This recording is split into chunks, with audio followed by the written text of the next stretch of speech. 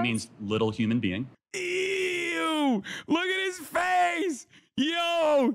Her reaction is so perfect. Yo! Yo! You look, dog. Yo, debates, again, rely on aesthetics, okay? Debates rely on aesthetics heavily.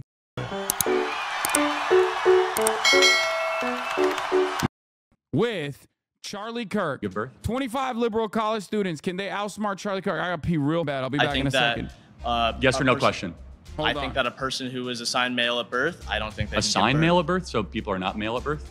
I think that a person... See, your evidence that college is a scam, my friend. So what do you say in some cases, women with IUDs are... Of course not. They're not. So what's the difference between an IUD and a conceived zygote and like a mother going to Planned Parenthood and the fetus in her womb? That was actually the best point somebody made. It's not about the cells. No, it's not about... No, I'm speaking. No, I'm speaking. No, I'm speaking. No, I'm speaking. No, I'm speaking. No, I'm speaking. Want to say one more time? No, I'm speaking. Hello, everyone. I am Charlie Kirk, founder of Turning Point USA, and I am surrounded by 20 woke college kids. My first prompt is, abortion is and should be illegal. All right. Can I maybe go? Okay, hello, what's your name? Juliana. Nice to meet you. Nice to meet Can you. we get our terms right first? Yeah. Okay, abortion is the forcible ending of the viability of a being in utero, otherwise known as a fetus. Do we agree that's what abortion is? Okay, yeah. Okay, great. And then is the intentional taking of life different than or sudden? So it would be the intent taking another life. Do we agree with that? Okay. Okay, and then we agree that... Fuck ads, I'm missing this video. Okay, let me restart this, okay? Jubilee. I personally think this should be illegal, okay? Not abortions should be illegal, but the fact that Jubilee did a change my mind video, but with Charlie Kirk, giving Charlie Kirk a platform like this, but we're still going to watch it. We're not going to restart it. We're going to watch it because I heard that like there's a lot of college students that have just like cooked his ass a bunch, okay? And I do want to see it. The concept of rushing to the chair is weird. Do it by random choice. Sees intro, sighs and opens comments. That's literally what I did as well. I wanted to see. This is not getting anywhere. It's more like bullying. I can talk faster and louder than you. Like, do they want to hear the other person or do they just want to be heard? My beat friend lives in Texas where she was 11 weeks pregnant. She found out her baby didn't have a heartbeat. Her baby had been gone for weeks, but her body held on to the baby. They called it a miscarriage. The crazy Texas laws made it so that she had to wait to bleed before they interfered, even though her baby was no longer alive. She told me nothing could prepare me from having my body be my baby's coffin. She wanted her child, yet she needed an emergency abortion to keep her from going into sepsis. They finally gave her DNC after she started bleeding. Those laws put her life in danger. Yeah, that is the reality that conservatives have brought about on the American public.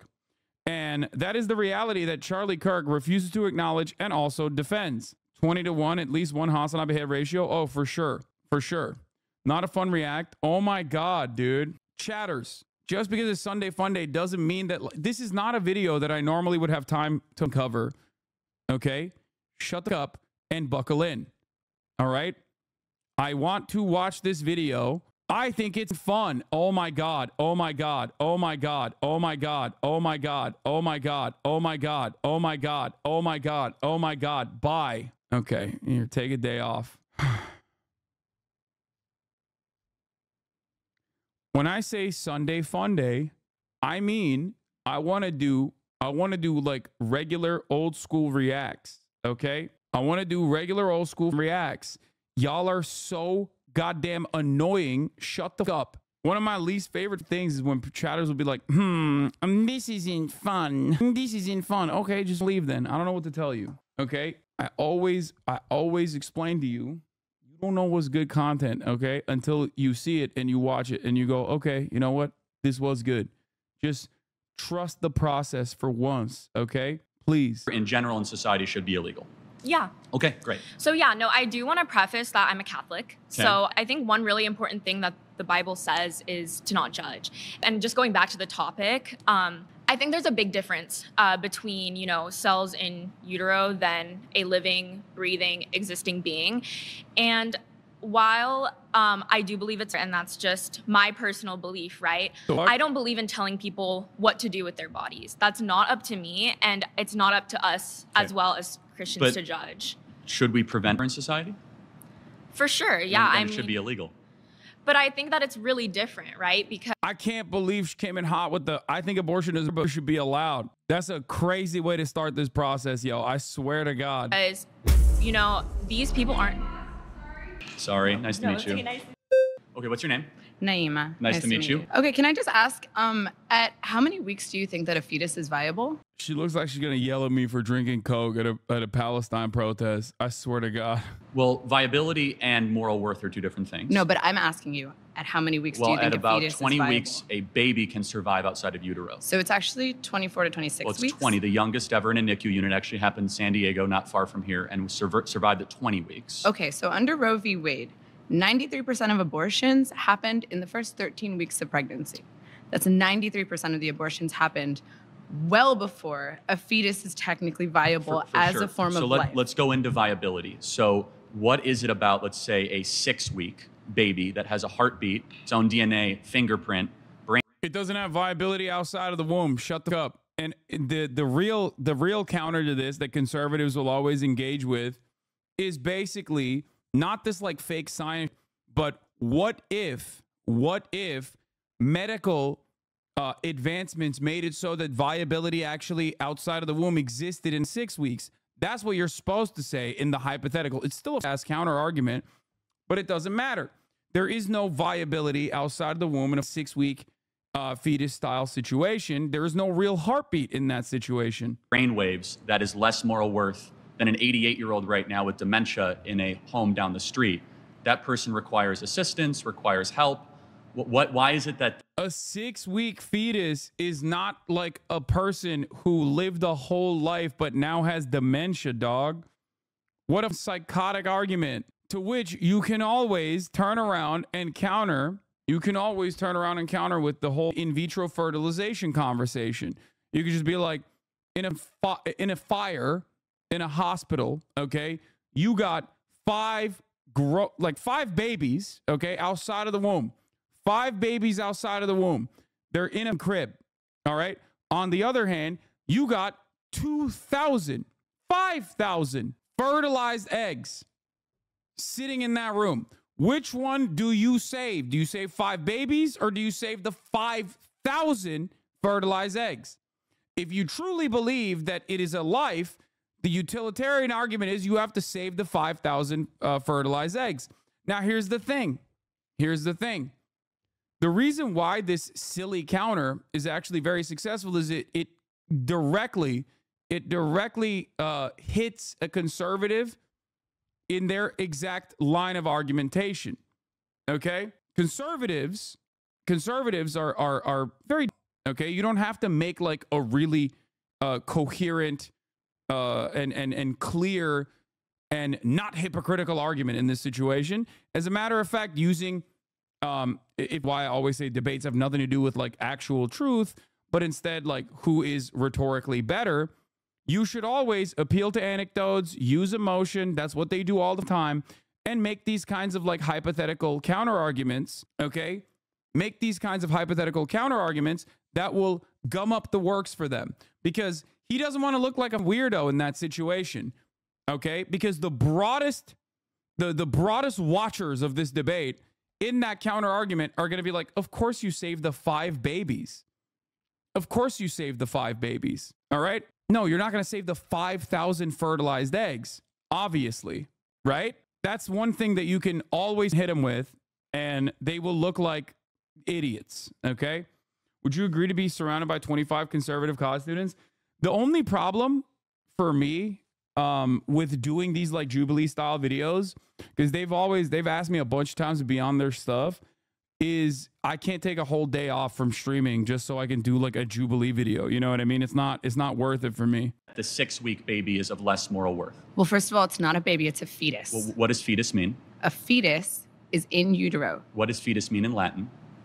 What the? I'm sorry, is this it means little human being. Ew! Look at his face! Yo! Her reaction is so perfect. Yo! You look, dog. Yo, debates, again, rely on aesthetics, okay? Debates rely on aesthetics heavily. When you look like that, you're losing the debate, okay? You look like a skinwalker, dude. What the? Yo! Fetus. This is such an argument, dude. Oh, the fetus means little human in Latin. Okay. His smile is very creepy. Okay. Smiling is creepy? No, your smile specifically. Got it. But let's yes. go back to we're losing track here. No, but is what species is the fetus? Oh, he got mad. He got flustered. He got mad and flustered.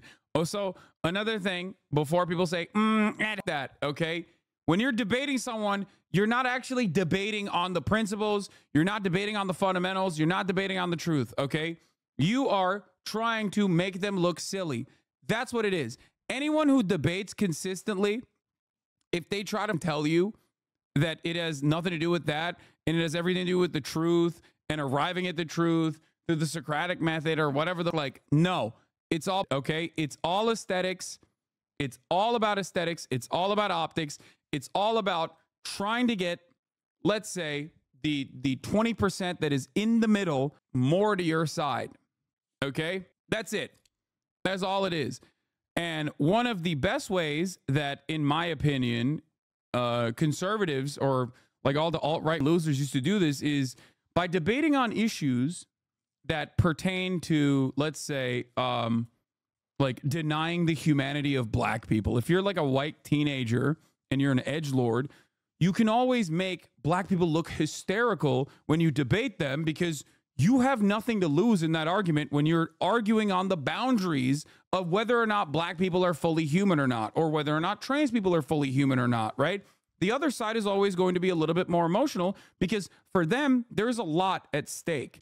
For them, you're literally saying that they're subhuman, okay? So conservatives used to do this with regular frequency. They still kind of do this. It is ultimately something you should use against them regularly, okay? Just piss them off. Just, you know, subtle jabs in a sea of like actual coherent arguments, counter arguments, counterpoints. It works well. Don't let anybody tell you that it doesn't work well. That was good. The fetus is not a species yet. It's technically classified as a parasite until it is viable. So, now, I want to talk to you about something very quickly. I can't like optics-wise, I would say that calling the fetus a parasite is not the best argument overall, for sure. But anyway, let's continue. Are you saying a baby is a disease or a tumor? A disease and a tumor, those are not the same thing. A parasite is defined as something that cannot survive outside of its host. A baby, before it is viable, cannot survive outside of a woman's womb. Got it. So let's extrapolate that. It is not a living organism. Are old people with Alzheimer's? That's why people immediately hit the red flags. They're like, when she did the parasite, she's not wrong. Medically speaking, she's not wrong. The fetus obviously functions as a parasite. It's just optically not the best argument.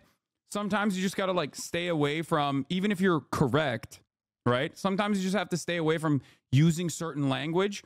And depending on who you're talking to, another good argument you can make if someone is like a libertarian, right? And they are firmly committed to like, castle doctrine or whatever. Even if you don't believe in castle doctrine, even if you think it's an idiotic argument, you can also use that in terms of the abortion, debate as well. That's another one that you can use because you're taking their worldview, you're taking their own moral foundation and using it against them. Because when you talk about like abortion, ultimately, you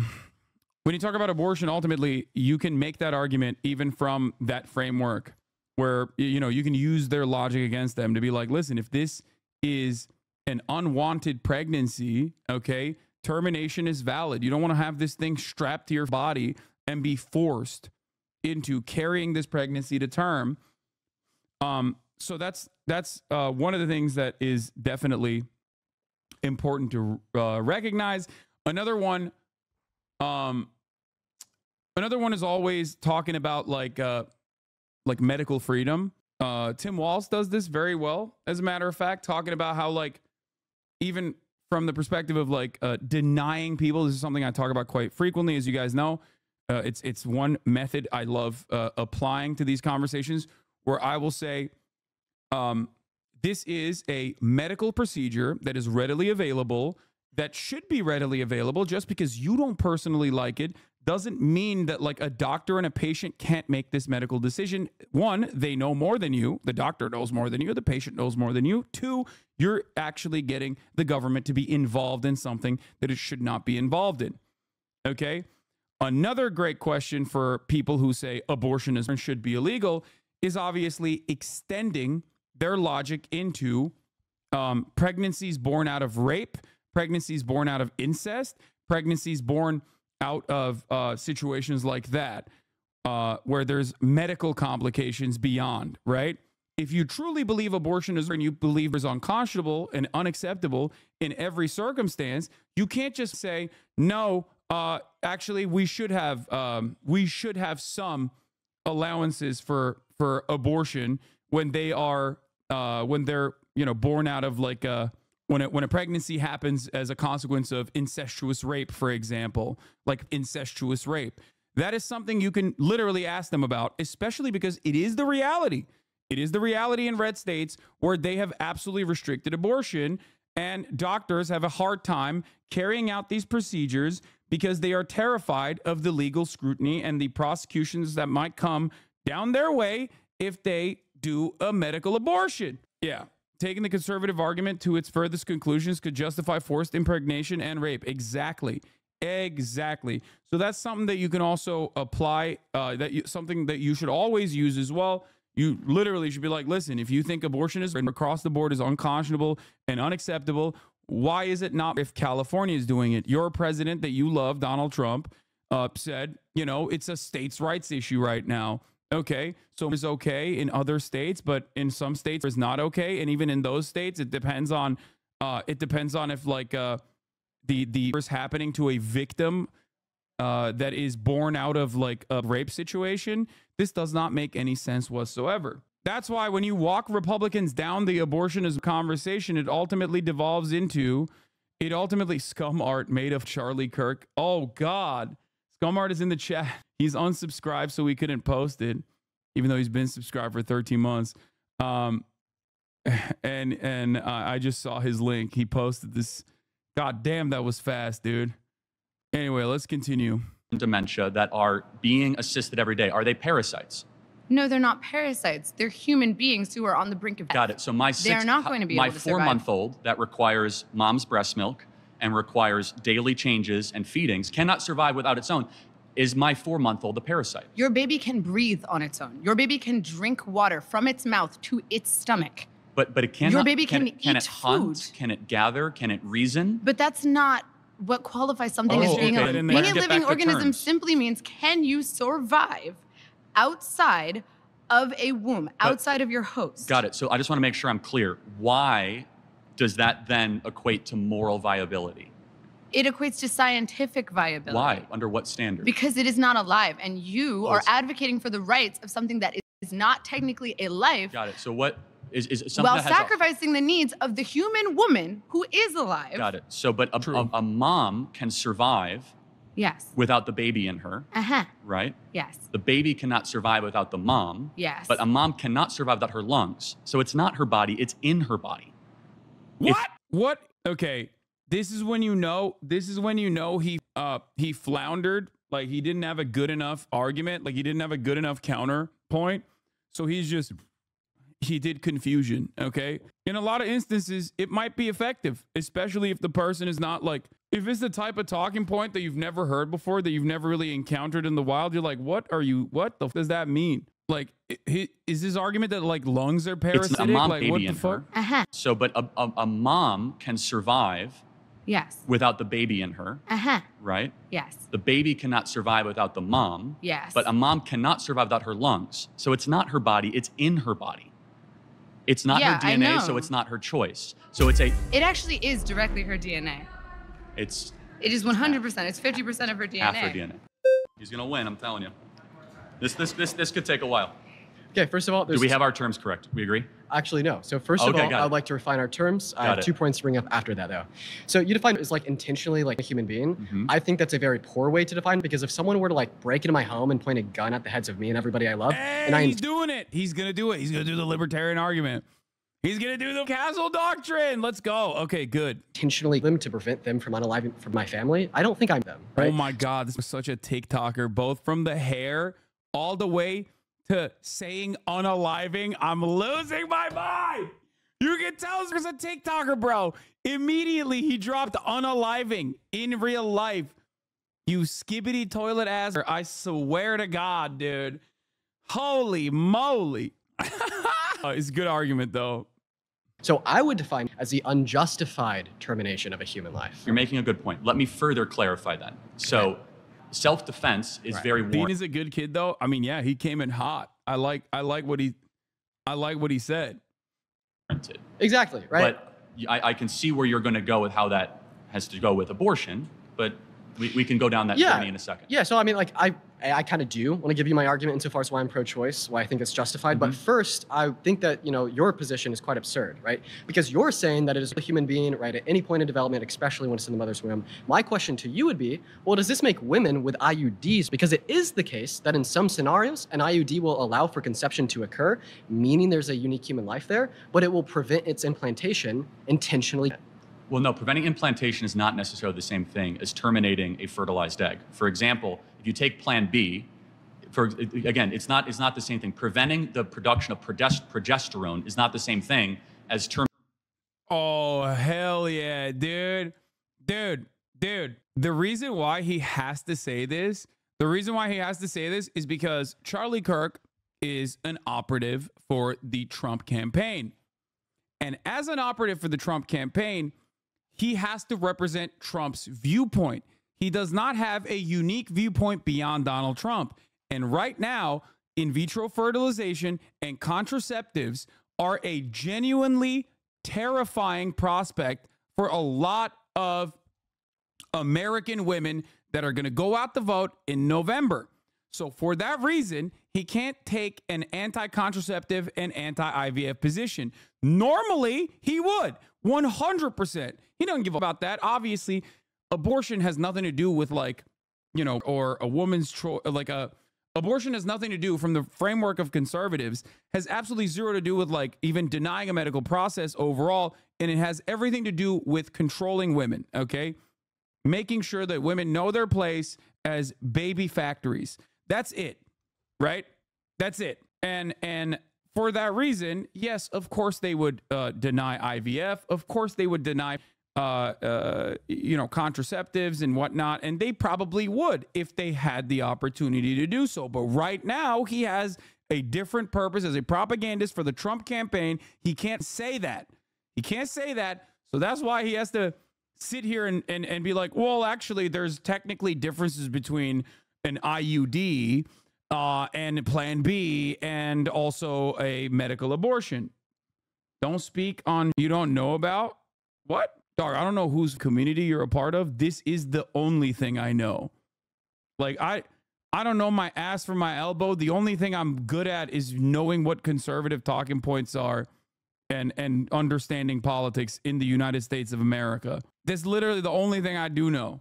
I don't know anything else, really. I'm a ass. Terminating a being that has been fertilized. You do not know for a fact that the egg has been fertilized. You do not know that when you have an IUD. Okay, yeah, so preventing fertilization or implantation to the uterine lining is a conceived zygote. So what happens? A sperm goes into the egg, right? The egg becomes fertilized. It's a conceived zygote. In some cases, it will prevent the implantation of the conceived zygote. In some cases, correct. So what do you say in some cases, women with IUDs are... Of course not. We do not know for a case. He can't say it. He does believe it. Yo, this is awesome. Yo, this dude is great. He can't say it because right now, again, if it was any other circumstance, if the Trump campaign, for example, was anti-IVF, okay, if the Trump campaign was anti-contraceptives, okay, if there wasn't this massive conversation surrounding what more medical restrictions will come for women from the Republican Party if they win the presidency, if that wasn't the main point of contention, Charlie would be calling him across the board, okay? Straight up, he would be. That's like saying that. So what's the difference between an IUD and conceived zygote and a mother going to Planned Parenthood and the fetus in her womb? Well, so you're asking two separate things. If they knew for certain, to be more clear, that I have a fertilized egg and I'm going to take a drug to prevent that fertilized egg from attaching to their uterine wall, then yes, that is an act of intercourse. Okay, so do you think all should go to jail? Do I think all should go to jail? I mean, on third degree. However, no, I don't think women that got abortions or had IUDs should go to jail, because I think that they have been. Why not? They've done them. What do you mean? Well, you also it's fine. Again, this is yet another circumstance where he has to say he can't. He can't punish women for getting abortions because it is politically not viable for him to do so. Years ago, when Donald Trump was running for president, he had an oopsie. Okay, I still remember. I think he was on Chris Hardball Matthews' show, where Donald Trump in, I believe, 2016 had an oopsie moment where he said, yes, I should punish women. Abortion and restrictions of abortion, of course, punish women. The entire purpose of restricting this medical process is to punish women. Okay, that's important to understand. I made a video about that at the time when Donald Trump said there has to be some form of punishment for women. I made a video at the time at the Young Turks breaking down exactly what he had said and why what he said was actually very Trumpian for the moment, where he just basically told the quiet part out loud without realizing what that sounded like. There was a reason why, even though obviously restricting this medical process to women is an immediate punishment to women, but Republicans never say that. They say punish the doctors, because women are still, in the minds of many Americans, many women who also vote for the Republican parties, the victim in this process. So you can't just like genuinely say that you want to punish women. That's why Charlie Kirk is trying to run away from the truth here, which I suspect this the debate TikToker is going to clamp on, which he should. Deceived by mass culture and mass propaganda. Secondly, the people who should go to jail are the abortionists, who are the ones that. Like, do you think that Charlie Manson, like the people that were under Charlie Manson, should not go to prison then? Because even though they enacted gruesome, Charlie Manson was the one who duped them. Should they not get any criminal punishments? If you think that abortionists and women who get the abortion pill are actually actively doing them, but they've been duped by the media, then don't you think that like those women themselves, even in the act, should not be punished to a certain degree? You do. Of course, you want them to be punished. Oh.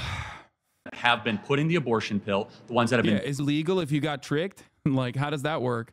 Doing procedures, the ones that have been going into the third trimester and breaking babies' backs and inserting them with syringes while the babies are. I don't like this format now because it doesn't let the debater cook. Because if you want to actually try to start the conversation to like trap someone, which is very valid in a debate, the format itself renders that useless, because a lot of other people in the room are going to be like, oh, this person is actually up right now. And it cuts away at your momentum. And not only does it cut away at your momentum, it actually ends up like making you look worse, because you're not allowed, like, you can't even finish the point that you're trying to. You can't even finish walking him into the trap that you set up for him. Crying and suffocating, being born alive, and then raise the flags. You're gonna get an 11th person inevitably. Being dead on the operating table. Okay. That is who should go to jail. Oh, that was actually the best point somebody made. We'll have to talk about it. Okay, whenever I'm talking about this discussion, I always go to the question of what about in the case of the mother when her life is in danger? Because I'm a big believer. I don't know. I'm still iffy. I wanted to see the blonde dude finish what he was going to go to. I suspect that he was going to go to what I was talking about before. Like he actually set up the trap, but then Charlie fell into it, but he got flagged before he could cook. On if I think it's or if it's or not, but even so, I mean, the format itself is good content, but it's like bad for if you want to watch a right-wing Republican get eviscerated.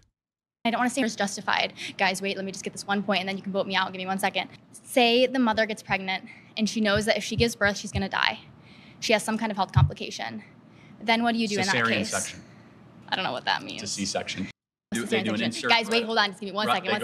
They go right below the belly button and they deliver the baby. and therefore she doesn't have to give birth. It's technically birth, but it's much safer. So that's actually safer than an abortion procedure. It sucks. Like, this sucked. I think she, again, I think she had a decent cook there, but she wasn't even allowed because she was not confident enough. So they clapped her. No, she was awful on the optics. Like, the question that she was going to go towards, I mean, you should know what a cesarean section is, by the way. And it's ridiculous. And also the fact that he said a cesarean, like Charlie Kirk right there. Let me just point out what insanity this is. Charlie Kirk right there said a cesarean section, and Republicans do this all the time, so I'm going to do it as well, which is the process of taking a knife to the body of a woman, cutting her up, going into her uterus, and taking the baby out that way is actually safer than a medical abortion, which in 94% of instances can be as simple as taking a pill and pissing out the baby, okay? Pissing out the fetus in the first trimester specifically. The notion that you would force a woman to carry a pregnancy until a C-section is insane. It has a ton of time for recovery. It has additional complications. It is ridiculous to say that that is safer. It is not safer. He is completely insane for saying that. Sorry, Lily. Hello, how are you? Hi. What's your name? Deedon. Nice to meet you. I would say with abortion, I think it's very complicated, but I think the issue that I have primarily with your stance of being pro-life, that there's no nuance. There's women who are being forced to travel hundreds of miles to access abortion care, even in cases of rape in certain states that they're not giving any sort of allowance for that. And I think, you know, a lot of people who are pro-life, they say that they're pro-life, but I feel like they're really pro-birth because with firearms, the United States has some of the high. It's true. I mean, yes, people who claim to be pro-life are actually pro-forcing women to carry pregnancies to term. That is technically true. He's not doing a great job communicating that right now because he used positive terminology, pro-life, pro-birth. No, you shouldn't say pro-life to pro-birth. You should say people who claim to be pro-life are actually pro-forcing women to carry pregnancies to term. Use complicated language in that situation. It's fine. Republicans do it all the time. They will use like brutal terminology to describe with great graphic detail how surgeries work whenever they want to talk about, bottom or top surgeries for trans people. You know what I mean? Trans adults, by the way. You can't get that if you're a minor, but regardless, they lie about it too. But you should also absolutely use that kind of emotion-invoking language to your advantage if you're ever finding yourself in a debate situation like this. I've seen this dude. This dude is a TikTok debate guy too, I think. Highest firearm out of OECD nations, right? And we can acknowledge that that's for children who are actually living and breathing. This guy's a HasanAbi head, 100%. So I feel like abortion, while yeah, it is, I can definitely see your point. I just think that it should be allowed in some circumstances. Okay. Yeah. Great. I'm happy to get into the gun violence stuff later, but I want to really stay focused on abortion. Right. You can say you see my point. Can you see the world also where, since we know it's a human life, that it should be illegal since we don't allow it in our society? Well, that's where I have an issue, because abortion is not being done willy-nilly. It's like the life of the mother is always. How many abortions do you think we have every day in America? Just guess. I'm not sure. Guess. I'm honestly not sure.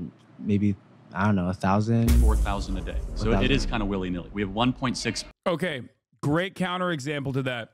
First of all, he said 4,000 abortions a day. Okay, 4,000 abortions a day. I don't think that's true, but let's say it is. Okay, let's say it is true that there are 4,000 abortions happening a day. It's like asking how many people take insulin a day. The counter to that is supposed to be, how many people do you think, Charlie, take insulin a day in the United States of America? I don't know the exact number. Let's look it up for this fun argument. Insulin, daily insulin usage in the U.S. In 2016, average daily insulin use was 62 units. No. How many people take insulin a day in the U.S.? How many people take insulin in the U.S. every day? Over 30 million Americans have diabetes and more than 7 million of them require daily insulin. Okay, 7 million people need daily insulin dosages every single day. Okay, if you personally think that this one medical process is a big no-no for you, but the other one is appropriate, that's a weird standard that we need to set. Why is Charlie Kirk the one who is deciding what medical processes that a doctor is making, a decision that a doctor and a patient are making together, is warranted to your level of scrutiny? Are you going to stop it? Like, okay, 4,000 people, 4,000 abortions are happening in the United States every single day. 7 million people are taking insulin every single day. 7 million. You know, that's even a larger number. Why are we having a conversation of how many people are getting abortions every single day? And why are we trying to stop these people from getting this medical procedure? Okay? Because you chose to do so. You decided arbitrarily that it's, even though in your own logical framework, it technically is, but some are permissible, even though you think all are completely inappropriate and unacceptable. This is why you have to, is he including miscarriages and stillbirths in that 4K number? Probably. Okay, probably. But it doesn't matter. It doesn't matter. Okay, 4,000 abortions happening in the United States of America. It could be 10,000 abortions happening in the United States of America every single day. That doesn't matter. It does not matter. The number does not matter. Okay, it doesn't. The reason why it doesn't matter is because people take insulin. People do medical procedures that are significantly more harmful to their bodies in an effort to survive every single day. Why are we letting psychopathic right-wingers decide what kind of medical procedures are appropriate and what kind of medical procedures are inappropriate? That is a ridiculous, arbitrary distinction that we've completely gave to the right-wingers on this issue. We're just like, oh, okay. He's not distinguishing between medical and surgical procedures. You keep saying medical abortions when I think you mean surgical. What? No. I mean, a medical abortion is just an abortion. Like, it's a medical miscarriage, sorry, is what I should be saying. A medical miscarriage is medicine-induced miscarriages, which is technically what an abortion is. Either miscarriages happen naturally, or you get a medicine-induced miscarriage, which is what would be. Abortion isn't necessarily the same as insulin. Really? Brother, insulin is necessary while abortion isn't? It's not? So why the fuck are we having a conversation about all these people with like ectopic pregnancies and whatnot? It absolutely is a necessity. It is absolutely a medical necessity in a ton of incidents. In a ton of instances, it is definitely a medical necessity. Why are we even having a conversation about Texas? Why are we even having a conversation about Ohio and all these red states where women cannot get a medical miscarriage or an abortion and are dying or bleeding out until they can actually go to the doctor where they can be like, all right, now we can let you have this abortion? Wait, how is insulin harmful though? I don't get it. It's not. Neither is an abortion pill. Okay, every medicine has like obvious side effects, but that's not what I'm talking about here. That is ridiculous. Of course abortions are necessary. The idea that this is, by the way, typical. I hate to be like Radlib on this. But this is, you know, typical male brain right here. How many of the 4,000 abortions are medically necessary as insulin? 4,000. Every single one of them. Every single one of them is as medically necessary as insulin. What the are you talking about? This is a whole ass human being, okay, that is making a medical decision with a doctor. You are ridiculous. You are the one who's saying they're not necessary. You've decided. They consented. The medical professional consented, but you're not consenting. It's going to be really hard for you to understand this, okay? Really hard, because you have this idea in your mind that people just get impregnated for funsies and then get fun abortions. They get fun abortions, okay? This is a right-wing sentiment that has completely captured the minds of many people who seemingly have no way of actually ever being impregnated, so they don't ever think about that fear. They don't ever have that fear. They also do not even have the capacity to demonstrate empathy for their sisters or their mothers or, you know, women in general. Yes, this is what I think. You think people are getting fun abortions as a treat? Talk to a woman, please, okay? Why do you think this is such a massive issue for the Republican Party in the upcoming election? the idea that like an abortion is just like a fun process that people are just doing and not a simple medical procedure, especially in the first trimester, but like beyond that, just a simple medical procedure, a medical decision made by a doctor and a patient is ridiculous. Okay. Talk to a woman challenge impossible. Ridiculous. You're wrong. And that is a way to think, chatter. Okay. It says it's thinking that there is no 3-minute ad break at the top of the hour when there obviously is one. Abortion is way safer than pregnancy or birth. Yes. Here's a 3-minute ad break now, by the way. If you want to abort the top of the hour ad break, all you need to do is subscribe for $6 or for free with a Twitch Prime. I think you need to describe the process. There's paperwork, first, second, and third visit that includes screening, disclosures, explanation of the process, pros and cons, and follow-up after the procedure. There's no abortion vending machine that people can just walk up to. I mean, yeah, but you can also order over-the-counter abortion medicine as well. I believe that process is like simpler. Sorry. Yeah, see, this is why I said in medicine, we literally document a miscarriage as an abortion, which is factored into the numbers. Women can't even grieve their loss legally in certain states. Yeah. Hello. Hi. I just want to clarify, the thing that you're aiming for is less abortion, right? That would be what you would want, or at least no abortion. Eventually. It's also... Yeah, she's going to talk about sex education and not abstinence-only sex ed, like real sex ed for students, because Republicans also stopped that dead in its fucking tracks too, okay? If you actually truly want to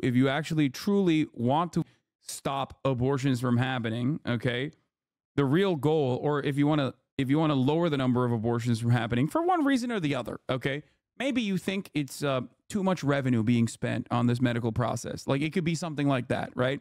For any reason whatsoever. The real way to do that is to offer sex education at school, okay? Early on. This is something that Republicans don't want to do, okay? You need to make contraceptives readily available, and you need to also teach people sex ed at an early age. Republicans don't want either of those things either, because when there is more sex ed, there are less teenage pregnancies. And I do not mean abstinence-only sex education, because that's another silly way that the Republicans have actually found an out here. Kaya, place, baby. What is this? Oh, little lady. Anyway, the observation hockey for political arguments. Yeah, I think she's gonna try to do that. A protection of those that can't protect themselves. But yes, and that's why... Dude, I've done so many videos on abortion, especially when I was at the Young Turks. Like, any number of these, like...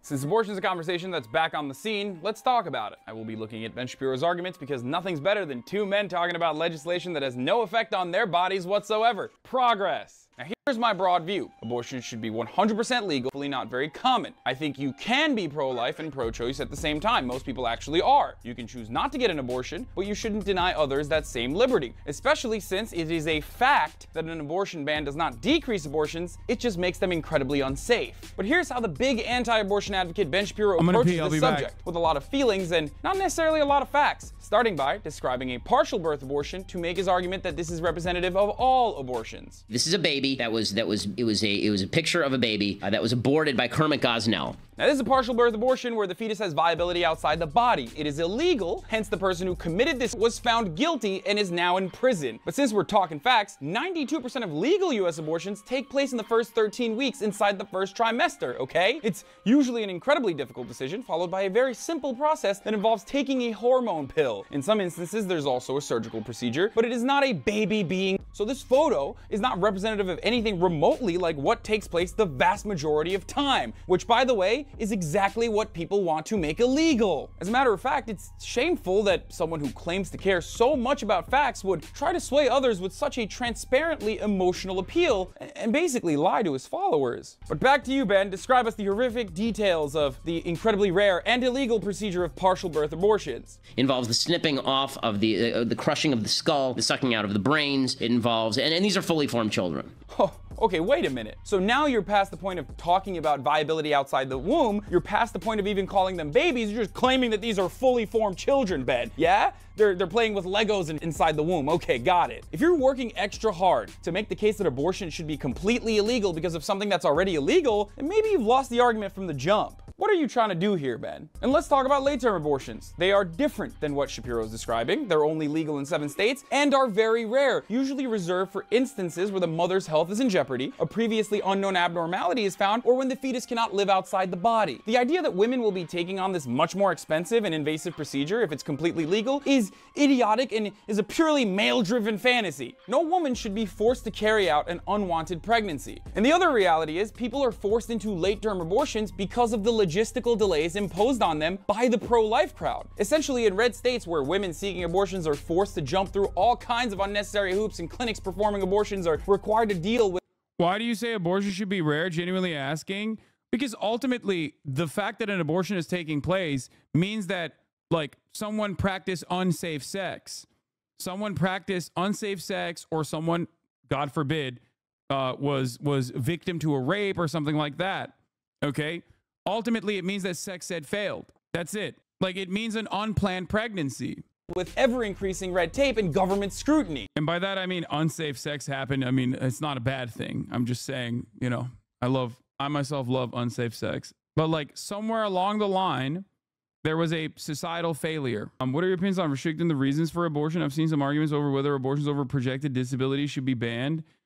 Yeah, this is not the point of contention for Republicans in general. It is a silly way that Republicans try to be like, oh, it's eugenics or whatever.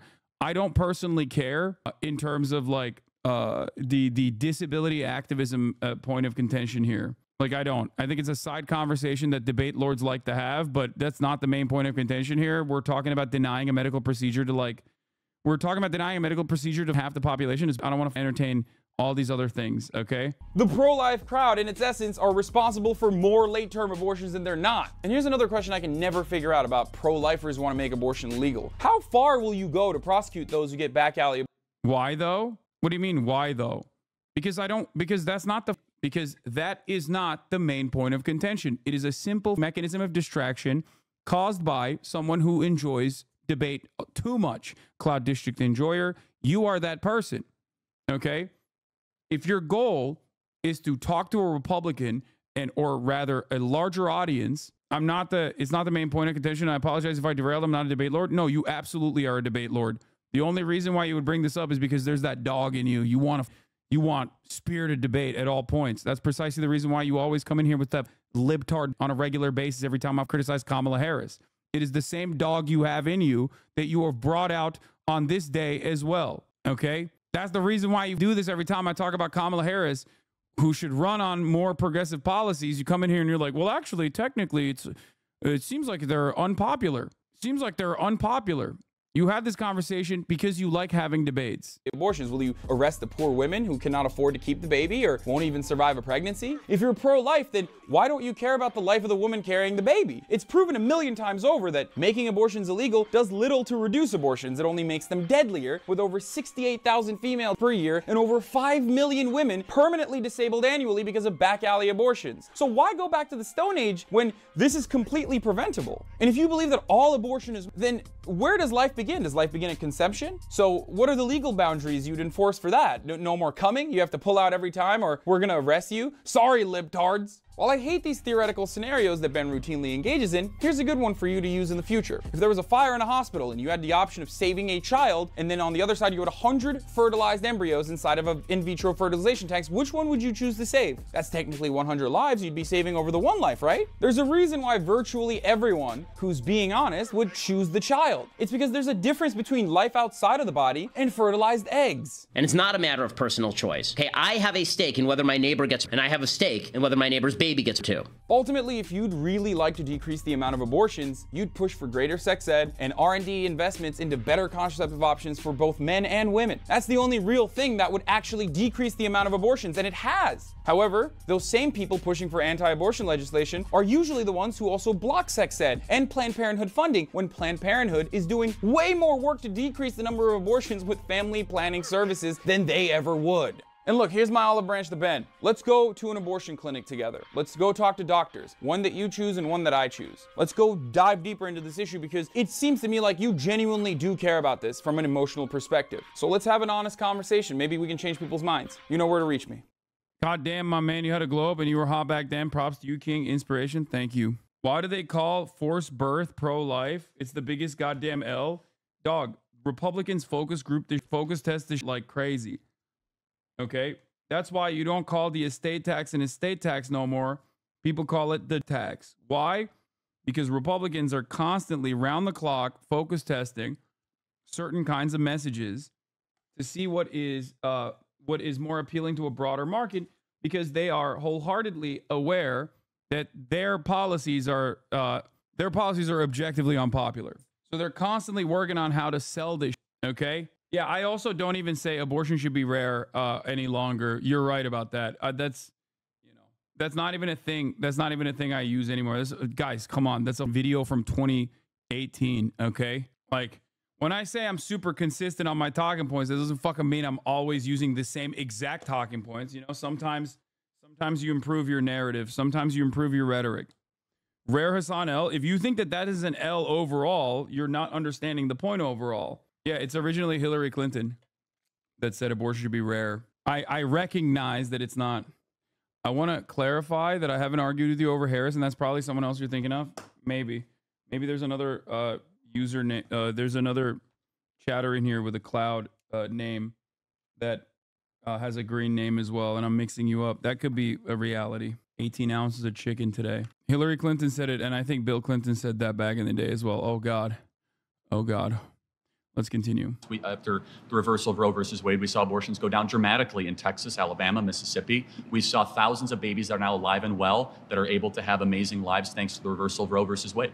I don't think a lot of that is true. Well, it is, but it's not true, because when you make abortion illegal, it doesn't actually decrease the amount of abortions that happen. That's a nice talking point. In Texas, the numbers show differently. The birth rate has gone up. Yeah, legal goes down, but illegal abortions still happen. Abortions still happen outside of whatever data you're showing. That's not true, but let's just say. It is true. Kaiser Family Foundation has extensive documentation on this process, because the reality of the matter is, given that the fetus, whether Charlie likes to admit it or not, still relies on the carrier to survive, you end up with a situation where people just get back alley abortions, or rather abort the fetus themselves, okay, through illegal means.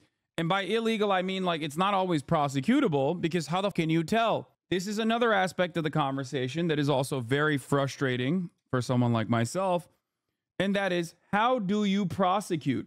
What do you intend to do in your prosecution? How can you figure out if a person is actually forced a abortion versus they've just had a regular miscarriage? Are you going to start prosecuting people you suspect of being pregnant, women you suspect of being pregnant, when you see them drinking wine at a restaurant? How much wine have they had? Are you going to start prosecuting them if you see them doing something like, I don't know, shoveling snow, but they're pregnant? Well, that's actually a physical task that you should not be engaging in, ma'am. Sorry, we're going to have to bring you in. I have another video on the subject matter where I talk about prosecuting miscarriages, which, by the way, happens in this country already. It's not the Salem witch trials. It happens all the time. So, well, if you want to, well, first of all, if you count the abortion pill, you're right, but that's a separate thing than a chemical abortion. Oh, so she is right. And you're just doing the classic thing that conservatives love doing, which is try to massage the data to suit your argument. Got it. Okay, nice. And surgical abortion, different things. And I'm not debating.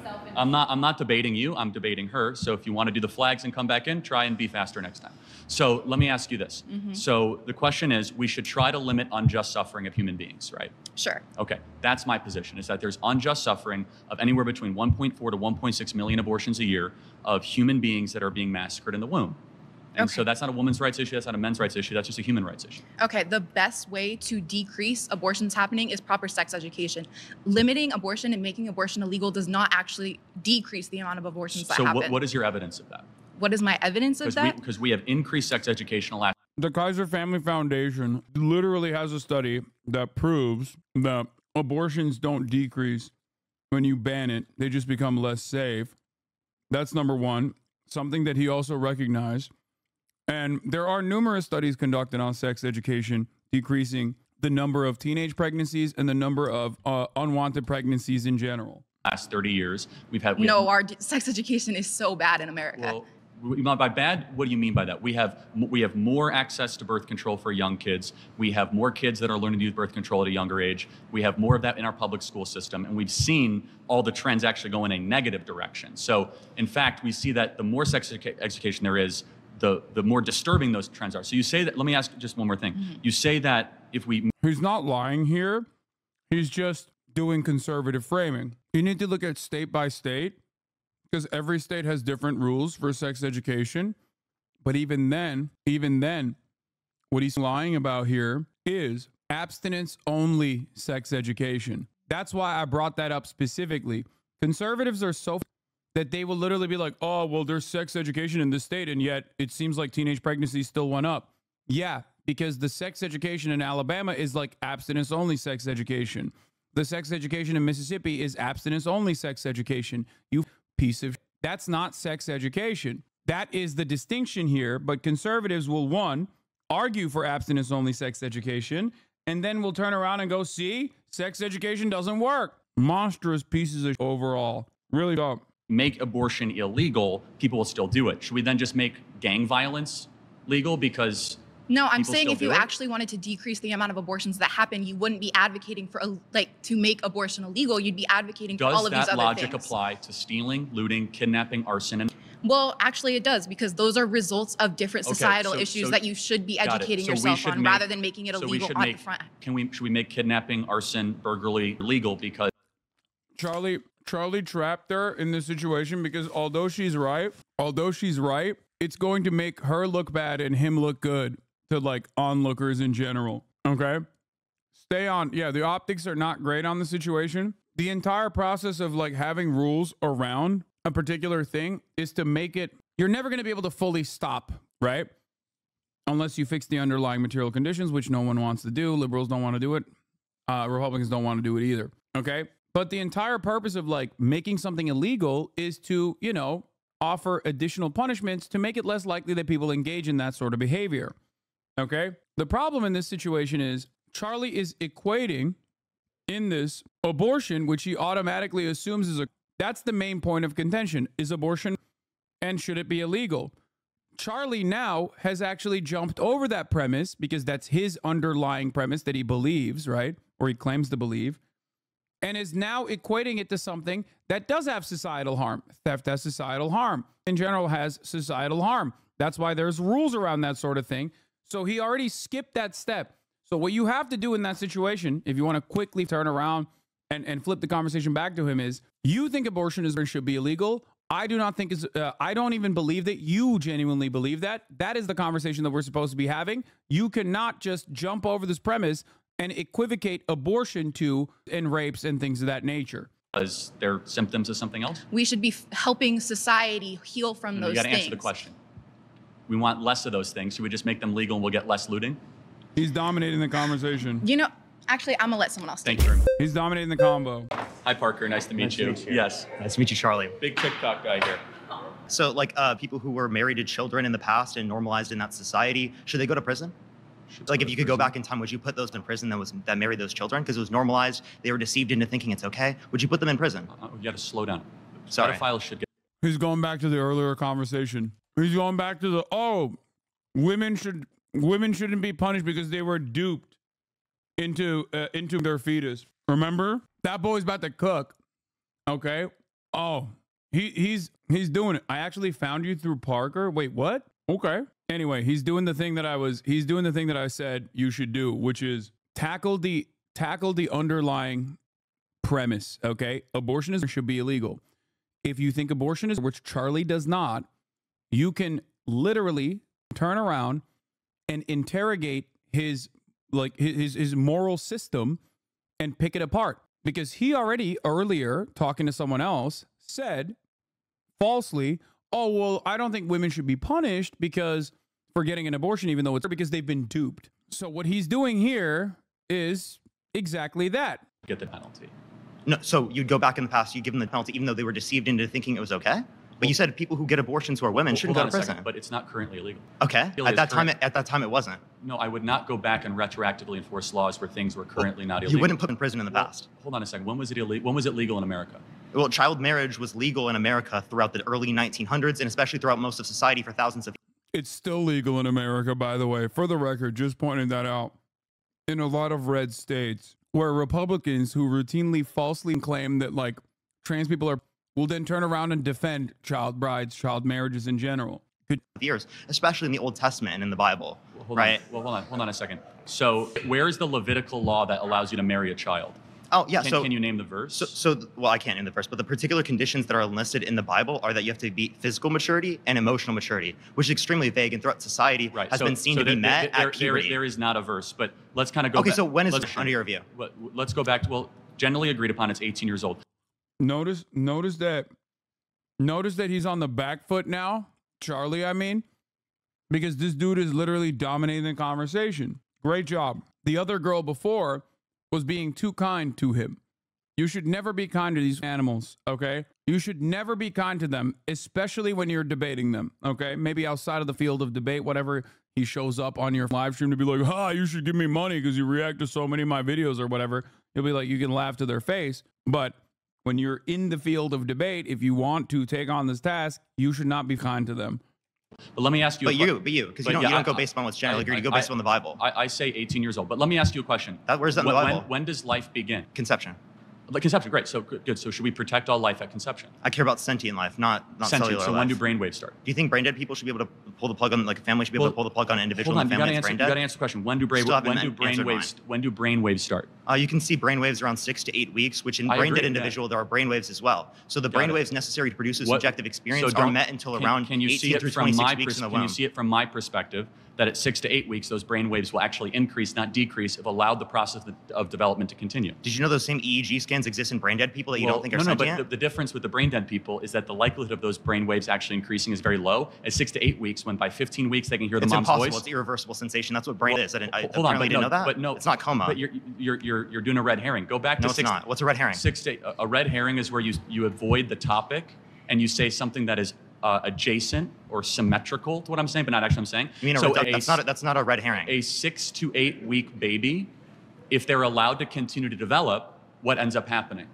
At a certain point, it will become a sentient being in the future. The same way that if I keep engaging in sex with my girlfriend, there'll be a baby in the future. Yet I don't care about the sperm. Unless you're infertile, which we don't know. But let's see the process of development, right? Why? Do you want to answer my question yet? Charlie tried to do that. Charlie tried to jab at him and say, unless you're infertile. Again, right-wingers love doing that and then crying about how you're doing ad hominems, okay? Charlie tried to hit him with a weak sperm. Dog, looking the way you do, you probably shouldn't be talking about anybody's sperm being weak, okay? Yeah, this is the dolphin fetus guy. Why do you have the ability or the right? Should those child P3Os go to prison? The process of should the pedophiles go to prison? From 1904. How many people are alive from 1904? They're not alive, right? I meant like if you can go back in the past, hypothetically speaking, and you could put them in prison. Would you put them in prison? I would have killed myself if I was alive. Okay, so then you don't apply it based upon what people are deceived to believe. You apply it based upon what you consider to be moral. So the women who had abortions, you think they should go to prison. So why should women who get abortions go to prison, but someone like my mom who told me that Santa Claus exists shouldn't go to prison? This is not going to be a conservative debate if you keep on talking over me. Well, I was finishing my statement. You were talking over me. Go for it. Let me ask you a very simple question. Do you think it would be a good thing if we had less abortions in America? It depends on the context. Like, are the abortions prior to sentience? People who are red flagging this dude right now are just doing simply because they want to talk. No disrespect to the HasanAbi heads that involved themselves in this process, but the only reason why you're flagging him is because you want to chirp. Okay? He's obviously doing a good job. Put the goddamn flag down, dude. Holy, this is annoying as... Yes, because I think all abortions. No, it would not be necessarily better unless it is the case abortion? that the people didn't want the abortions and it would be negatively impactful to their health, medically speaking. Are you against late-term abortion? After sentience, yes. Okay, so you believe in an 8-week abortion ban? Yeah. No, I don't. Sorry, I believe in an abortion ban after 18 through 26 weeks. Okay, that's a more reasonable position. I have to give you credit for that. It's similar to Trump's 15 weeks. Wrong.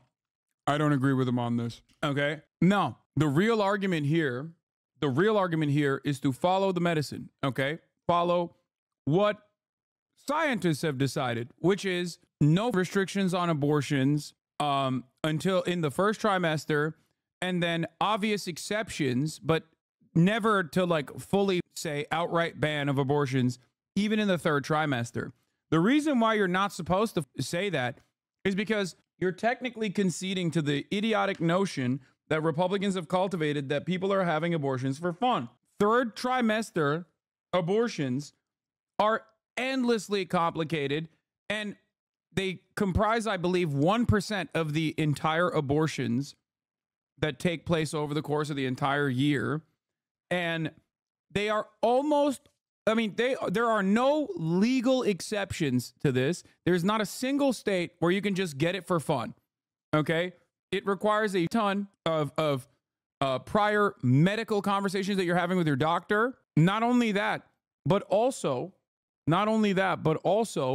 most of the people that get those abortions, the overwhelming majority, every single one of them technically, but the overwhelming majority are actually getting those abortions specifically. No, the no restriction states are still, they still have exemptions, okay? You're wrong. When people say no restrictions, they just mean you can get it up to literally the 9th month.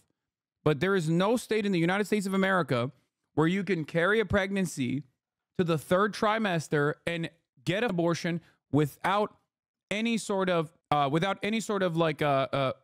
conversations back and forth with a doctor. Okay, you're misunderstanding Parker on this point. No, he said he couple things he conceded on. I think is I mean, I don't think I misunderstood him. Maybe he has a different point of view and it didn't come across here. But I've just read it. Yes, the 6 states that have no restrictions, you still have to show bodily harm. Okay, you still have to show bodily harm, as in like the psychological impact of carrying a pregnancy to term. And in most of these circumstances, in the overwhelming majority of those circumstances, it's direct bodily harm beyond even a psychologically traumatic operation. It is a medical necessity. Okay, because think about it this way: conservatives act like abortion is something that people are just having for fun, right? Conservatives are conservatives claim that like women get impregnated, carry a pregnancy to term, and then end up terminating the pregnancy just for fun, right? If you're doing it for fun, why the f would you carry a goddamn fetus and let it sit inside of you for 6 months, 7 months, 8 months to just max out on the fun? Like, what kind of delusional nonsense is this? No, the only reason why in all of those 6 states where there are technically no restrictions, there are still restrictions. The only way you can get a medical abortion in the 3rd trimester in those 6 states that you're talking about, you still need to demonstrate harm to the carrier. Okay? That's it. You cannot just like walk in and be like, hey, chop me up, sir. Especially after the fetus has viability outside of the carrier's body. Okay? Let me state that I'm not against 3rd term, but I read that 6 states have no restrictions. Yes, it's a lie that Republicans tell. They make it seem as though these guys allow you in the law to just be able to get it like that. Most people don't. Like, there's not a single person who's like, chop me up, chop my up on the 7th month. Okay? That's not a real thing. In every single circumstance, because this process is so medically invasive, okay, you still have to go to a doctor, and the doctor will tell you like how complicated of a procedure this is, and that in every single circumstance, you have to demonstrate harm to the carrier. You have to tell a doctor personally how you will be harmed by this, okay? So don't feed into this right-wing, this right-wing hysteria. Yeah, so why do you think that most people don't share your view on that? Well, people just don't really know what sentience is. There's not a lot of conversation about abortion. And these conversations are very difficult. Like, they're conceptually hard to go through. And I understand why a lot of people don't understand their positions on it. So but I think people are aware most You're cutting Americans me off. I thought we weren't cutting people off. I was actually complimenting you. How are you? Nice to see you. So I just have one question. There's, like, in any case, you don't think there's any case where abortion should be legal? There's a very, very rare couple cases. Okay, so you do think that a couple cases it is legal? If cesarean section is not going to save the mother's life, and the mother's life is actually at risk, which is debated amongst growing numbers of OBGYNs, okay, that is the only case where abortion should be. He said the mother's life, like the mother's life is debated among OBGYNs. That's terrifying, dude. That's actually straight up terrifying. It's not debatable, dog. What do you mean? Oh, the ectopic pregnancies is debatable. Yo, these people are monsters, dude. Holy God, I hate Republicans so much. I will never forgive the Democratic Party for not launching a better defense against the goddamn Republicans. They're so up. Do you think there should? But people say that it is a growing consensus in the pro-life world that abortion is never medically necessary. Okay. So if you had a daughter and she was 10 and she got raped, and she was going to give birth and she would, no, wait. Oh, and she was going to give birth and she was going to live. Would you want her to go through that and carry her baby? That's awfully graphic. It's no, but it's a real life scenario that happens to many people. The answer is yes, the baby would be delivered. Oh, okay, great. So that's insane. Okay, you got to expect him. You cooked, but you got to expect him to be a demon here, okay? I mean, this stands on its own. Charlie Kirk is officially saying some wild in order to demonstrate moral consistency. This will cause him to lose more of the audience that's watching than win over the people who are already primed for his position. He actually stepped on a debate trap in this circumstance, perhaps because he would be the father himself of his daughter's, his daughter's forcibly born child. Maybe that's why. He'd be like, oh, I'd welcome the baby, my second daughter / granddaughter at the same time. It'd be great. Yeah. So the irony, of course, is that he said he would he's lying in this situation because you can't force a 10-year-old to go through birth. They would die. So when he said yes, your retaliation in the circumstance would be like, no, you wouldn't. You want to know why you wouldn't? Because a 10-year-old having to carry a pregnancy to term would mean a sentence. You would, in an effort to remain morally consistent here, say it's better off that your 10-year-old daughter, who was a victim of rape, is dead. So, silly. But let me tell you why. No, hold on. Let me ask you a question. There's 2 ultrasounds I have. One is a baby conceived in rape. One is a baby conceived by a loving couple. Which one is which? Your daughter was probably hopefully conceived by a somewhat loving couple. Which person here was conceived by rape? Tell me which one was conceived by rape. You don't know. Exactly, because it's all human rights and it's all human beings. But that doesn't matter. But it's about your daughter who has to give birth to it and is going to be tortured by that for the rest of her life. That's going to take away every freedom she's ever going to have. That's going to ruin her life. She's going to. You can't win this argument with a misogynist. He doesn't care. His daughter is already subhuman because it's his daughter. That's the problem with having a conversation with a person who has nothing to lose, especially when you are a person whose rights are being infringed on personally. It's going to be emotional for you. Understandably so. That is the unfortunate reality. He could sit there and be like, yeah, I don't give a yeah, I'm going to force my 10-year-old daughter who is a victim of rape to literally carry a pregnancy to term. He can just sit there and say that. That's his whole worldview. He wants all women to be subject to this destiny. That's what he wants. So trying to turn around and appeal to his humanity in this circumstance doesn't work because he is not human. His analysis in this situation. You said he already has a daughter. This is not a hypothetical for him. Yeah, you don't understand. He has a daughter. He just doesn't see her as a full human with full rights in the same way that he doesn't see any women. That's what I'm saying. Do you get it? Do you understand? In his mind, he's like, women are vessels for new children, brood mares.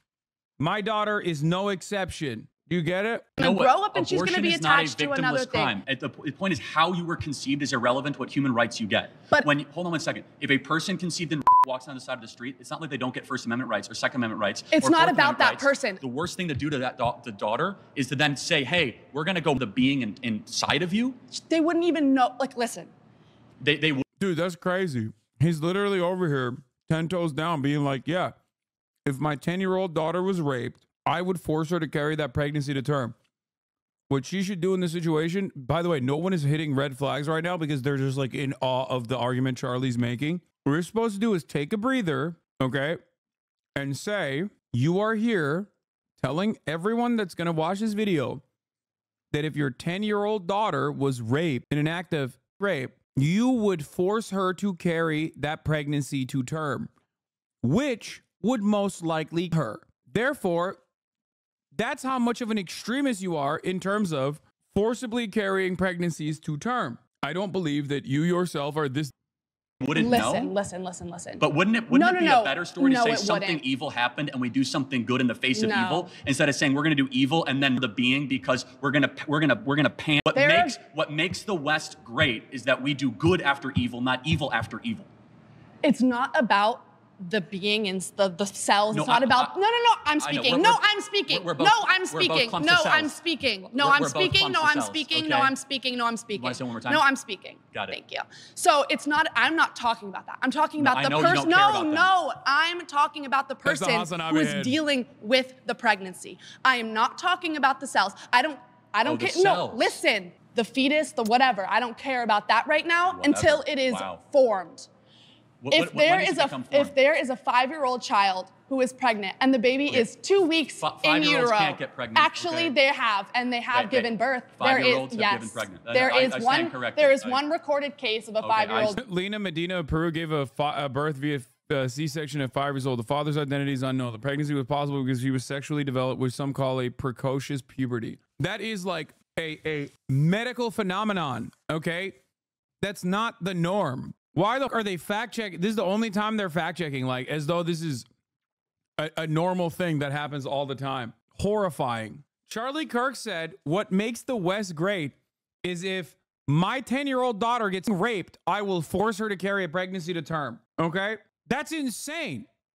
Why are we letting him just say those things without shoving those words down his throat? Gave birth. Is that common? Yes, not it's common. 5-year-olds get sometimes, and it's Okay, if they get if pregnant, 5-year-olds I get think they should be pregnant, able to have medical access to something that could save not only just their life, but like their livelihood. How many, I'm curious. How I many, hope your daughter lives a very happy life and gets away from you. Okay, so that is really nasty. And so her belief system. By the way, she will. Like, this happens so frequently with conservatives. That's why it probably hurts his feelings, because he knows deep down inside that when he keeps it up, like, inevitably his daughter is going to despise him. Just so we're clear, is that... The time's up. Yeah, no, I got it. It's fine. I mean, it's insanely nasty, and we'll talk again. My next... Oh, it's insanely nasty. Dude, I personally think it's insanely nasty to say the West is great because we force 10-year-olds who are victims of rape to carry pregnancies to term. I think that's significantly nastier than anything that woman could have said to you. Okay? I think at that point, it's no holds barred. You can say whatever the you want to a person that says that. Okay? That's it. Maybe I'm crazy, but when those words come out of your mouth, you are a claim is that college is a scam. Oh God. Hello. Hello. What's your name? I'm Maddox. How are you Nice to doing? meet you. Good. So, college is a scam. Well, let's define our terms. College being traditional four-year college. Of course. University, not community college or technical college. Of course. A scam, if we can agree on a definition, is where a majority of people who will go through the institution or business, they're not getting their money's worth, their time's worth, and they're being deceived when they sign up. So do we agree on those terms? Yeah, perfect. Okay. Well, what would further definitions, what do you think is the purpose of going to college? The purpose of college should be a traditional liberal arts education, the pursuit of what is good, true, and beautiful. Okay. That's not what it is. It should be the betterment of yourself and your soul, nurturing your character and becoming a better citizen, understanding the deeper things in life. I mean, it usually does. That's why Republicans are against it. Like, literally. The biggest reason why Republicans don't want college education and are regularly anti-college education is straight up because it churns out more Democratic Party voters. That's it. Statistically speaking, you have a higher likelihood of being a Democratic Party voter than a Republican one if you get a college education. There's a multitude of different reasons for this. One, in my opinion, one of the most significant, it's not because like a college education instills like critical thinking in you or anything like that. It literally is, for the most part, putting you in a very diverse environment. Sometimes that's all it takes. That's it. That straight up is. The major reason for why college educated people are more often Democratic Party voters is the exact same reason why urban people living in urban areas are more likely to be Democratic voters than people living in the suburbs and, more importantly, rural voters. It's because they are in proximity to black and brown people. They get exposure to black and brown people, gay people, and that's literally terrifying. Diverse? You literally went to Harvard? What do you mean? It is diverse. Same argument you make about Ivy Leagues? Yeah. What the fuck are we talking about? The entire affirmative action debate. While it was happening, colleges were like, no, we like this. We like having, like, we enjoy having a diverse learning environment. because society is diverse. Also, I went to Rutgers, dog. What do you mean Harvard? Which is the Harvard of New Jersey? No, that's not Princeton. You should just ask him, did you go to college? If he says yes, he would answer, well, then I agree with you. Wait, what? No, he didn't. Charlie did not go to college. He famously is, I think, a high school dropout, as a matter of fact. It's kind of funny, though, for Charlie, because like he spent his entire career trying to manipulate student elections. A person who claims that like a black woman took his his application to West Point. I know the backstory.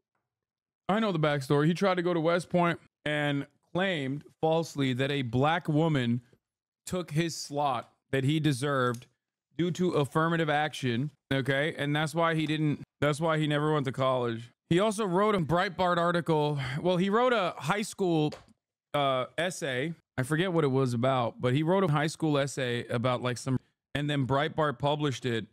And then Fox News immediately was like, oh, this is a young guy who's saying like really Republican things. We should elevate him. And then he turned around and went to Foster Freeze, rest in piss, okay, right-wing donor to the Republican Party. And his dad, I think, is a developer. And Foster Freeze, his dad used to work with him as a construction guy, okay? Like his dad owns a construction business, I believe. So he had access to the Foster Freeze.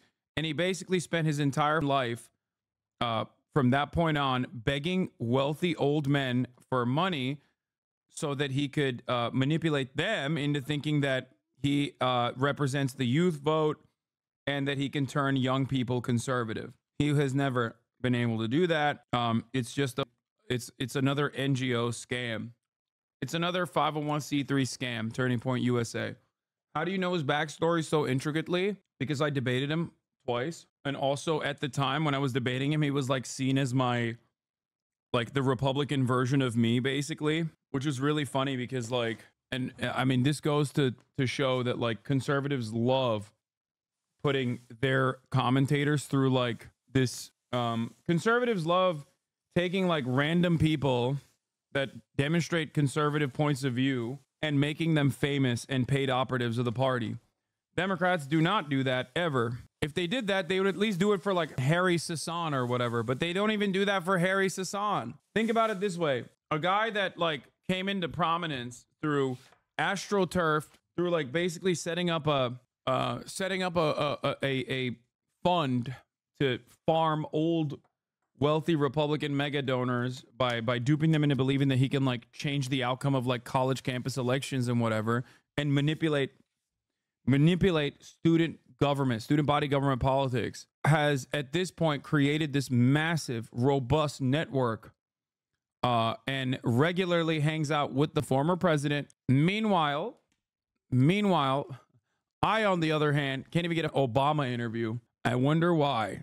Maybe because I'm not a paid hack. At the very least, though, it should be preparing one for the job market. Do you think college does those things? I think it does, but I would add on to your point that I think not only is it for the betterment of yourself, but it's for the betterment of society. We need historians. We need certain majors that may not make as much money. I think those are for the betterment of society. Would you agree that there's some majors that may not? Wait, can't now? Was it fully canceled? No, it was not. No. The Obama interview is not off. I was just memeing. Like, we just weren't able to put it together at the DNC, though. Especially hilarious that they focus on student council elections because after the encampment movement, universities basically abandoned any pretense of co-governance and are just throwing these groups away. Yeah. Make money, but are still essential to society. It depends. Do you think that... I want everybody to be college educated so they have a better... they get a leg up when they are entering the same workforce, okay? So they can have disposable income and spend $6 a month at the HasanAbi broadcast.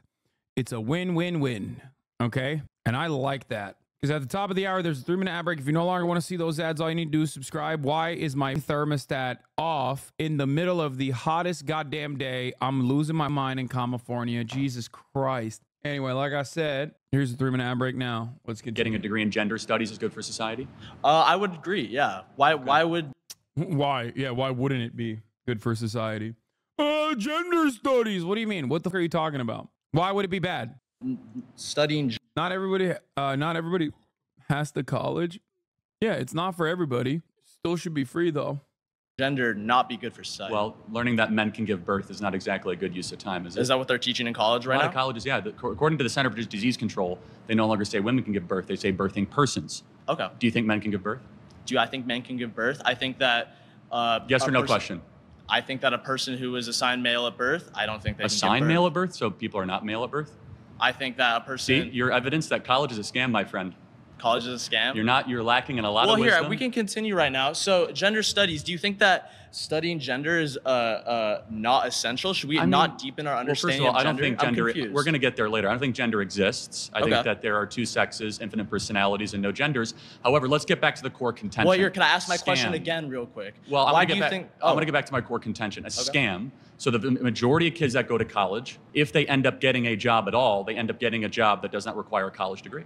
Do you think that certain jobs that may not associate with a direct major can incorporate that you learn from a major? I think I'm an econ major, and depending on what job I do in the future, I can still use this learn from that. Tell me about Milton Friedman. Tell me about Milton Friedman. He is an economist from. How about Thomas Sowell? Thomas Sowell. Ludwig von Mises. Ludwig. Well, I will say that I'm a first year. How about I'd love to see you answer the gender studies question. We will get there later. That's what psychedelics are for. Who's next?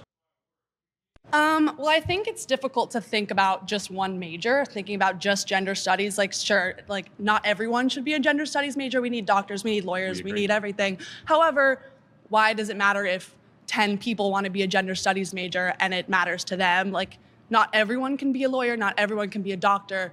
There needs to be some people, and you know what? Yeah, it sucks that some people do end up not in a workforce for that, but I don't think that has to do with like college was a scam. It's more like maybe that just wasn't the path for them, or that life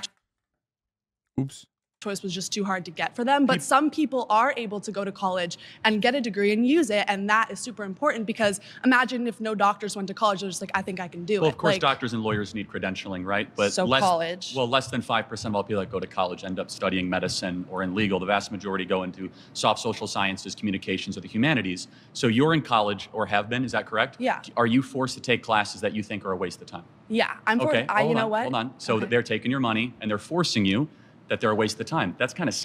Dude, why would you say yes? Just don't say yes to that. No, it's ridiculous. It's supposed to make you, like, in theory, the goal is to make you a critical thinker who is well-rounded. Why the f are you saying yes to that? Also, because it's true, no, dude, no, it's not. Okay? It's just like this is the classic guy argument. Oh, why don't they teach us taxes in school? Instead, they teach us calculus. It's like, shut the up. Okay? Shut the up. Technically, nobody actually follows through on the actual classes and like literally does the study. And obviously, the current Common Core curriculum is far from the best. But the theory behind it is so that you become a more well-rounded person, okay? But like the idea that college is a scam because you don't get to pick and choose your classes that are taught to you is so silly.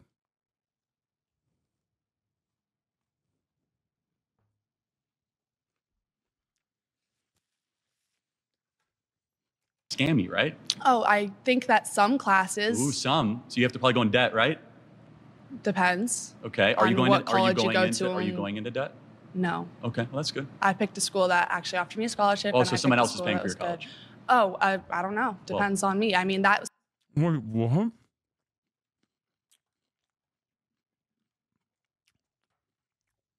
Does bro think that poor people shouldn't get college educated? Oh, you got a scholarship, so someone else is paying for your college.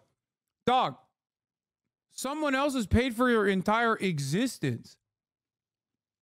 Like, if it wasn't for Republican Party mega donors that created your astroturfing operation, you'd still be chirping about how a black woman took your role over at West Point at the ass local bar that you frequent every goddamn day. Shut the up. That's crazy, bro. He just said scholarship, so someone else is paying for college. Yeah, okay, so what?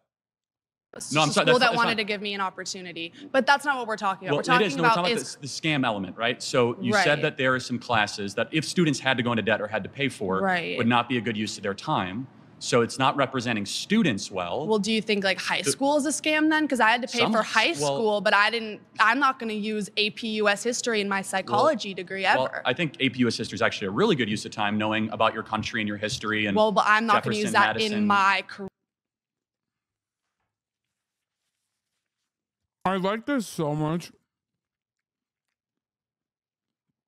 So much of conservative argumentation literally revolves around you consent, other party consents, but I don't consent.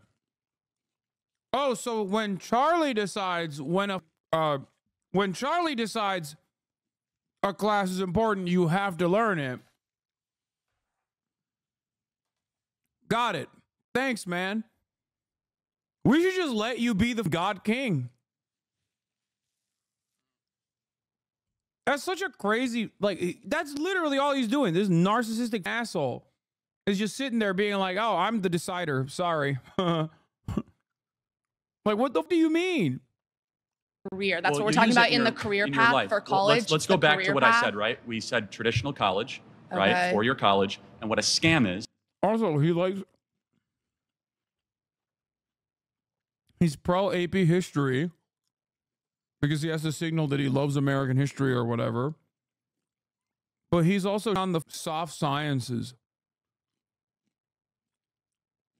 Like, okay, so people can get history majors.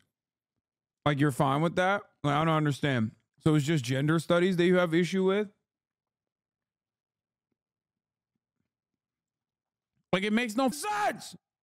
Or a majority of the Right. people that will go through the enterprise, the business, or the institution are not getting their time worth or their money worth. So therefore, I go back to my core contention, Okay. which is a majority of kids that exit college will not use their degree at all when they go to find a job. But if you ask them, do you think college was a scam? I don't think majority of them are going to say yes. Some of them will. Some of them are Well, going to not be. everyone who's being scammed actively knows they're being scammed. But People it's still not- buy erectile dysfunction drugs off the internet and they get Okay, scammed. that's their own, like, personal choice, though. Of course people have choices to be scammed. I'm not saying they don't have a choice. I'm making an observation analysis of the institution. For example, flying Spirit Airlines, kind of a scam. Okay. Should be shut down. There is some, yeah, you kind of agree. There are some things in life we have to take a step back and like, oh, the consumer is not But being well served. you want to And shut down a bunch of majors I'm not in shutting- I've colleges never that you said that. think are scams? No, I never said that. So what would your proposal be to There's- fix the scam There of is no- college? There is no proposal. I'm simply, the contention is college is a scam. So then what's the point of that statement? To get you to agree. But like, what would that? Oh, so he's just here to chirp for the sake of the argument. He's just here to debate for the spirit of the debate. Debate brain, dude. Did Charlie get scammed into buying ED pills? No ED pills is going to help.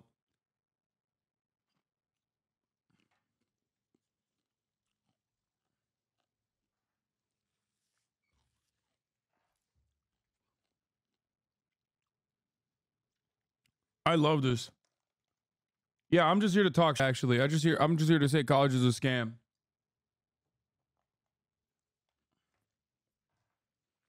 Here, the counter argument to this is very simple. Okay, a college degree in the overwhelming majority of circumstances offers you additional technical proficiency. It makes you into a more productive labor force. You, as an American who says you want America to be the #1 nation on the planet, are actively working to make the American population, okay? By claiming that college is a scam, you are actively trying to make our labor force less competitive and less productive. You also then simultaneously complain about like immigrants coming over into the United States of America, either by way of HB1 visas, or, you know, by becoming visa overstayers or directly crossing the border.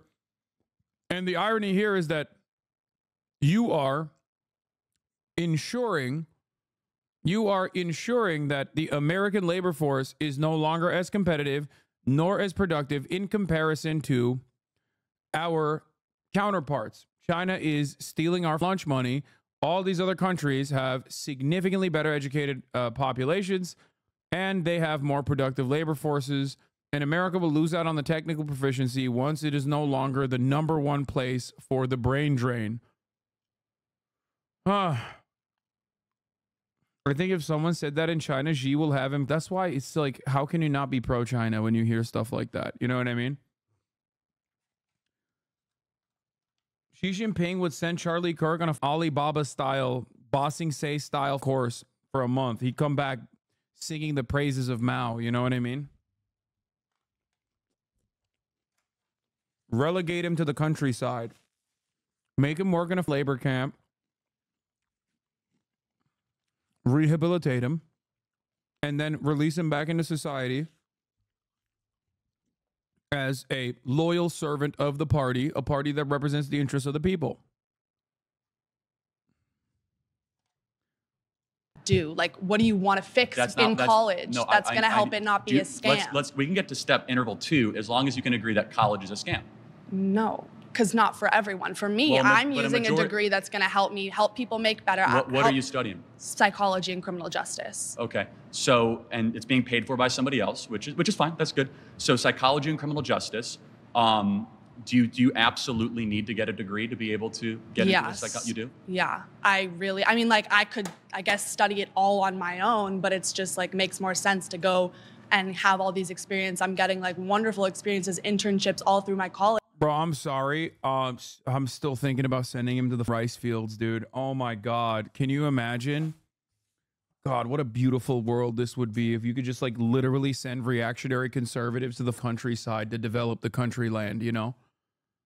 Just toil the land for a couple years, bro. Get a nice little peasant wife, have some kids, cool down a little bit. You know what I mean? Enough with this weird nonsense.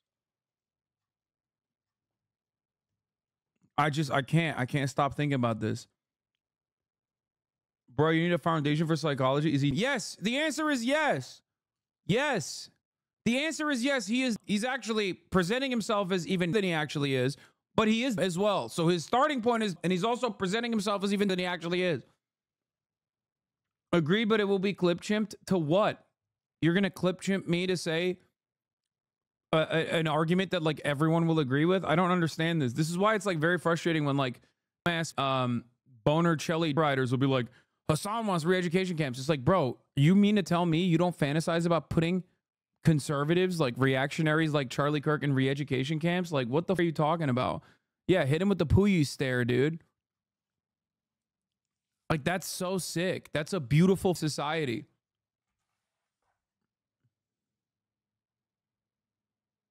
And it's not fun. Deng will say his time in exile was awful. Same with Xi. It sucks having to go out in the sticks, but it's good for you. Yeah, look at Xi. Look at Xi. Xi Jinping is a beneficiary of this system, okay? Are you on the team? I tell you, I've been taken up to the third heaven. I've been jacked into the big plan. I've seen it.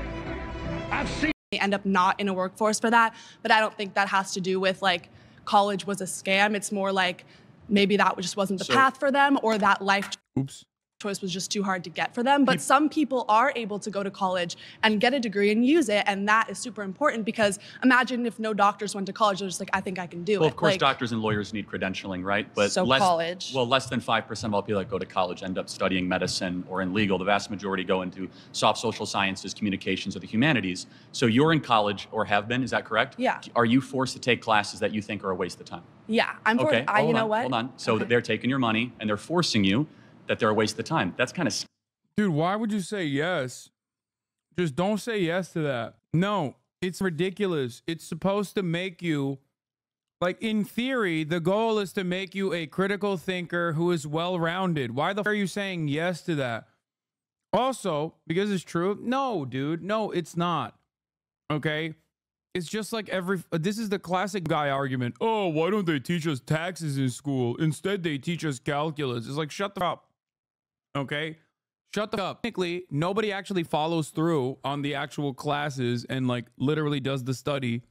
And obviously, the current Common Core curriculum is far from the best. But the theory behind it is so that you become a more well-rounded person. Okay? But like the idea that college is a scam because you don't get to pick and choose your classes that are taught to you is so silly. Scammy, right? Oh, I think that some classes. Ooh, some. So you have to probably go in debt, right? Depends. Okay. Are you going? What Are you college you going go into? to Are you and- going into debt? No. Okay, well that's good. I picked a school that actually offered me a scholarship. Oh, and so I someone picked a else is school paying that for your was good. college. Oh, I don't know. Depends on me. I mean, that was. Wait, what? Does bro think that poor people shouldn't get college educated? Oh, you got a scholarship, so someone else is paying for your college. Dog, someone else has paid for your entire existence. Like, if it wasn't for Republican Party mega donors that created your astroturfing operation, you'd still be chirping about how a black woman took your role over at West Point at the ass local bar that you frequent every goddamn day. Shut the up. That's crazy, bro. He just said scholarship, so someone else is paying for college. Yeah, okay. So what? No, I'm sorry. School that wanted to give me an opportunity, but that's not what we're talking about. Well, we're talking it is. No, we're about talking about the scam element, right? So you said Right. that there are some classes that if students had to go into debt or had to pay for, Right. would not be a good use of their time. So it's not representing students well. Well, do you think like high school is a scam then? Because I had to pay Some- for high well- school, but I'm not going to use AP US history in my psychology degree ever. Well, I think AP US history is actually a really good use of time, knowing about your country and your history. And Well, but I'm not going to use Jefferson, that in Madison. my career. I like this so much. So much of conservative argumentation literally revolves around you consent, other party consents, but I don't consent. Oh, so when Charlie decides a class is important, you have to learn it. Got it. Thanks, man. We should just let you be the God King. That's such a crazy, like, that's literally all he's doing. This narcissistic asshole is just sitting there being like, oh, I'm the decider. Sorry. Like, what the f do you mean? Career. That's Well, what we're you talking use it about in your- the career in your path life. for Well, college. let's go the back to career what I path. said, right? We said traditional college, right? Okay. Four-year college. And what a scam is. Also, he's pro AP history because he has to signal that he loves American history or whatever. But he's also on the soft sciences. Like, okay, so you know, people can get history majors. Like, you're fine with that? Like, I don't understand. So it's just gender studies that you have issue with? Like, it makes no sense. Or a majority of the Right. people that will go through the enterprise, the business, or the institution are not getting their time worth or their money worth. So therefore, I go back to my core contention, Okay. which is a majority of kids that exit college will not use their degree at all when they go to find a job. But if you ask them, do you think college was a scam? I don't think majority of them are going to say yes. Some of them will. Some of them are Well, going to not be. everyone who's being scammed actively knows they're being scammed. But People it's still not- buy erectile dysfunction drugs off the internet and they get Okay, scammed. that's their own, like, personal choice, though. Of course people have choices to be scammed. I'm not saying they don't have a choice. I'm making an observation analysis of the institution. For example, Flying Spirit Airlines, kind of a scam. Okay. Should be shut down. There is some, yeah, kind of agree. There are some things in life we have to take a step back and like, oh, the consumer is not But being well served. you want to And shut down a bunch of majors I'm not in shutting- I've colleges never that you said that. think are scams? No, I never said that. So what would your proposal be to There's- fix the scam There of is no- college? There is no proposal. I'm simply, the contention is college is a scam. So then what's the point of that statement? To get you to agree. But like, what would that? Oh, so he's just here to chirp for the sake of the argument. He's just here to debate for the spirit of the debate. Debate brain, dude. Did Charlie get scammed into buying ED pills? No ED pills is gonna help. I love this. Yeah, I'm just here to talk. Actually, I'm just here to say college is a scam. Here, the counter argument to this is very simple. Okay, a college degree in the overwhelming majority of circumstances offers you additional technical proficiency. It makes you into a more productive labor force. You, as an American who says you want America to be the #1 nation on the planet, are actively working to make the American population, okay? By claiming that college is a scam, you are actively trying to make our labor force less competitive and less productive. You also then simultaneously complain about like immigrants coming over into the United States of America, either by way of HB1 visas or, you know, by becoming visa overstayers or directly crossing the border. And the irony here is that you are ensuring that the American labor force is no longer as competitive nor as productive in comparison to our counterparts. China is stealing our lunch money. All these other countries have significantly better educated populations, and they have more productive labor forces. And America will lose out on the technical proficiency once it is no longer the #1 place for the brain drain. I think if someone said that in China, Xi will have him. That's why it's like, how can you not be pro-China when you hear stuff like that? You know what I mean? Xi Jinping would send Charlie Kirk on a Alibaba style, Bossing Say style course for a month. He'd come back singing the praises of Mao. You know what I mean? Relegate him to the countryside, make him work in a labor camp, rehabilitate him, and then release him back into society as a loyal servant of the party, a party that represents the interests of the people. Do like, what do you want to fix in college that's going to help it not be a scam? We can get to step interval 2 as long as you can agree that college is a scam. No, because not for everyone. For me, I'm using a degree that's going to help people make better. What are you studying? Psychology and criminal justice. Okay, so and it's being paid for by somebody else, which is fine. That's good. So psychology and criminal justice. Do you absolutely need to get a degree to be able to get into this? You do? Yeah, I mean, like I could, I guess, study it all on my own, but it's just like makes more sense to go and have all these experiences. I'm getting like wonderful experiences, internships all through my college. Bro, I'm sorry. I'm still thinking about sending him to the rice fields, dude. Oh my God. Can you imagine? God, what a beautiful world this would be if you could just like literally send reactionary conservatives to the countryside to develop the country land, you know? Just toil the land for a couple years, bro. Get a nice little peasant wife, have some kids, cool down a little bit. You know what I mean? Enough with this weird nonsense. I can't stop thinking about this. Bro, you need a foundation for psychology? Is he? Yes. The answer is yes. Yes. The answer is yes. He's actually presenting himself as even than he actually is, but he is as well. So his starting point is, and he's also presenting himself as even than he actually is. Agreed, but it will be clip chimped to what? You're going to clip chimp me to say an argument that like everyone will agree with? I don't understand this. This is why it's like very frustrating when like boner Chelly riders will be like, Hasan wants re-education camps. It's like, bro, you mean to tell me you don't fantasize about putting conservatives like reactionaries like Charlie Kirk in re-education camps? Like, what the f are you talking about? Yeah, hit him with the Puyi stare, dude. Like, that's so sick. That's a beautiful society. And it's not fun. Deng will say his time in exile was awful. Same with Xi. It sucks having to go out in the sticks, but it's good for you. Yeah, look at Xi. Look at Xi. Xi Jinping is a beneficiary of this system, okay? Are you on the team? I tell you, I've been taken up to the third heaven. I've been jacked into the big plan. I've seen it. I've seen so fantastical. You've not seen nothing. You ain't heard nothing. You ain't smelled nothing like this. I don't have words to tell you. But I tell you, anybody tries to get in the way of the incredible plan the big guys got for us has got me pissed, and I'm just begging to stay on the team, man. Just put me in the game, coach. Whatever you say, coach. I know I'm weak. I know I'm pathetic. Man, you're amazing. I'm so lucky you made me. What do I do, Bob? Hunting dog, man. Just take me out of the house. Just turn me on them. Just tell me what I got to do. Tell me how I serve you. Tell me what I can do for you right now. Woo! And let me tell you, I've been taken up to the third heaven. I've been jacked into the My favorite version of this meme was like conservatives inventing Maoism. I saw that tweet. I think I might have even posted this. Please do not insult the great Chairman Xi by comparing Charlie Kirk to him. Xi uplifts my people. Kirk uplifts his own insecurities. Nowhere near equals. Yeah, that's why I said he'd be like a Puyi style. Anyway, have you guys seen that tweet where it's like conservatives invented Maoism? Oh, here it is. Concept: every American citizen has to do at least one season of farm work on our farms. No more importing workers. It will be a national duty.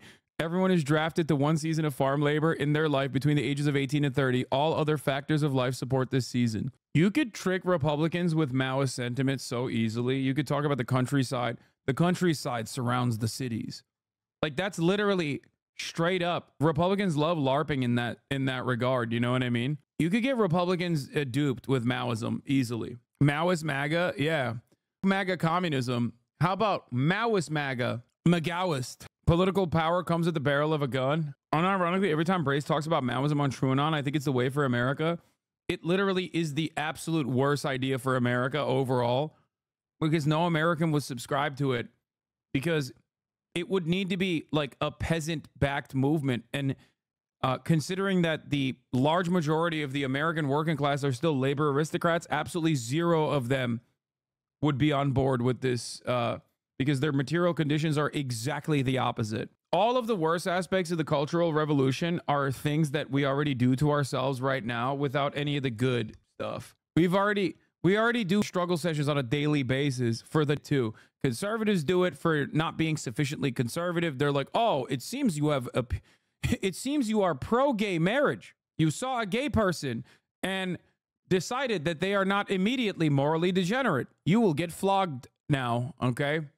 You're just a hater. My mom is 70s USSR born, and she used to tell me about how students would all collectively go to the countryside to farm potatoes and stuff. So in general, it's not a concept inherent to Maoism.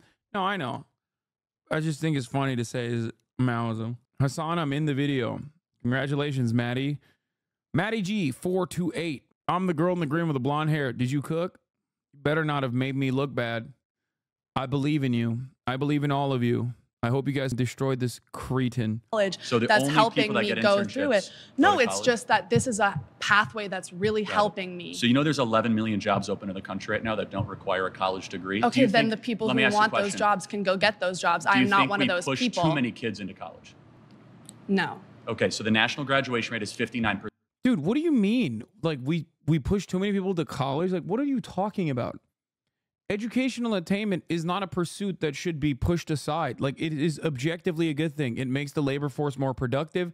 It makes people more interesting. It makes people better read. Like what the fuck are we doing? And also, then you use the 59% number. Like, yeah, it's because it's expensive as dog. Make college free. Please, my people yearn for more education. It's like the one, dude, it's the one thing that China historically has had locked down that even Americans recognize is the importance of education. I mean, these were operating like bureaucratic structures thousands of years ago. Okay, they were locked in on that front. Not everybody has to go to college though. Sure, but make it free. Make it free. I mean, to be honest, I would make it mandatory. I'm a advocate for that too. I think you should make it mandatory. It doesn't have to just be college in the way that you understand it. It could be a trade school or something, but like, yeah, I think educational attainment beyond high school is a necessity. Learn a trade. If you can't do anything else, learn a trade. It should also be free. And not only should it be free, actually, it should be paid. Yeah. No, like, dude, no. Mandatory higher education. It could be trade. It could be an associate's degree. It could be a bachelor degree, liberal arts, whatever the fuck it is, okay? It should be paid. It should be mandatory. It should absolutely happen, all right? And then when you get that educational attainment for free, or even if you get paid for it, even better, then you have to serve. Not in the military, of course, but serve in the actual place that you were slotted into in terms of like what you wanted to pursue. You get a doctorate for free. You have to go work in the countryside, okay? Through a lottery system. Now, if what I'm saying to you comes across as like insane, well, newsflash, that's how it works in the developed world. Every other country where education is free and they have a free healthcare structure or a nationalized healthcare structure literally does this, okay? That is precisely what every country does, and that is what is supposed to happen here as well, but we are so stupid in this goddamn nation. Oh, bro, we don't even have free education, and this is what happens to teachers and doctors? I mean, yeah, it should also be free, though. What do you mean what happens if you cannot serve once you have received your education? Like, there's no world. Then you have to pay for it. I don't think anybody ever does that anyway, unless there's like some kind of disability. Yeah. Germany has the best carpenters, etc., and we get paid for learning it. Exactly. Germany was the example I was thinking of when I was thinking of like trade schools being paid for. Like, not only is it not free, it's free, and on top of that, you have to pay. You get paid by the government to go get this education. That's what normal countries do, by the way. That's what countries do. They look at like what is a necessity in the workforce. They look at how to create the most productive labor force you can possibly get, and then they put positive incentives to certain aspects of the labor force that need more workers. No, that's wrong. Wait, what do you mean? Don't they pay you to go to college in Germany? Am I wrong about that? In Denmark, they do. There is BAföG. You can get to pay for the semester tuition round out about 300 euros. I think that overall they should look at what aspects of the labor force need more hands and focus on additional incentives in that regard.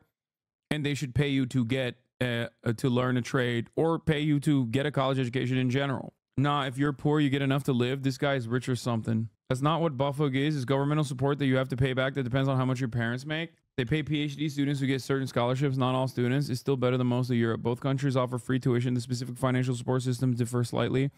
Denmark's SU program provides a more direct financial aid package for students, while Germany's system relies more on scholarships and grants. In Germany, they do, but there's a big asterisk with it. You have to qualify for it. And the schools in Germany are nothing like the ones in America. There are not a lot of student programs. and a lot of the flowery stuff colleges do here. What is the flowery stuff? I think is really funny because like everybody always just talks about like gender studies, which is still valid. You know what I mean? Like, but that's it. Or if you're talking about a lot of the bloat in American higher education, like sports programs, in which case you're absolutely right. American colleges have infinite bloat, okay? It is nastiness. Yeah. Anyway, I am working at the university as a student, get only $520, with which I can rent just right and get financial help from Germany, living money for rent. I still struggle to get the money for tuition every 6 months. I'm just saying it's still a better process than what you have to do in the United States of America, which is like in the same situation. Not to say that your situation is great, chatter. I'm just saying now compare that to the United States of America for like, because the principle is correct, right? The government wants you to get this education, okay? So they're trying to make it easier for you to do so. In the United States of America, technically, we want people to be more educated, okay? We want a more productive labor force. And then we literally not only do not pay them, not only do we not make it free, but we also, on top of that, put people into lifelong debt. But of course, that makes you a more loyal servant because you have to pay off that debt. A few years ago, I paid less than $300, but the biggest part of the tuition for Germany-wide public transport ticket, $200. The rest is student council services. If I asked the room, everyone would agree that they know some people that went to college that did not graduate. Yeah. Right? So we're probably sending too many kids into this institution. But if they might have been able to do it, then like, why is it not worth it to try and to push yourself to get a better education and go further in your life? Leaving with debt's a bad thing, right? But some people are able to work through that, and it's like an opportunity thing. But when an institution is multi-trillion dollars in scale, involves 20. Victoria Newland says about as clearly as a diplomat can that the U.S. scuttled a peace deal on the table in March 2022 because it would have required Ukraine to agree limits on weapons it would purchase. How many have died since then and for what? Guys, I don't want to do the I told you so hour, okay? We're going to move on from this. We'll look at that later, okay? 23 million of our citizens every 4 years and is not actually bettering the country. For example, if college was so great, we would see incomes going up for Gen Z and millennials. We'd see more people able to own homes. Okay. Kids wouldn't. I'm telling you, this is so ableist what you're doing, by the way. I'm telling you, right? Hello, what's your name? Alize. Nice to meet you. Okay, so let me start by saying, well, first of all, you said we're sending too many kids to college. Who's sending them? Who's forcing them? Guidance counselors, parents, community. Are they forcing them? Are they signing them up themselves? Hold on. Forcing, I never said forcing, but you can have nudging and forcing are two different things. We also subsidize college through the federal government. So you guys get subsidized interest rates, scholarships, and loans. So the taxpayer is nudging students and gently and sometimes forcefully pushing them into college. And you would agree it is an expectation if you grow up in a upper middle class home to go to college. You would agree with that. So there's a societal cultural push. I didn't grow up in an upper middle class, so. Okay, well, but would you see it from there? Would you see how that argument? Dude, Charlie's such a cope lord. He dropped out of community college and never even stepped foot in a university. He doesn't even know what it's like. No, he does. He's like even grosser than that. He dropped out of community college and then literally set up an entire 501c3, Turning Point USA, to go to college campuses and yell at the students there and to try to literally lobby those campuses into having a more right-wing student body government. Okay? That's insane. It is like it is the biggest weirdo behavior that you can engage in. Is correct. I guess there might be a pressure, but no one's sending them. You're sending yourself. Well, of course. Well, we're all over the age of 18, right? Right. When you're in college, so you're sending yourself. Right. But that's a silly argument.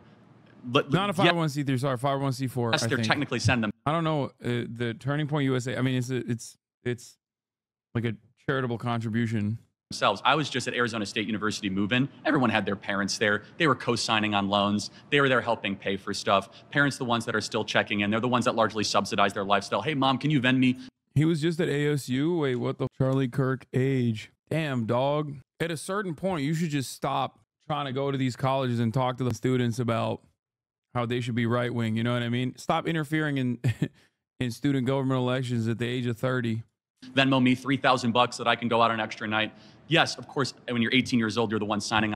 It is kind of crazy to think that Charlie Kirk is younger than me by 3 years. Yeah. I am older than Charlie Kirk. Hate ages you, okay? I love going to college campuses where the freshmen are moving in. On the dotted line, but there's enormous pressure and nudging and cultural expectation that students go to college. Right. Okay. I think the problem here is that it's It's up to the person. You can't just go to college and expect to come out with a degree. You have to put the work in. You have to put the work in. You have to make connections. And some people might think college is just 4 years of partying and drinking and making friends, whatever. But you have to. I hate this conversation. Like, it's just so, okay? Education is not a scam, okay? Because when you say college is a scam, that's all you're saying. You're saying education is a scam. You're picking and choosing what kind of education is good and what kind of education is bad. He himself is recognizing that, by the way, in the conversation, because he keeps saying, well, you have to get some level of credential to be a doctor. It's like, okay, well, then you don't have an issue with college. Suck my, okay? It's just so stupid. Like, overall, in the United States of America, the only reason why college is a quote-unquote scam is because it's inflated, okay? It should be free. That's it. It should be free. The price is a scam. It should be free, especially state institutions. If you want to have some private institutions on the side, go ahead. Fine. But overall, there should be free state institutions. Why is no one saying this? And then put him on the back foot to be like, you think education is a scam? College is education. Why do you think education is a scam when you already recognize that credentials are necessary for becoming a doctor, for example, or becoming an engineer, becoming an architect? Do you think that these are not necessary credentials?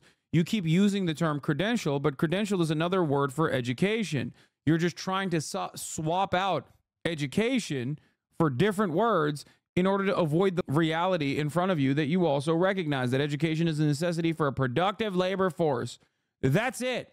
A competitive labor force in the international marketplace. America should have one. It's the wealthiest nation on the planet. Actually put the work in, and if you put the work in, you make connections, and you can find a job right outside of college. Well, no, not doubting that you can't find a job. It's just that 52% of them get a job. So it's a scam currently until it's free? No, it's still not a scam. Education is not a scam, okay? Education is not a scam. When people say 52% of colleges college graduates end up in jobs where the degrees aren't required and are considered underemployed, according to an analysis from the Burning Class Institute and Strata Education Foundation, that is not the fault of people getting educational attainment. Yeah, the debt is the scam part. The education is not. A job that doesn't require them to get the degree. But most jobs offer incentive pay if you have a degree. And 86% of people with a degree get paid more than people with just a high school diploma. That's only if you count the ones at the top 10% of income earners. So not if you count humanities, not if you count people that study in the social sciences. If you count medicine or you count law, that's absolutely correct. However, the vast majority of kids that go. So I don't get it. So Charlie's worldview is that, like, again, only things that I think are good need to be allowed in colleges, and things that I think are bad should not be allowed in colleges. Also, how do you skip the first step and just get a law degree or a degree in medicine? You have to still get an undergrad. You have to still get a Bachelor of Arts or Bachelor of Sciences in order to pursue higher education, to be able to get a law degree, to be able to get a medical degree. So I don't really understand this argument. Then college is not a scam, I guess. He's very intimidating in person. We didn't know we would be debating him until right before. I don't think he's that intimidating in person, but I understand why you could potentially think that. He does have a very weird look to him. Like, his face is all up. So I get it. Also, yeah, a law degree is humanities. I am one of the very few political science majors who actually uses their degree to a certain degree. But it is really odd that he's just sitting here being like, nah, college is a scam, when it's basically what he means is education is a scam. Go to college are not studying medicine, law, engineering, business, finance. They're studying communications, social sciences, or humanities, which are on the lower income ladder. So as I mentioned, we have 11 million job openings in this country right now that do not require a college degree. I'm guessing in this room that within 4 to 5 years. Also, another part of the thing, another part of the problem is, like, you get a well-rounded education when you get a Bachelor of Arts. Okay? You learn hard sciences and humanities in the process. It is a good thing. If you get the STEM lords to only focus on STEM with no humanities education, they become the neurodivergent Jordan Peterson fans that are the most annoying type of person you've ever experienced. Okay? I know, because many are the STEM lord former Jordan Peterson fans that are now in this community that luckily have a better understanding of the humanities now. Okay? That's how you get a guy like Jordan Peterson to dupe so many people. because they just have no interest or no understanding of any of that. He's in a communication degree job. Yeah, that's also, I mean, I guess he could say, well, I didn't go to college, but I still have a comm degree job. So even if you are personally getting a degree in something and then going into a field that has nothing to do with the degree that you got, you still got a well-rounded education overall. It's what you make of it, ultimately, right? College is what you make of it. Like, you can learn a lot, you can get a decent education, or you can cheat your way through it. Doesn't really matter ultimately. But to say that these people are not using it, using their degrees, is stupid. You guys kill to be able to earn $80 to $100,000 a year. Yes. Do you know that in states across the country and in cities, they're offering apprenticeships to become plumbers and welders, electricians? That doesn't require for your college degree. Entrance salary, $80,000 a year. But again, 86% of people with a bachelor's degree earn more than people with a high school diploma. No, 86% of all people with a bachelor's degree. But if you take out the top 10%, it's actually lower than those that don't go to college. So the reason that number, that average goes up, is because the doctors and the engineers and the lawyers are the ones that bring that average so significantly up. But let me ask you a question. Do you think that there's any waste at all in the current college model? Do I think there's any waste? I don't think we need all of it. Okay, good. What part? Well, you have to start with your core classes, and it's like high school. You're taking the same classes in high school. So do you think, like, for example, do you think that...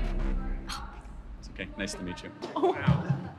I'm Emily. Nice to meet you. Emily. Thank you. Earlier said that about 5% of college students are going into fields of like medicine, law, and engineering, Let me clarify. Okay, yes, yeah. As far as they're going to be able to get postgraduate degrees. So they will go all the way up and get their Juris Master, or they will end up passing the bar or becoming a doctor, right? Okay. So it's easy to say doctors, lawyers, but healthcare professionals, if you count nurses or people that work in healthcare, that number is closer to 20-25%. Okay, so 5%. Who here has a doctor? Can you like raise your hand if you have a doctor? Like a medical doctor? Yeah. Like a medical doctor. I do, yeah, you do. Okay. 5% is still a lot of people, right?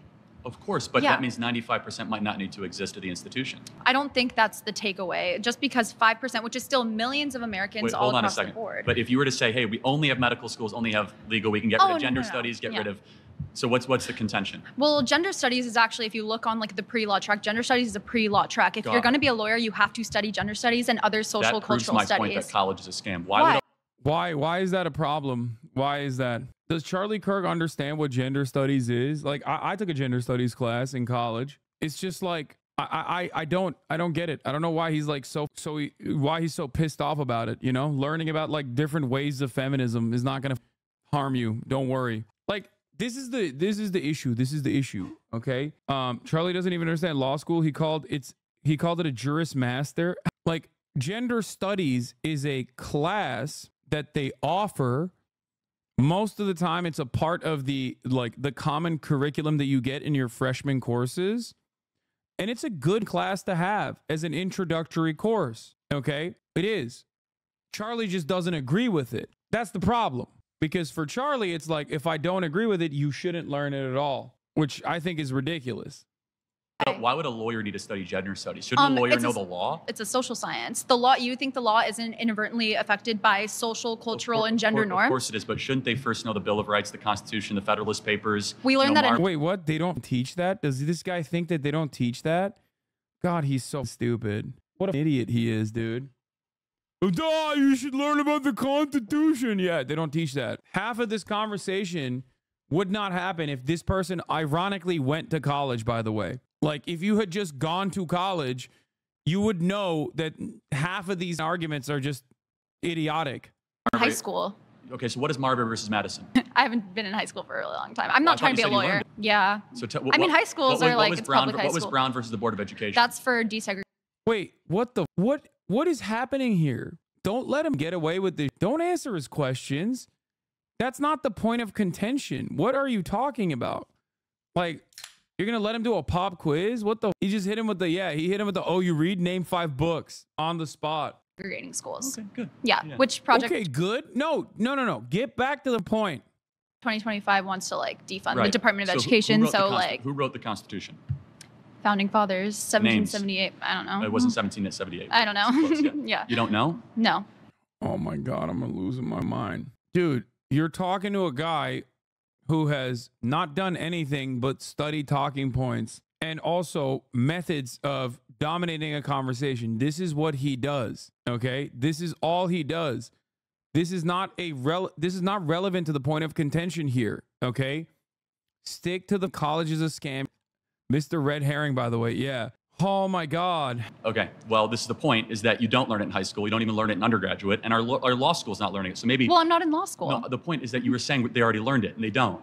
I don't want this to be a pop quiz or trivia. I didn't go to college, and I'm asking you very basic civic questions, and you're paying to go to college, and you can't answer them. That's so fair, but I think... Thank you. Sorry. Yeah, Charlie demonstrates that he doesn't understand a higher education because it's not about memorizing facts and talking points. It's about changing how you think and interact with the world. Well, I think he does understand that. Deep down, I think he understands that very well. That's precisely why he doesn't want people to learn that. This dog was just outside with my trainer and my trainer's 2 dogs, and she is dying right now. She's wet as hell. Little Kaya break from all this madness. Okay, what's up? Hi. Hi. You have a good time? She's breathing so heavy. Hi. Let's get back to it. Okay, that's an alpha dog move right there. The other dude literally threw himself at the chair, and this guy was like, nah, I'm still gonna sit there. Respect. These TikTok twinks do not play around. Okay, let me tell you something. They do not play around, dude. They're like, I love this. I love debates. I have a question. Is church a scam? No, because church is honoring the divine and the internal and the good and the lame ass. No, church is not a scam. It honors the divine. Shut up, ugly ass. Oh my God. true and the beautiful. No, it's honoring the divine. Is college? But it deceives people because you give a promise of everlasting life, which you don't actually get because Christianity is. He's dude, holy the r/atheism is jumping out. Contradictory, logically speaking. Do you want to get into a theological debate, or are we going to talk about college? Because I completely disagree. Jesus Christ is my Lord and Savior, and we will have eternal life. Okay, so how, if there is a perfect being that created the world, how could we exist in an imperfect world? I'm happy to have this discussion. Can we go back to college though? Because do you think, because that's a little bit of a red herring and a little bit of a rabbit hole. Tell me what that has to do with college being a scam. Well, I do think college can be a scam for certain people. I don't think it's a scam for people like me. College was very beneficial for me. For sure. Who is it a scam? I'm asking you, based upon your definition of a scam, do you consider the Christian church a scam? Of course not. It's giving people eternal life and teaches them goodness. But if Christianity is false, then that's a deception. Okay, but you think it's false. I don't. We can agree to disagree. Also, I'm not agreeing to disagree on that. But we're not talking about the church. We're talking about college, right? So again, also people are not paying to go to. Okay, but like he's not wrong. You disagree that the church is a scam. He thinks it is. You disagree that, I mean, you think that college is a scam. He disagrees. Like, okay, it's just a belief. This argument is really, I don't think they should have put the college as a scam in there. Cause like Charlie literally admitted that he does not care about this other than the fact that he wants to prove that college is a scam. He's not really proving anything in this situation. The church, but it's a reductio. Do you know what that is? Ask the question. What's a reductio? That's a Latin term that means reducing down to the lowest common belief, correct? Yeah, so I'm taking Am I right? I didn't go to college, I knew that. I'm taking your particular position. Let me ask you a question without you interrupting me. Do you pay to go to church? No, I don't. Some people do. They're forced to pay based upon their particular denomination. And today, do you pay to go to church? Depending on the church. No, you don't. Do you have to go to debt to go to church? In some circumstances, people do. Wait, oh my God, please, dude, please just ask him. So you'd be fine if college was free because the state subsidizes churches too. Because like if he turns around and goes, oh, well, the church is free, college is not. Okay, then I want college to be free. Oh God, his face is so ugly. Oh my God. Okay, college should be free. The state subsidizes churches. They should also subsidize colleges, which it already does. It should be free. Because they have to give up 10% of their income to be able to do that, which people can't afford. Circumstance? Well, their LDS is specifically required 10%. Yeah, they don't require it. And what you're talking about in plenty of places. Well, you're asking mainline Christian. Isn't there stigmatization if you don't do that? Damn, he said Mormons ain't real Christians. God damn. He's saying they ain't mainline Christian. Okay, you're good at interrupting, not good at answering. Well, you haven't answered any of my questions yet. I did say no, church is not a scam. Church is the bride of Christ. College is a scam. And college is, people are going into debt. They're paying a lot of money. But I want. Bro, he sounds like such a freak all the time. I can't take him seriously. Church is a bride of Christ, dude. Holy, what a statement. I ask you a question. You said it's a scam for some people. Who's it a scam for? Yeah, for people who specifically aren't ever going to use it, never use any of the knowledge that they retain from it. Well, you say 52%. I don't think you can qualify 52% of people don't do that. What number would you say? For example, my job, That's not going to be recommended like as like an economics degree. Most economics majors are going to go into TikTok debating online. But I use the information that I learned in college in like in my job on a daily basis. So I still use relevant qualities that are then used in my job later on. What percentage of kids that go to college are being scammed? I don't think anyone knows that. Because it's dependent upon an individual. I have no clue. Shouldn't we try to find out? Well, if you'd like to find some empirics on that, I'd love to see it. I just did. So 41%. That's not a source. Well, the Department of Education is a source. No, the Department of Education doesn't say 41% of people it was a scam for, or that they didn't use any of the information they learned in college. You are using. So are you saying none of them used any of the information? Can I say 3 words without you interrupting me? Do any of them use the information later on? Can I say 5 words without interrupting me? Well, you've me? interrupted me multiple times. So since you say college is a scam for some people, it's a ballpark. For the kids that do not graduate, 41% that ended up going and not graduating, were they scammed? No, just because you go and pay for a particular thing, but then you don't follow through with it, doesn't mean you were scammed. Maybe they were misled. You decided to pay for it. Oh, you could say some people are misled. Some people are stigmatized into these things. Do you think that some people are misled in the church? Do you think, and you never answered my question on that because you're trying to take that time down so that you don't have to answer the question about Christianity because you know your worldview looks terrible. Well, what about Christianity do you want me to answer? We're talking I think about it's college, false. Or because I was saying, is church a scam? If church is a scam, that'd be predicated off of the idea that you're deceived into believing that there's everlasting life, specifically from Christianity. So Christianity has to be true. So can you grant that? What's the argument? Christianity is true. Did the resurrection? What's the argument? You're going to let me finish 3 words in a row? Appreciate it. Okay. Did the resurrection happen? I don't think the resurrection occurred. Okay, I disagree. Okay, so let me ask you a question. A perfect creator, is it possible for them to not desire something imperfect? Is a perfect creator, I'm sorry, what? There's a perfect creator that desires everything that's just perfect. How can they desire something imperfect, flawed? Well, because maybe they want to get to know themselves. Maybe they want to see their own creation. Maybe they love their want to get to know them? He's all-knowing. Can I finish talking here? Okay, maybe because God loved the world so much that his creation, which rebelled. Ex-missionary here. We got loads of training for how to deflect like Charlie's doing here in his scary brainwashing. I mean, yeah, he's the operative. That's his whole point. What is this? Older Charlie Kirk? Has any other human come back to life after 3 days of being stabbed in the lungs?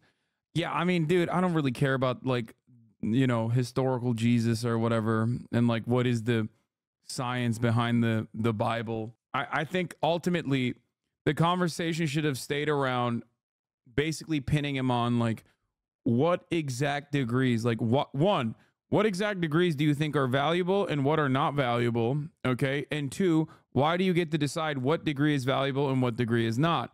This is a conversation that I've had so many times with like STEM lords on this platform, which is, you know, which gets a lot of comp sci kids on the platform. Is just Twitch.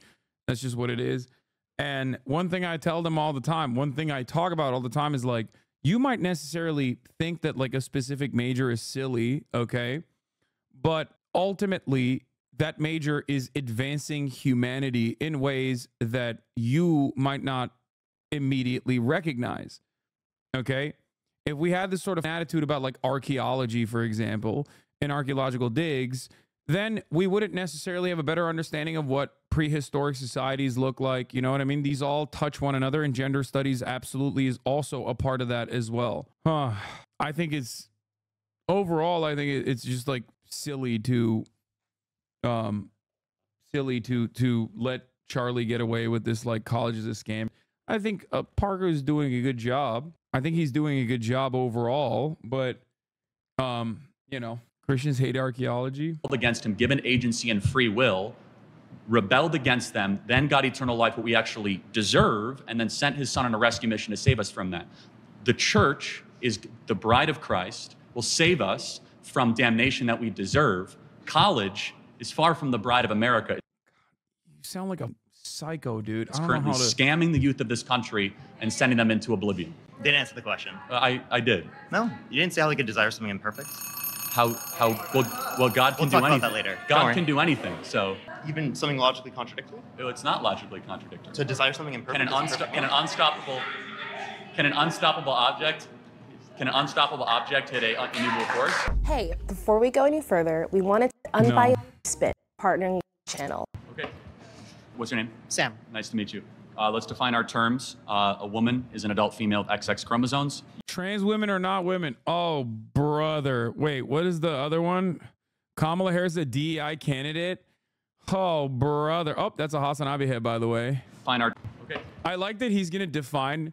His entire premise is trans women are not women. The prompt is trans women are not women, and he's gonna try to like basically write the main point of contention as the underlying premise that every party has to operate on, when like that is literally the entire point of like what the argument is going to revolve around, where he just straight up is like, yeah, I'm going to define to you what a woman is, these hard boundaries, which is the entire point of contention, but you have to literally agree with me. Okay, well, that's really stupid. What's your name? Sam. Nice to meet you.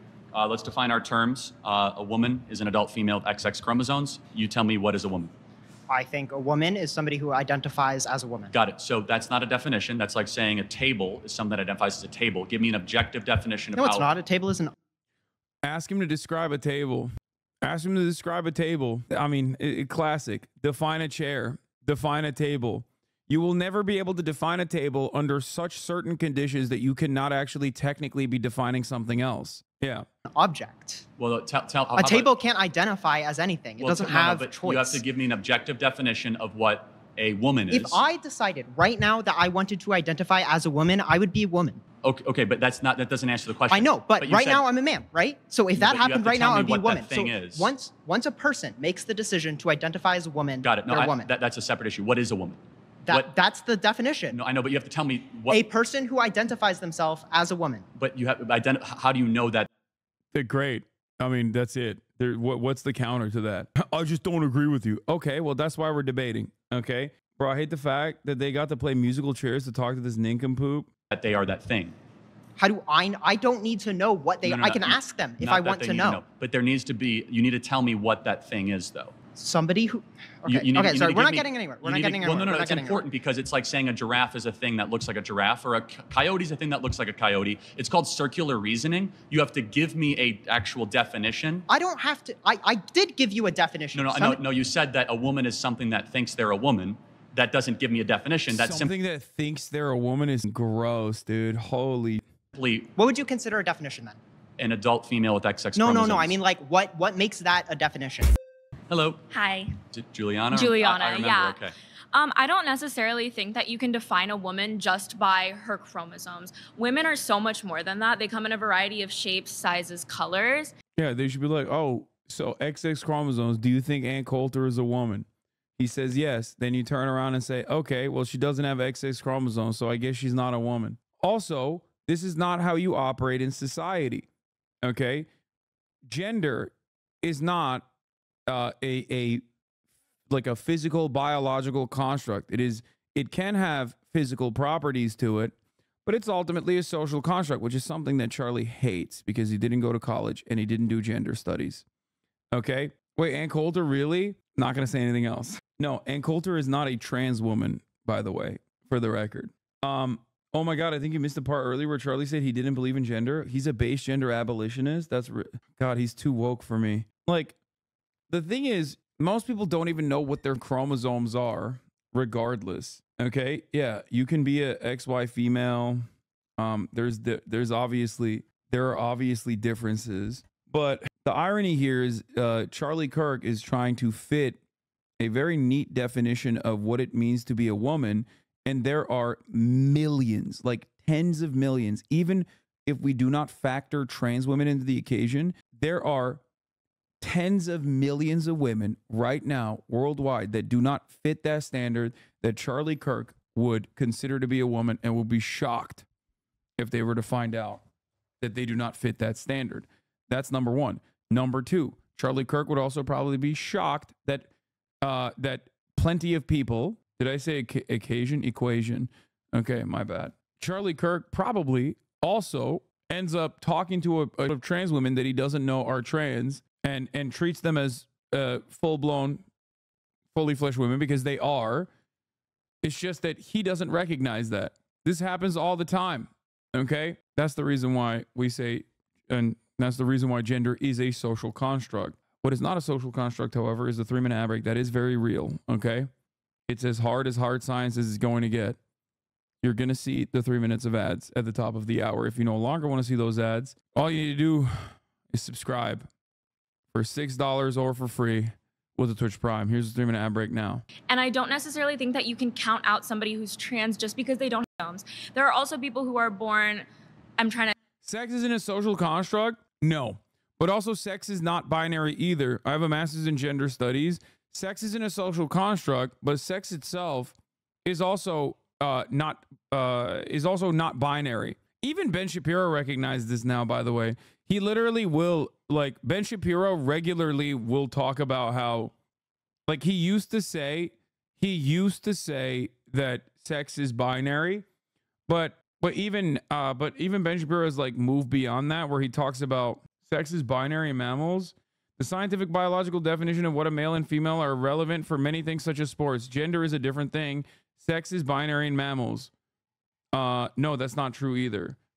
Okay, if sex was binary in mammals, then you wouldn't have intersex people. What the f are you talking about? How can you be so confident in something that is so completely incorrect? I listened to Richard Dawkins. So what do you just, in your mind, like, you've just never thought about, like, intersex people, for example? Oh, okay. Well, if Richard Dawkins says so, then I'm wrong, I guess. There are variations. Okay, so it's not binary then. Definitionally, it is not a binary. When you admit that there are variations, you all of a sudden are cognizant of the reality that it is not binary. What do you think binary is? 1, 0. So when you recognize that there are variations, you understand that it's not binary. He said he was a Dawkins fan, not smart, my dude. I know. Even Ben Shapiro nowadays says it's what is it, bimodal, which is, you know, not great either. But dude, it's crazy that you just said, I love that you literally just said it's binary and then openly recognize, yeah, bimodal is the term for it. But you yourself deflated your own argument. I'm drawing a blank. Okay. Intersex? Yes. So XXY yes. or YYX? Or just, yeah, or like sure. Okay, here, you want me to watch this? Sure, go ahead. How did America rise up from a backwoods country to be one of the greatest nations the world has ever known? We pioneered industries and all of this innovations in science and technology. Variations happen due to genetic conditions and disorders.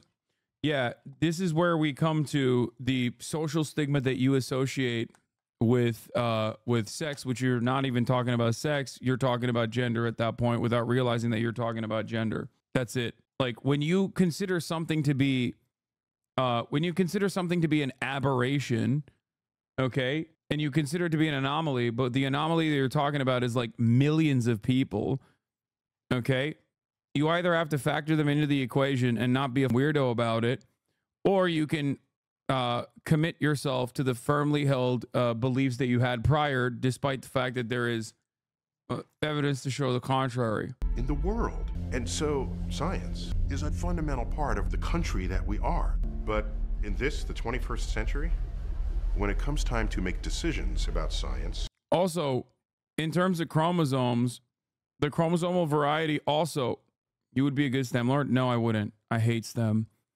The chromosomal variety also extends far beyond intersex. Intersex is just one aspect of this conversation. It seems to me people have lost the ability to judge what is true and what is not. What is reliable, what is not reliable. What should you believe, what should you not believe? And when you have people who don't know much about science, standing in denial of it and rising to power, that is a recipe for the complete dismantling of our informed democracy. Let us demand. Why is the chatter forcing me to watch this? I'm not watching this, dude. Chatter, you've lost linking privileges. Okay, Turkish chatter who was like, you have to watch this. Zero with nothing. So natural mutations upon the binary, essentially, right? Yes. So but they don't have both sex organs that both operate, right? Wait, whoa. Don't say yes to that. Yeah, but that also I don't think necessarily works, right? Because if it's X, one just is more X, dominant and than there's the other. a So okay, you're either that's- more male or more female, right? So you might have both as a vagina, but there's never been a case of someone who can impregnate themselves. Okay, I also don't necessarily think that works for this situation, but I also want to say that one of my best friends is trans, and I would say that she's more of a woman than I am. I think that women define themselves by multiple things, not just their sex.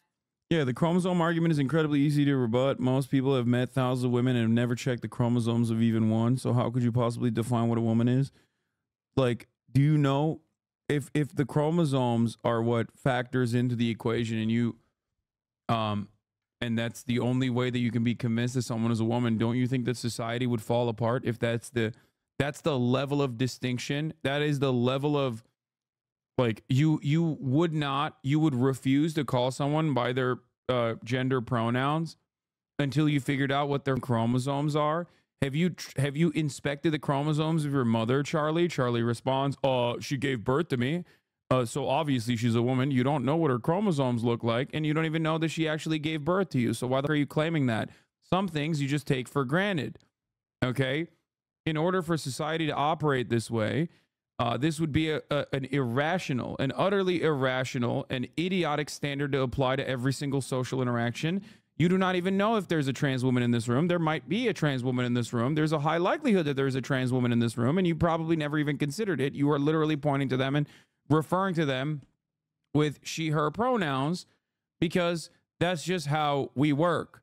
There are thousands of people that I could show Charlie Kirk that in an effort to abide by the standards that trans women are not women, he would have to refer to by an incorrect gender pronoun that would make it really hard for him to have a normal conversation with other people, including Blair White, right? Blair White is a right-wing charlatan, a trans woman who is Blair White is a right-wing trans content creator, right? If you were to use the pronouns that you believe she should have, you would not be able to have a normal conversation with people. Let's say you have your umbrella. Let's say you're sitting down, okay? And you want to grab your umbrella before you leave, okay? But you can't get to your umbrella. Blair White is standing next to your umbrella. You ask your friend for help. You say, hey, can you grab my umbrella? Your friend's like, where is your umbrella? Okay, Blair White is standing next to it. Do you say, oh, my umbrella is next to that man right there? If you were to say that, absolutely zero people would understand what the fuck you're talking about. You'd be like, what? What do you mean? You'd say, oh, my umbrella is next to her. Okay, that is because gender is a social construct and absolutely zero people apply the standard. They just want to act like they would apply the standard. It's very stupid. That is precisely the reason why Ben Shapiro on numerous occasions has accidentally correctly gendered a trans person, stopped himself dead in his tracks, took a breather, and then turned around and misgendered them deliberately, because it's just about doing harm. It's just about being a piece of... It's basically vice signaling, okay? Showing the rest of the world how big of a you are. That is what the conservative movement is all about, especially in modern day, all right? That's what it's about. Hasan, some women don't have typical XX chromosomes. Examples include women with androgen insensitivity syndrome, XY, Turner syndrome, XO, or mosaicism, mix of XX and XY cells. Gender identity doesn't always align with chromosomes. Exactly. Organs. If somebody asked me who I was as a woman, I would not say I have a vagina. Totally fair. I would. No, I think you said something smart. So you said that person is more of a woman than you are. Therefore, you're grading off a definition of something accomplishes womanhood. What is that? I think it's, well, that's the thing too. And I do think that gets a little complicated, right? Because there It's an expression. If we're talking about gender in that regard, it's an identity. It's an expression. It's how you present yourself. It's how you want to be regarded as. That's it. It's like the sock you put on your foot, you know? It's a performance in the most reductive terms. there are social norms for a gender, but I do think we try to break that, right? No, for sure. But you said that specific friend is more of a woman than you are. Why? I think she's a better person than me. I think she so lives women are life. better people? She's a better woman than I am. I'm not saying women are better people. But what makes a woman? Because you said she's more of a woman than you are. So I want to know what that definition is. Right. Okay. I'm going to let some. This is the best argument in favor of gender. Exactly. This is why Charlie doesn't want it. Okay. This is why Charlie doesn't want gender, so that there are more who think like he does, which is crazy because it is objectively untrue. Saying that gender is biologically determined and it is biology is objectively untrue. And you're going to find very few scientists who agree to that, okay? You'll find, like, every now and then, the only scientists that actually disagree with that are now famous, and not famous because of their science, famous because they're right-wing charlatans, okay? That's it.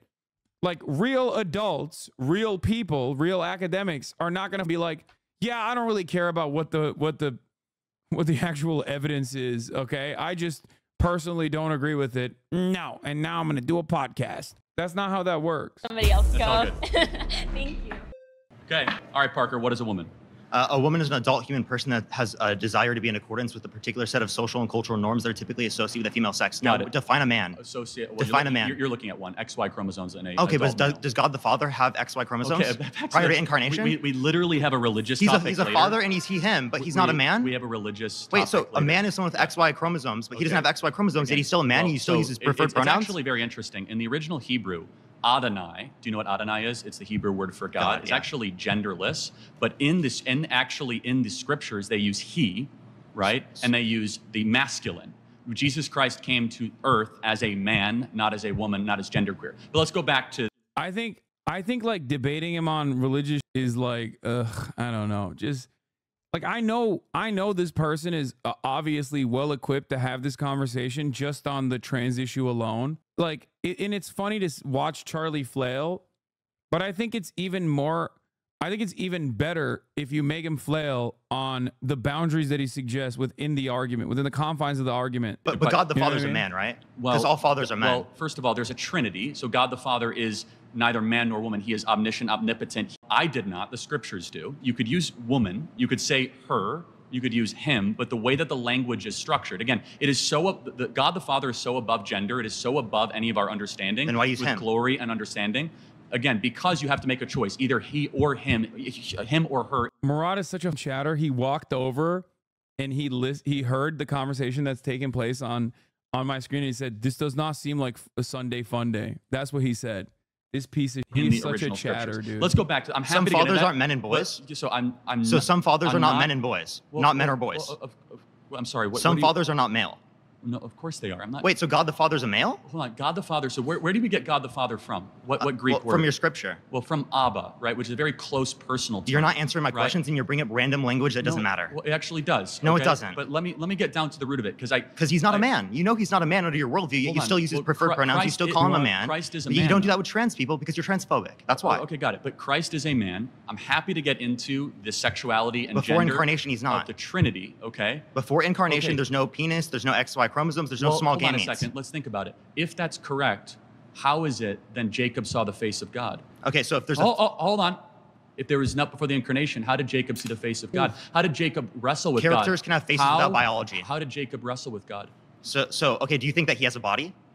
Well, or was that a figurative notion of wrestle? That's a mystery of the scriptures. I'm not here.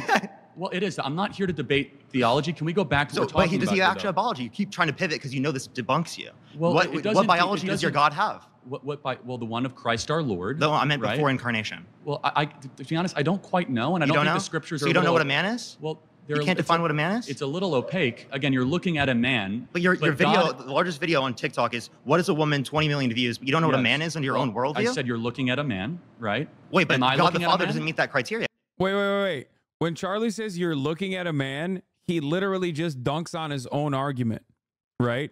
Which is you define yourself as a man and therefore you're a man. There are plenty of men that don't fall under this distinction, including, I guess, the religious one, which I don't really care about necessarily. But you know, you're self-defining yourself as a man, so we just assume you're a man because we're not assholes. Nobody actually checked your chromosomes. It's just a trust me, bro type situation. Okay, show me your right now, Charlie. Show me your penis. And even then, that's not even your chromosomes. You need to come in with your blood work, dog. Understand how stupid that argument is? Like, I need to see your blood work. I need to see your chromosomes. If that is the standard that we would apply to understand what a woman is and what a man is, it would obviously be ridiculous. Society would collapse. Thank God we don't do that. And you know we don't do that. And you know we'll never do that. You just want to be an asshole to trans people. Yeah. Am I looking at a Yes, man? you are. Okay, good. Just making A sure. man that's beating you in a Yeah, debate right now. Okay, that's fine. So let me ask you a question, though. So do you think that anybody Pivot. can become a woman? I think that anyone who meets my criteria is a woman. What's your criteria again? Again, adult human person that has a desire to be in accordance with a particular set of social and cultural norms that are typically associated with the female sex. Can society ever be wrong? Sure, but like it's a desire to be in accordance with Got a it. set of social and Can I cultural norms. can I It's not become black if society's I wear right. blackface? No, because it's not a desire that you have to be in accordance with a particular set of social What if and somebody cultural wants norms? to be black? Because race is defined phenotypically based upon the expression to other people. But you're by some standard, you're judging that. Do you think there's a phenotypical expression of someone who's white and someone who's black? Like I see you're white because of your phenotypical expression. Right. So, but do you think? But Rachel Dolezal, that said she is black and culturally black, is she black? Does she have phenotypically characteristics we would associate Define with people who are phenotypical. black? I'm not sure what that word means. Phenotypical, it's going to be the expression. So of melanin particular content, one characteristics. skin. Yes. Okay. So she could pass as a black person. Wait. So she. There's also a social application of race as well, by the way. Like, race is also, in some ways, a social construct. It is not a hard-defined biological determination either. There is, like, biological expressions of race. Having said that, however, of course race is a social construct. What the f do you think the one-drop rule is? That is literally something that white people made up, okay? And by white people, I mean, I guess, Anglo-Saxon Protestants, like the early Anglo-Saxon Protestants, because they also didn't consider, well, depending on who you talk to, Benjamin Franklin thought French were also white, but like not the Germans or the Nordics, you know, and definitely not Italians. But the concept of white has obviously expanded throughout time, especially in the United States of America, and it's very different everywhere else. Whiteness just means proximity to power, but blackness is defined by the one-drop rule. She doesn't have the melanin content. She's borderline. No? Heavily. Okay, so then she's not black. Okay, so you're able to say who is black. What do you mean she's borderline? No, dog, she was white. What the f do you mean borderline? No, Rachel Dolezal was white. The reason why we know that is because she was outed as white. She was a white woman. She is a white woman. There's no borderline. She was doing blackface, dog. What the f? Black and not black? That's how we define it in society. No shit. Okay, got it. So, but is there an objective definition of who is black? Wait, language is all subjective. Linguistics professionals indicate it's subjective. Language is all subjective? Yes, absolutely. Oh, Every really? word you just used was created by other human beings that are engaging in conversation. No, now you we're might think it's created by God, but even then it's still Got subjective. it. But now because it came from we're God. getting somewhere. God's a subject. Now we're getting somewhere. Is the word and the value behind objective or subjective? Well, I think morality is subjective, but you think it's subjective too because it comes from God. That's interesting. Wait, So- does it come from God or independent of God? Well, no, of course it comes from God. It's If transcendent. that's true, it's that's transcendent subjective. human beings. That's No, it's not. subjective. Yes, it is. If it comes from God, it's specifically subjective. If it comes independent of God, then it's objective. No, what it's you just told me God- is God is also objective compatible morality. with moral anti-realism. So let's go back to the Ten Commandments. You don't understand right? metaethics. Well, I hold on a second. What Let's does just- subjective let's- morality mean? What does it mean? Subjective morality Define means it. that it comes in everybody's own opinion, their own form, True not dependent upon a objective. stance. Again, God we're- is a stance, and that's the Hold truth on a of second. morality. So if let's believe. Do you believe in the? If everybody believed in the concept. Again, he's cooking him on an entirely. We've moved so far beyond trans women are not women as the major point of contention. The flags are if 11 people raises them, then he has to step aside until the end of the like the subject. I mean, he's doing great in terms of debate purgatory. I think the moment that you talk about the subjectivity of morality, saying that I'm sorry, but I'm blasting both of these lords into the sun. This seems like debate lord arguing that is too weird for normal people. Not necessarily. I'm against Parker on this one and the simple virtue of this getting way too debate bro like. Yeah. I wish he would have kept it. I wish he would have kept the conversation. Everything stems from religion for these people, man. That's why he goes there. I wish he would have just kept the subject to trans women or not women, because I know he can just like cook him on that. He probably on TikTok does too many like religion debates, and that's his comfortable avenue. So he's just hitting him from that angle over and over again. And Charlie is like a psychopathic Christian fascist. You know what I mean?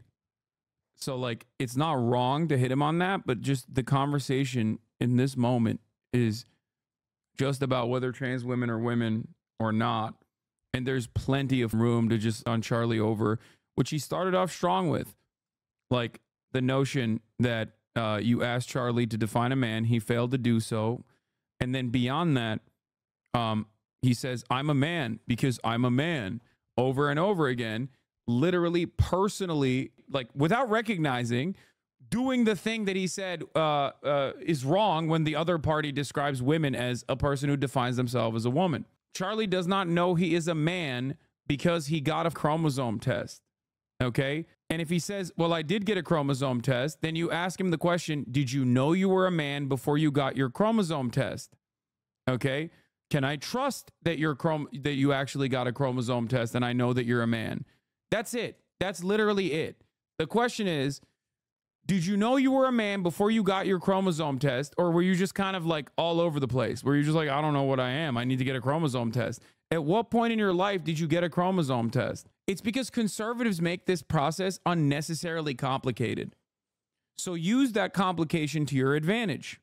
Okay, brother, of course he knows what the fuck are you saying, but that's not what he said. He didn't say you need to have to be a man. He said you need to have a certain set of chromosomes to be a man. That's how he defines it. Or at least that's how he defines being a woman. Okay? What happens if someone gets into an accident and no longer has it? Are they no longer a man? Are they something different? What happens to Steve Scalise, okay, majority whip for the Republican Party, who got shot in the congressional baseball game? He no longer has it or working. He has to like pee into a bag for the rest of his life. Is he no longer a man? Would you not refer to Steve Scalise as a man when you are referencing their gender? Is there a process in which you lose your manhood? Is it just a penis? And the same argument goes,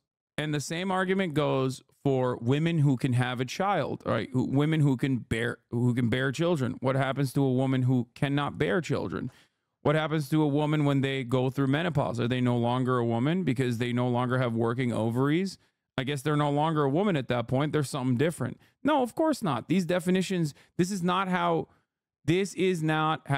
this works, okay? This is also precisely the reason why transphobes, depending on the level of transphobia that they're operating on, inevitably become transvestigators, because they cannot reckon with the reality that gender is a social construct and a mechanism for expression, which is why they start suspecting anyone and everyone of being trans, including those in their immediate vicinity, sometimes depending on the level of mental illness. Transphobia is a mental illness, not being trans, but transphobia is actually the real mental illness. You become a transvestigator and you start assuming that your parents might even be trans at the highest stage of that mental illness. Okay? Bro, you are making me lose my mind. What are you saying right now? There is no hard definition of what it means to be a woman, okay? Because being a woman is a social construct, okay? Got him. You got me? You got what? What did you get? No, this person said got him. Concept of God, the transcendent God, that there was a 10 Commandments and is that objective morality? No. Just because people agree doesn't make it objective. Okay, then what, again, independent of a stance. Agreeance is not independent of a stance. What is objective morality then? Sorry, thanks. We'll be back at it next time. Mason, good to meet you. How are you? Nice to meet you. Okay. So I think it's a little scummy that you're plagiarizing. Hey, HasanAbi head in the building. We got a teacher / HasanAbi head / Hank Pecker enjoyer. Mason right there, brother. Famous from the secret conservative Jubilee video. I believe that was a Jubilee video. Let's go. Let's hear our boy Kirk. Thing. Like your thing is the worship of Israel and everything like that. I pay him royalties. Okay, for sure. Well, do you want to talk about sex first, or do you want to talk about gender? I don't think gender. Classic. Immediately came in with Israel. God damn, Mason. Dial it back. Hank Peckerhead. Of course, the Hank Pecker fan immediately comes in and starts talking about Israel, dude. God damn. I think it's a term that John Money and Judith Butler created over the last 40 years that basically is a filler for personalities. Okay, well, if we're talking about sex, which it seems like you're saying is the exact same thing, would you say sex is binary by definition? For sure, yes, absolutely. Okay, so you're already incorrect. Like, sex is not binary, it's bimodal. So if we look at a distribution graph, we're going to see people in two camps majority of the time, but there are going to be externalities on both ends of the spectrum and in the middle. For example, like so we already talked about intersex. However, with intersex, though, they are mutations of a binary, correct? No, we're talking about. Hold on, but we're talking about an entire spectrum. Which sex you're by is definition dominant, defeating your expression of what a binary is by saying that there are externalities. But let me ask you a question. That like XXY. You're trying to create this own box and then use any examples that are outside of that box you brought up to justify that box again. You brought up intersex. We're talking about reality.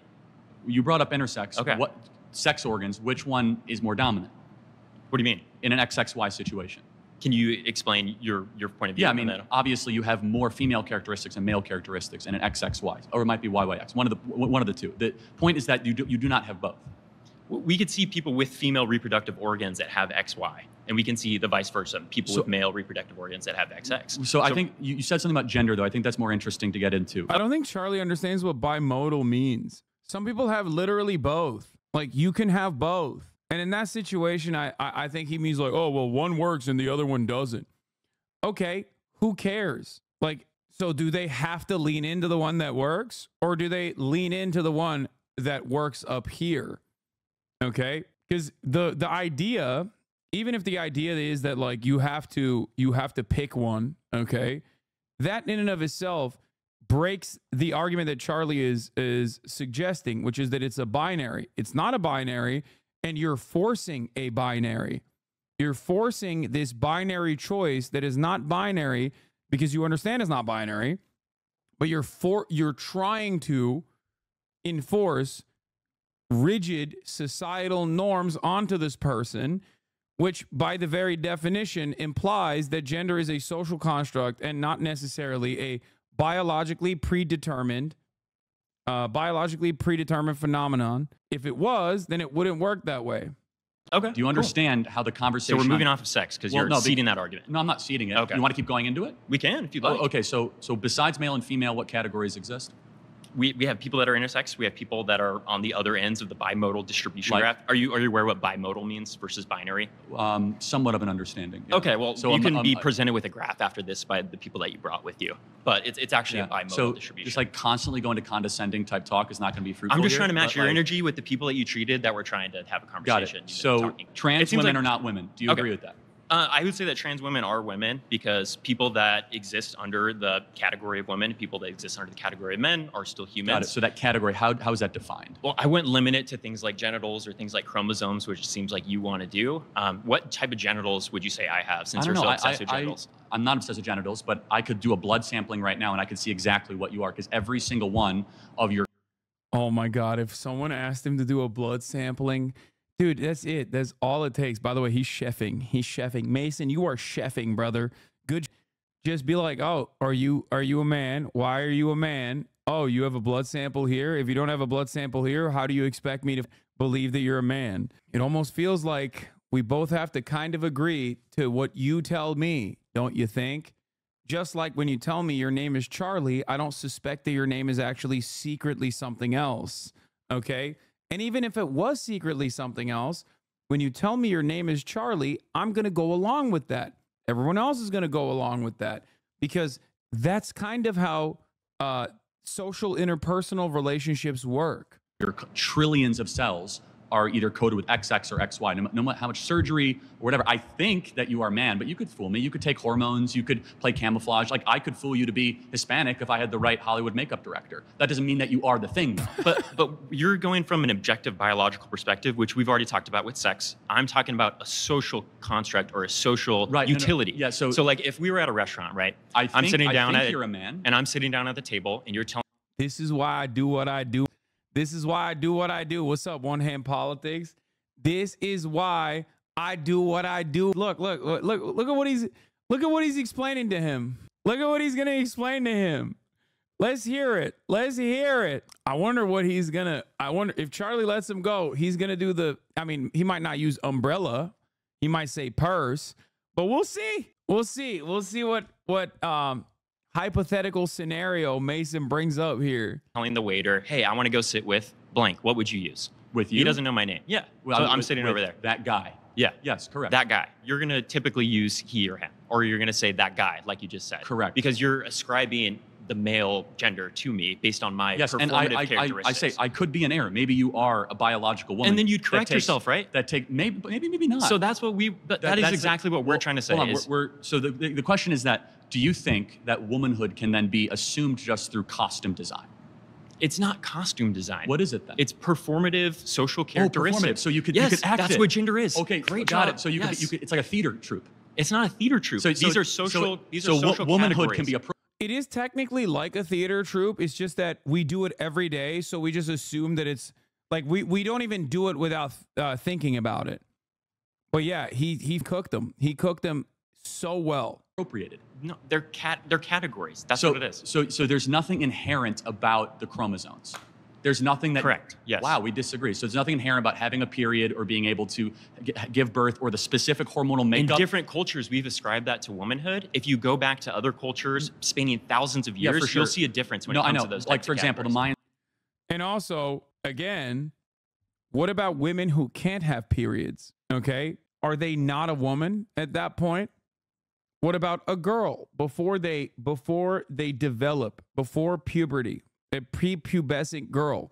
Are they not a girl? Are they not a woman? Okay. What about a person who went through menopause? Charlie, is your mom a woman? She's of that age where she might have gotten menopause. What about a woman who simply cannot give birth? Yeah. Women that take birth control, no longer women. Sorry. And said plenty of people that were schizophrenic, right? So that means nothing to me, right? Okay, so, we have people that say they're hearing things from God. Would you say that's schizophrenic? Well, not necessarily. It built Western civilization and common law. Oh, dude, Charlie gets real touchy when you bring up God. Okay. It's so stupid, HasanAbi. Charlie has lived 30 years and accepted people's pronouns the entire time, ostensibly without ever having seen their genitalia or their chromosome test. So why did he do that? That's what I'm saying. Like, the chromosome test is perfect because it's like, Charlie, when did you get your chromosome test? Oh, I got it 2 years ago. Okay, did you not know you were a man before you got your chromosome test? What do you mean? And due process and individual rights. I just wanted to hear that your priority. Defense of the unborn and the greatest civilization ever. You know, that voice from God happened to build. He gets so mad when like Western civilization is in the crosshairs, you know? That's fire. Western civilization built the greatest nation of all time. Ah!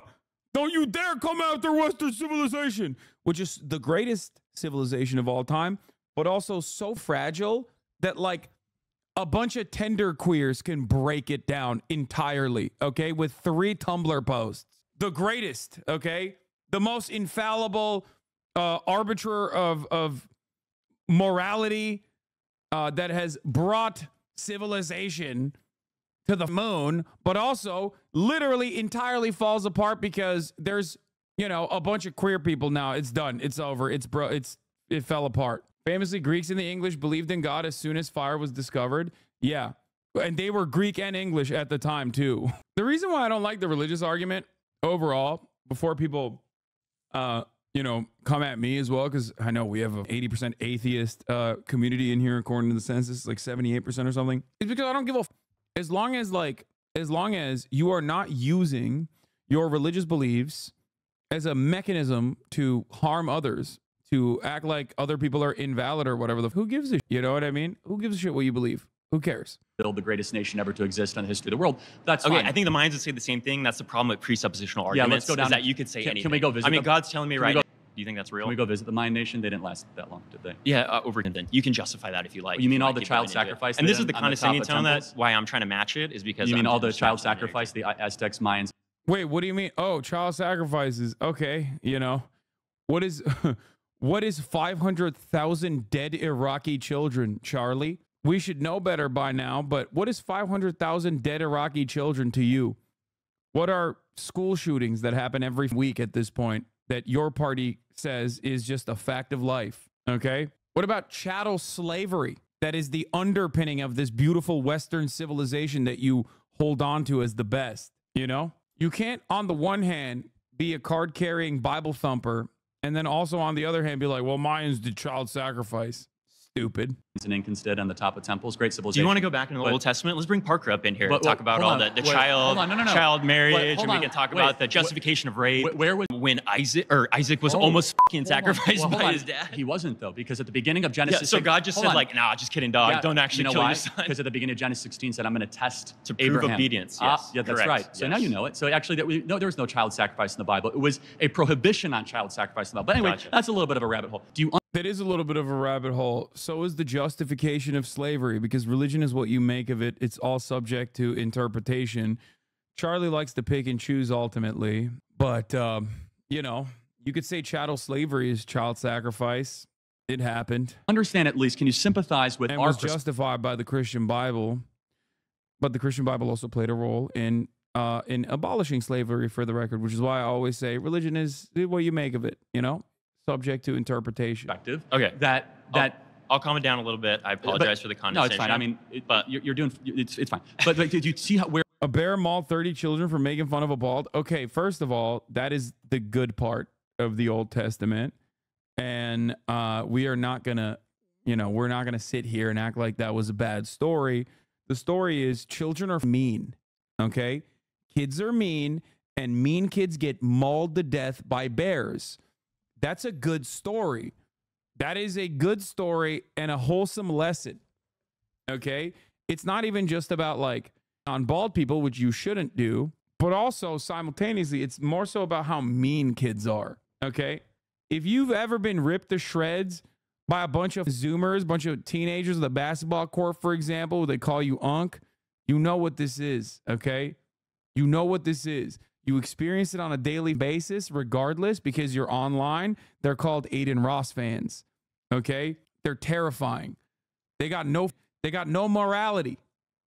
Okay, they got nothing going on. They got nothing going on up there, and maybe some of them should learn that lesson, that if you make fun of adults, you will get mauled by bears. You said the moral of the story is don't make fun of bald men. That is one moral of the story. But the other side of the story is children are mean and ruthless. And if they lean into that mean streak that they have in their heart, then, they will get mauled by bears to death. Bears will them to death. Okay? Murat, geldi. All right, Murat ordered food. Where this could get wildly out of control, at least on the extreme. I don't see how it would get out of control, because even in sports, for example, you think that there's no. So this is something that we might be able to agree upon. Bradley Martin slapping stable Ronaldo is the modern version of that biblical tale. Yeah, look at stable Ronaldo now. Much more stable. Okay? He learned that lesson. He tried to tackle a bear and call him bald directly. What did the bear do? Smack the dog out of him. Okay? Smack some goddamn sense into his ass. He's a better person as a consequence of that. That's the Old Testament, dude. Right there. Right. Be kind to people, be ruthless to children, HasanAbi. Sports were not archaeologically dug up, right? The rules of sports, they are things that we've created as a society. We have decided as a society the most fair categorization is male sports and female sports. Now, as we've been able to understand, or at least bring into the forefront, people who don't identify with the binary, we still have to allow all people that are women in the women's category and all men that are men in the women's category. That includes cis and trans. If you'd like to change that category because you think it's unfair, we can do that. That's what's awesome about arbitrary rules, is we can decide hormones. I might not know this, but like when the Greeks started the Olympics 2,000 years ago, did they have like a bunch of dudes wrestling with women? No, they did. I'm pretty sure they did, didn't they? I mean, women... There was definitely a point in history where they did. Yeah, there wasn't a distribution like that. I don't even think they allowed women to compete. Well, I might be wrong on that, but that kind of proves the point, though, that there was a... Yeah, and what did we do to allow women? We changed the rules. Right, no, but that, by definition, therefore, there is something from body composition, bone mass, lung... Look up the story of Atalanta. They literally did. Cis men were smaller back then, dog. No, I'm pretty sure the men weren't wrestling. They were having sex. Yeah, the ancient Greeks also did a lot of stuff that I guess Charlie would be in support of. Density, testosterone, and estrogen rates. Yeah. So endocrinology is different. If you'd say the majority of males in the bimodal distribution graph, we're going back to that, you can say, hey, we want this level of hormones in this particular category, and we can separate it by hormones. I agree with you that a majority of men... Yeah, the Greek... I like the idea for Charlie that, like, ancient Greeks were like, well, ancient Greeks had like a podcast guy like Joe Rogan, okay? Joe Roganopoulos, okay? Joseph Roganopoulos, and he was like, listen, guys, the bone density of these fellas is way thicker, okay? Way thicker than the bone density of the ladies, all right? So we can't have the fellas and the ladies fight one another, okay? We can't do that. All right, so let's get back to boy...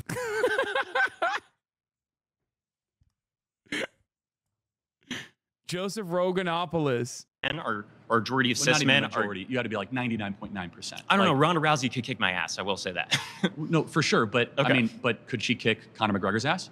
Well, now we're talking about the peaks, right? But she's at the peak of cisgender. No, because you're talking about the peaks of two different categories in the same sort of... Right, because why? She's a... Wait, first of all, are they even in the same... Wait, are they even in the same weight class? Like, so why is this guy... Why do people who love sport or love using sports as an example never actually consider like a bunch of important stuff about sports, like the weight classes, for example? I just like that doesn't make sense. They both fought at 145, if I recall correctly. Like, I think Conor McGregor probably beat Ronda if they somehow figured out if they somehow got to the same weight class overall. Okay. Connor is 180 now. Ronda is 145. Yeah. Ronda has beat up other male MMA fighters and wrestlers, lol. Yeah. Cis woman. Well, she's a cis woman and Correct. he's A cis man. But yes, and Correct. he could kick her tail, right? Yes, I would agree. Oh, okay, for sure, right? Because cis men and cis women have different hormone levels. No, if you want to change the hormones, we can change the categorization. But you're saying that you want men and women, bar none, and you say that's the most like fair category. Then we have to allow all women and all men. Well, but again, those things don't. So I just want to be clear. So because I think I'm tracking your argument, is that in the University of Pennsylvania swim team, when Thomas swam against biological women, you're perfectly fine with that. I think as long as we have the categories that way. Thanks. Good to meet you. Yeah. I want to get him in. He hasn't debated yet. No, you're fine. You're fine. What's your name? Hi, my name is Preeti. Nice to meet Brittany, you. nice to meet you. Go ahead. Preeti. Preeti, P-R-E-E-T. I'm sorry. You're totally Yeah. Yeah. Okay, so I kind of want to go back to a little earlier. You said that Parker has lower T than you. So would you say? It's a joke. Yeah. I No. think I'm right, I'm fully aware it's a joke. But I guess like on that point, Yeah. do you think that like T has to do, or testosterone has to do with your manhood? No. Like Well, yes and no. I mean, if you are looking at typical testosterone estrogen rates of women, they are far different than those of men. But Right, for but, example, like your testosterone rate goes down when you have children. For Okay, but example, when you're a man, that doesn't make you less of a man. They go down by about 400 points. Okay, but like when we were talking earlier about like sports, right? Dude, what's crazy about this is like, in order to be a successful transphobe, you have to be such a goddamn nerd. Like, you are such a hateful person that you literally have to learn an entirely different set of facts and standards. And also sometimes like the actual, the actual science behind it, just so you can correctly argue against it. And it's one of the weirdest things that people do. I mean, it's just like, you are such a goddamn hater, bro. You are such an insane person that you are spending your finite life learning all this specifically so you can be a better hater. And the things that you're learning are the exact opposite of the truth, the exact opposite of what like the current scientific evidence presents. Like, you might as well put all that time and effort into the D&D, bro. What the f are you doing? At least that could be more fun for you. It just doesn't make any sense to me whatsoever. Well, I don't agree with Charlie here at all, but I don't think we should discourage using science as a base for the argument. No, you missed the point that I was making. The point that I was making is that at the top of the hour, there's a 3-minute ad break. And if you no longer want to see those ads, okay, all you need to do is subscribe for $6 or for free with a Twitch Prime. Here's the 3-minute ad break now. But the other point I was making is it's not like they're learning the science. The only reason why they actually try to learn the science even a little bit is so they can cherry pick certain points of it to go against the scientific consensus on the subject matter. Okay? Like, whether Charlie recognizes it or not doesn't change the reality that trans women are women, that gender is a social construct, and trans women are still women no matter what. Like, trans women are still going to exist. Trans men are still going to exist. And it's so weird to me that he's just like, he thinks that he can debate away the existence of trans people. Like, just go paint Warhammer figurines or something. Like, that's a infinitely better use of your time. Okay? This is the same level as climate change denial and flat eartherism, and we have to start treating it as such. No, it is. It is. The problem is, I guess with like flat eartherism, the earth does feel flat. Like, climate change is pretty much unavoidable. Like, you recognize it. Look no further than my latest TikTok if you want to understand it, Here, actually, you know what? Let's just take a brief moment to watch my latest TikTok. Where is it?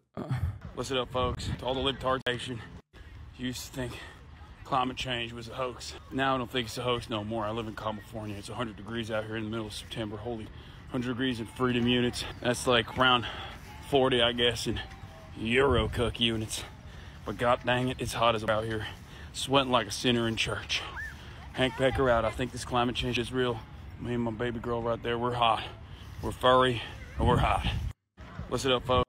Just saying. But in terms of like transphobia, the problem is gender, okay, in the way that we understand it is very rigid, or was very rigid in Western society, in the United States of America, in contemporary society, okay? and it's considered as a binary, and people and gender is like something that you closely associate with your own personhood. So it's very hard to shake people off that, and it's much easier to just like make transphobic arguments, right? For some reason, people, regardless of like how many flat earthers exist out there, it's just, you know, it's not usually something that like normal adults associate with like being a valid point of view. Whereas people do associate transphobia with like a normal opinion due to how close and personal we consider, like how important gender is to our identities. Right? And you were saying that the reason why it's unfair for like for example, a trans woman who used to be a man to be like competing in women's sports. You cited that they have higher testosterone levels. One of about 50 characteristics. Also lung density. Their men's hearts are bigger. Okay. We have greater bone density, muscle mass. Okay, tend to be faster, tend to be stronger. I understand. I think trans women competing in sports is also like the in terms of like changing public opinion, it is the hardest one to argue against because people will never listen to you, because Joe Rogan and many others have already set up the groundwork by establishing themselves as like the formative authorities on this. So much so that like family groups, Christian fascist groups basically focus tested it and tied transphobia to meritocracy and found the perfect sauce, which is why like I think it's what, like 60% of Americans or even larger majorities believe that like trans women should not participate in sports.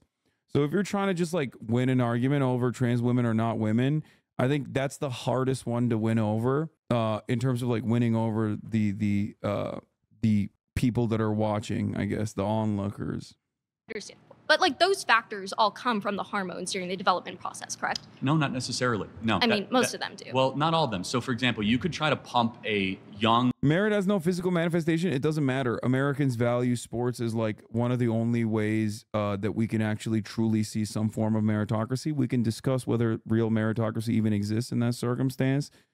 That's why my perfect counter to that always has been Messi, talking about Lionel Messi. Okay. But overall, let's hear what Charlie has to say. Let's girl's continue. body with testosterone at 8 years old, and you can get them stronger. You cannot necessarily get them on par with a biological male at puberty. You cannot. You could try.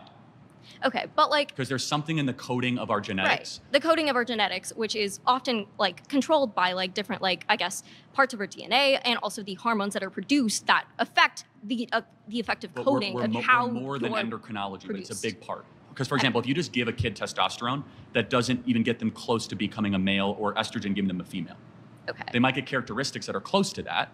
Right, okay. But it doesn't, for example... But I mean, like, there's no perfect image of, like, this is what a female looks like, this is what a male looks like. Like, we all get our periods at different ages, some of us, like, and also, like, for example, like, there are many circumstances where womanhood is just not one thing, right? It's a multitude of experiences that sure. every single person... Can you define what womanhood is? That's an interesting question for you. Well, no, I can't define what womanhood is. And the reason why is because it's something that's an individual experience for every single person, right? Like, my experiences, what I have experienced throughout my life is not going to be the same as another woman who may have grown up in a different environment. We have disagreement, but not clarity. I say that being a woman or womanhood is an objective thing. Right, but it's objective outside of one's own opinions or experiences. So, but are we at the point where we're discussing where this is like not something based on your chromosomes, but something maybe based on a construct?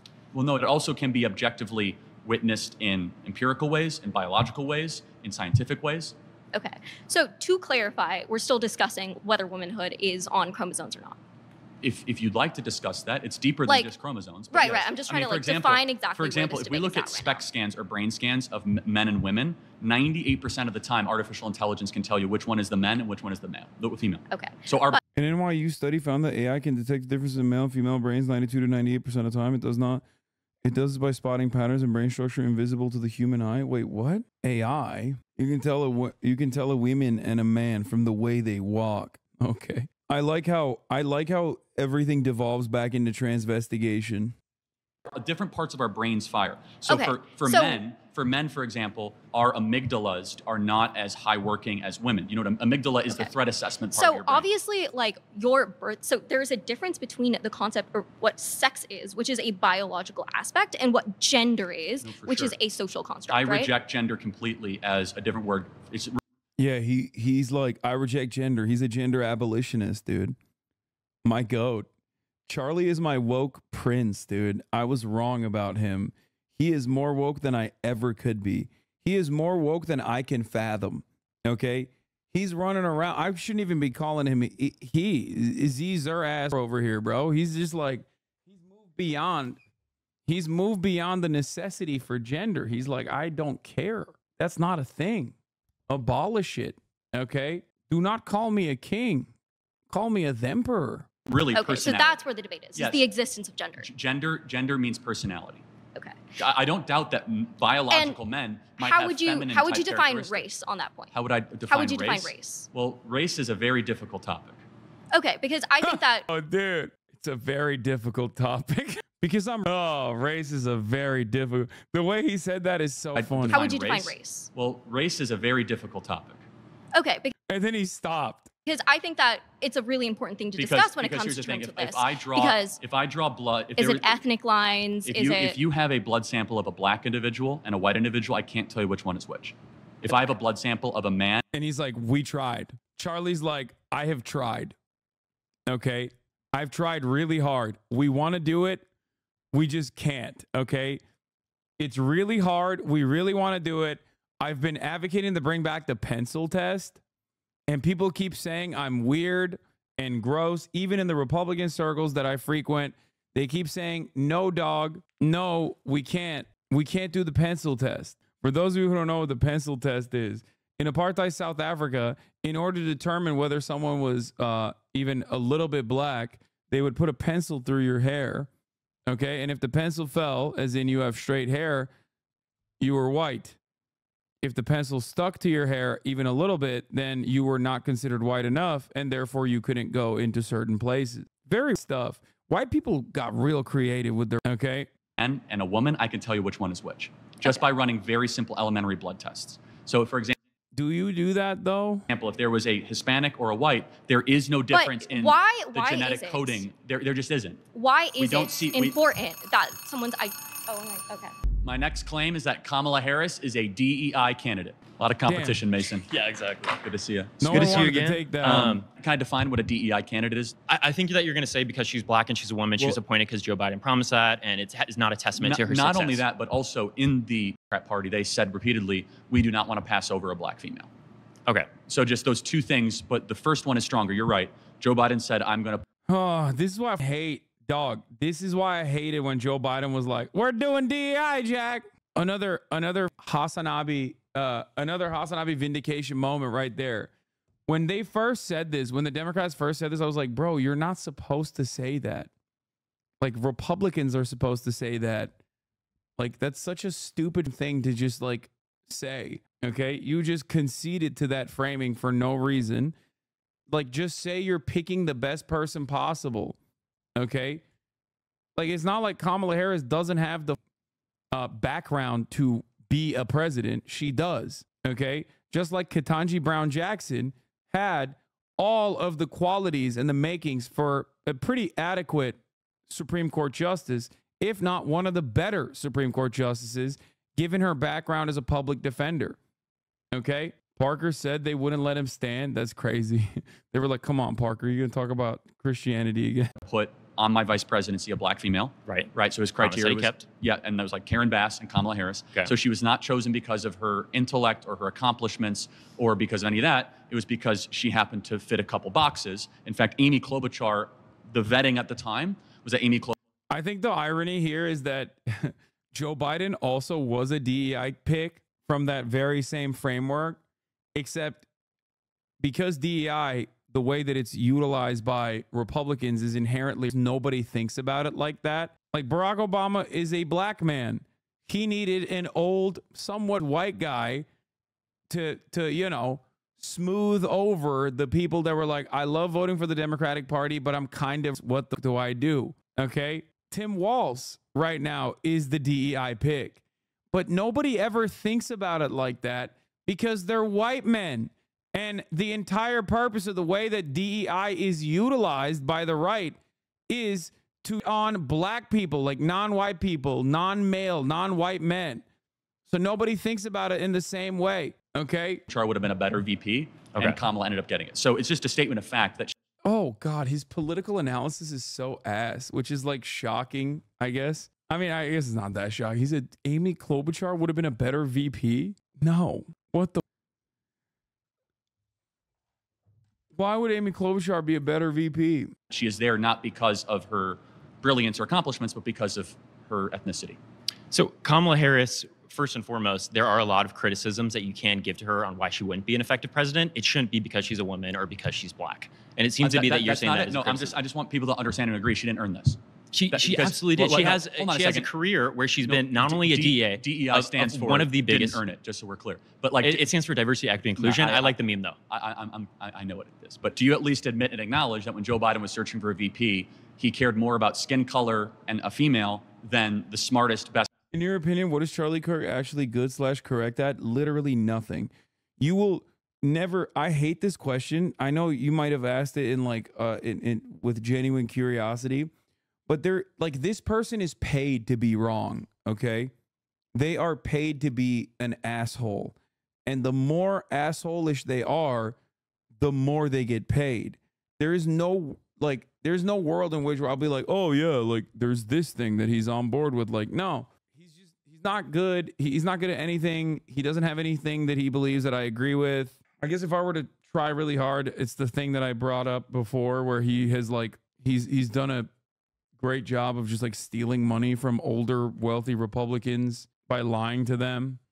Best person. So the whole conversation with this affirmative action with DEI, the whole reason why people bring it in is to make this imaginary scenario that there's a super qualified white man who was overpassed by this unqualified, stupid, idiot person of color, which is such a terrible analogy because it's not true. His own team it's absolutely not true. Mason, that's not what it is. Joe Biden did not say, I'm going to choose an unqualified person and just his own team. His own team. He's saying that I'm going to have two qualified people. If one comes from a different experience, it might be better to have a diversity and have a better perception. He said in forms of government. He said at the South Carolina debate that I will pick a black woman as my vice president. Secondly, Amy Klobuchar came out. Is this a random black woman that he plucked off the street? Or is this a qualified DEA general attorney who's had a decorated career leading government positions? But you keep rambling about things that just aren't relevant to what we're saying. This is the worst aspect of this conversation because you end up defending Kamala Harris, which is kind of gross. Like, regardless of what the principles you're defending her on, I just always feel kind of gross defending the Democrats in this situation. It is relevant. Amy Klobuchar in vetting came. Dog, the reason why I wonder why he said he's going to pick a black woman at South Carolina. That's politics, dumbass. The fuck are you talking about? He's talking to black people. Like, that's it. Here's your original video when Harris got picked. Biden picks Harris as his running mate. There you go. You know, okay, here's a hyper woke rad lib take. Are you ready for this? Don't you think it's kind of misogynistic to like toy around with women's feelings this way? One, only portray them as a simple prop for your political goals. And then secondly, to just like parade them around exclusively so you can get some additional marketing around the ultimate inevitable pick. Like, what is this, The Bachelor, dude? I don't know, man. Kind of misogynistic to me, dude. Sounds similar to Pepega affirmative action. I mean, this is literally what Joe Biden did as far as like what went into his choices of who he was going to make the VP is literally the depiction of affirmative action. This is from August 13th, 2020. Okay. 4 years ago, I was like, bro, this went up. And was like, I'm picking a black woman. Now conservatives are going to use that permanently. And that's not just me who thinks this. It was a joke even in like black Twitter. Isn't it up to pick a cop VP while people are protesting police? I guess. I don't know. I mean, they're going to continue with she was a progressive DA meta, so it doesn't matter. All right, I guess it's time to follow Biden. What's your overall opinions of Kamala Harris herself? I think that she is, again, a political operative, just as all of these people that are successful within the Democratic Party are. She is at least more progressive presenting on a multitude of issues than a lot of the other people who don't even hide that or who don't even make that effort. Especially as someone from California, I think that we could go way further, way more blue in a state like California. But she's certainly more progressive than Dianne Feinstein and Nancy Pelosi. So at least there's that. Was it really about Biden? He announced that he would select a black female VP for diversity since he's a white man. And there are just so few prominent black female politicians that speculations ran rampant. First of all, do you not understand how the VP process works? I was memeing about the Bachelorette or the Bachelor, but like what you're talking about, the entire VP process and the selection is all about fanfare and theatrics. They leaked information about who it could potentially be so that people would speculate over and over again, so that there was more attention when the time came. That's literally the most significant purpose of the VP choice. Is it a good move to pick someone from Cali instead of someone from more swing state like Georgia? Yeah, that's the other thing I was going to say. I don't think VP sway one way or the other. There are obviously notable exceptions to that rule, but it literally doesn't matter. All the shit I said about Kamala Harris still remains true. Kamala Harris, white or minority / black, asking as a Northern Norwegian. No, she's Asian and black, right? Like, isn't she Indian and black? I mean, I don't really give a shit what she is. It's always good when Democrats, like, it doesn't matter either way, okay? I just want to, once again, point out that this does not matter, okay? It does not matter. I need to stress this over and over again. It does not matter. But now that I've said that it does not matter, I would like to show you exactly how hilarious it is that the Democratic Party first locked themselves into a weird situation where they were like, it's going to be a black woman. Okay. So that was like bingo number one. Why the would you say that? Two, and for reasons that I've mentioned before, by the way, number one is silly because it's like, then you're devaluing everything they bring to the platform, and you're saying you're only choosing them because they're a black woman, which literally plays into every affirmative action stereotype that Republicans point to all the time by just doing that. Obviously, your race or your background is only as important as it contributes to your worldview and the policies that you advocate for. Never forget that. Otherwise, you know, Candace Owens is woke by definition because she's a black woman too. Two, they chose a cop. Career prosecutors are always going to have a litany of horrible things that they've done in terms of criminal justice, no matter how hard they try to portray themselves as progressive. But at a time when we have racial injustice at the forefront of the political conversation, I absolutely adore the fact that the Democratic Party decided to go with a segregationist who routinely lied about being arrested during the civil rights protests that he never actually got arrested in. A segregationist who worked with segregationists, rather. I'm using embellished, hyperbolic language. Obviously, Joe Biden wasn't openly a segregationist. He only advocated for busing being bad because it was forced busing. It would not be regarded well by the whites or the blacks in the racial jungle he said America was going to become. But we went with a segregationist and a cop at a time when people are talking about criminal justice, policing, and the racial injustices that black people are subjected to.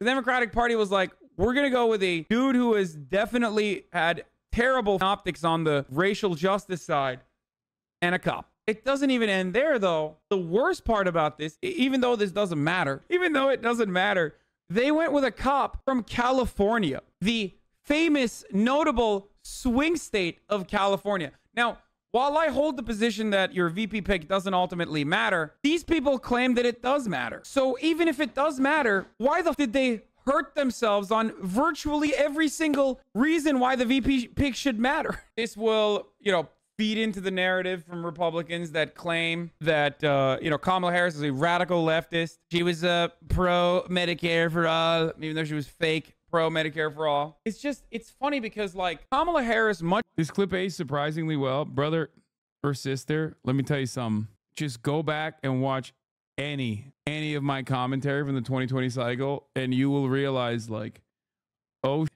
every single clip aged surprisingly well. At a certain point, it turns into maybe it's unsurprising that his clips are aging well. Okay. When did you get the DR tan? Yeah, I got hit with a Dominican ray in the process. Over the course of the 4 years that this video was shot, I got hit with a Dominican ray. I'm Dominican now. But yeah, I mean, I said all of this back then. Much like Pete Buttigieg was regarded by the media as someone you had to pay attention to. someone that you should want to vote for. Kind of like Elizabeth Warren as well. They were super heavy. They went hard on Kamala Harris. And the irony there was the fact that Kamala Harris was kind of unpopular, even in her own home state. I don't even understand. But hey, what do I know? This duo is still years ahead of Donald Trump. Don't be ridiculous. And secondly, she's not the worst. I think Pete Buttigieg would have been worse. There are a number of different candidates like Michael Bloomberg that would have been worse. Kamala Harris is still much better than a lot of the choices that the administration could have gone with. This is a good pick. She's young, dynamic, tough debater who knows how to throw a punch, and she will help energize Lib Bizzle, the DNC operative himself. Black vote. Watch me shit on them. Voters that are younger. If you look at Biden's last event, come on, Lib Bizzle. Like, what the f are you talking about? Energize black voters that are younger? Get the f out of here. Kamala Harris's like appeal for the black vote was inconsequential in comparison to someone like Bernie Sanders. Like, Bernie Sanders had an infinitely larger appeal within the younger. Something's never changed, baby.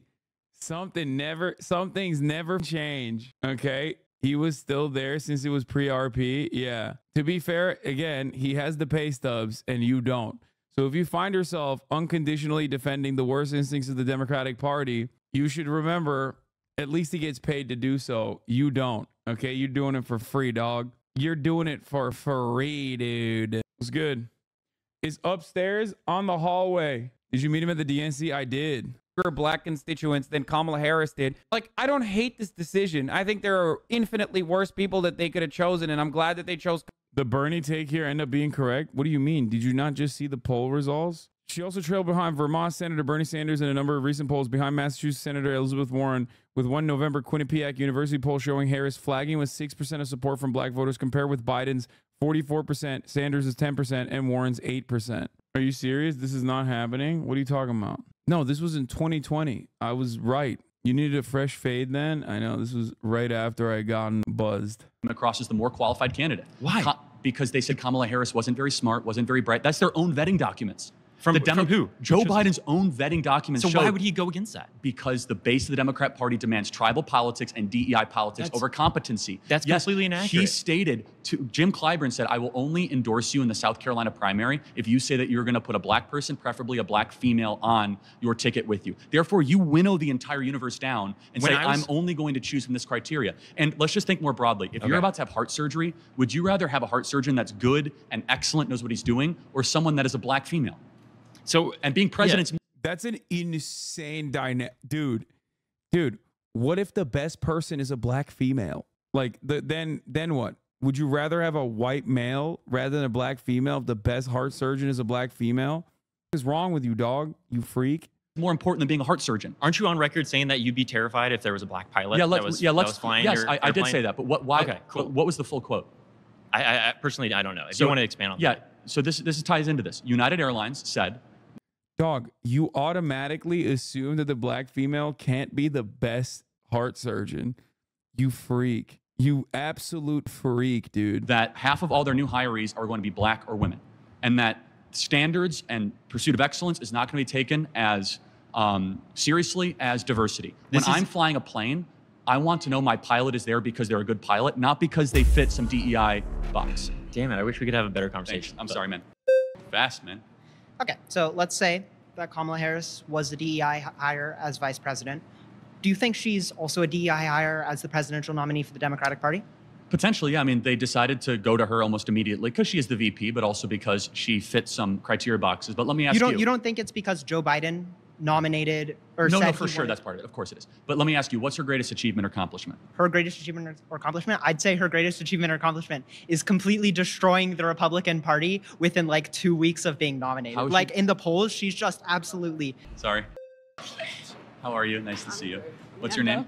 Amanda. Amanda. So you believe because Kamala is black and a woman, she was chosen for vice president? It's not my own belief. Her own team, Joe Biden said that. He said, Joe Biden said that? Yeah, he said, I'm first, because beforehand he said, I'm going to choose a black female for vice president. He didn't say, I'm going to choose the. I think the funniest part about this process is that Joe Biden is like, he's an old piece of shit.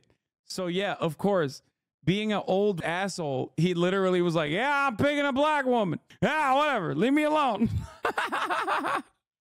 Is that what you blacks want? I'll give it to you. Watch me.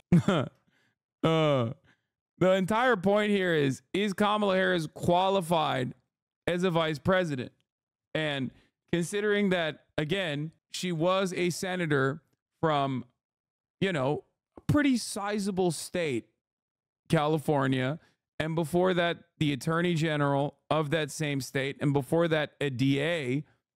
Yeah, I think it's, you know, she has the qualifications. Do I agree with the qualifications? Well, that's a different story, right? It is extra funny that we're talking about ultimately a popularity race, and your selected candidate is a billionaire Nepo baby born with a goddamn silver spoon who is up so much that he literally bankrupted a casino, dog.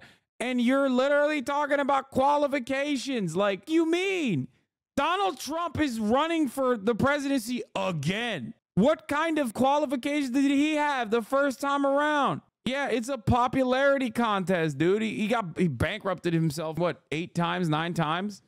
Shit's crazy, including a casino. Oh, did you break it apart?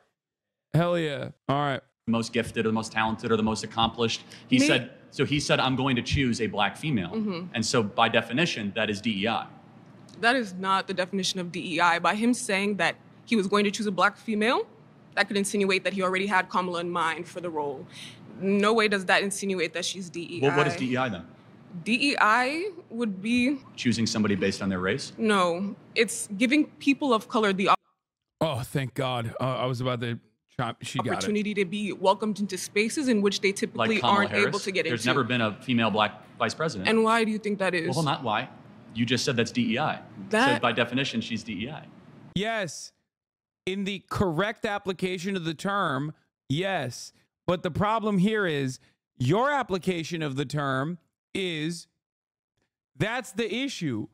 You would not have an issue with DEI as a protocol if you just simply thought about it with the correct application of the term. That in a field of the most qualified candidates, we must open up the process to candidates that have been historically overlooked. Okay, that's what DEI is. It doesn't mean you're just going to cast aside better. You're going to cast aside better candidates because you want a black one. It just simply means that you will also look at the possibility of a black woman, a historically overlooked group of people in terms of, you know, the vice presidential slot. This does not mean that they're unqualified. You're the one who's adding that onto it and then cynically talking about this conversation. Now, let me tell you, I don't like Kamala Harris all that much, and especially not since her latest sequence of classic Democratic Party shenanigans, running scared, running to the center, talking about how lethal she wants the military to be, yada, yada, yada. Having said that, however, okay, let me tell you one thing that proves that Charlie Kirk was wrong. Donald Trump lost, okay? That's it. Because at the end of the day, the presidential candidacy, whether we like to agree to it or we like to admit to it or not, is a popularity contest, okay? And it turns out that Joe Biden and his black vice president, black female vice president, was more popular than Charlie Kirk's favorite president of all time. Sucks to suck, okay? Turns out he made a pick and he won. And when you win, turns out that pick was right. We can never know if the other alternatives would have been better, and we don't have to. Okay, so she represents diversity within the government. Well, is no, what but you're saying. She got elevated because she was a black female. Because if that were the case, I'd be the president right now. Do you think Kamala Harris was chosen because of her intelligence? Her qualifications and her intelligence. Really? Wow. If you compare, why is that so shocking to Charlie?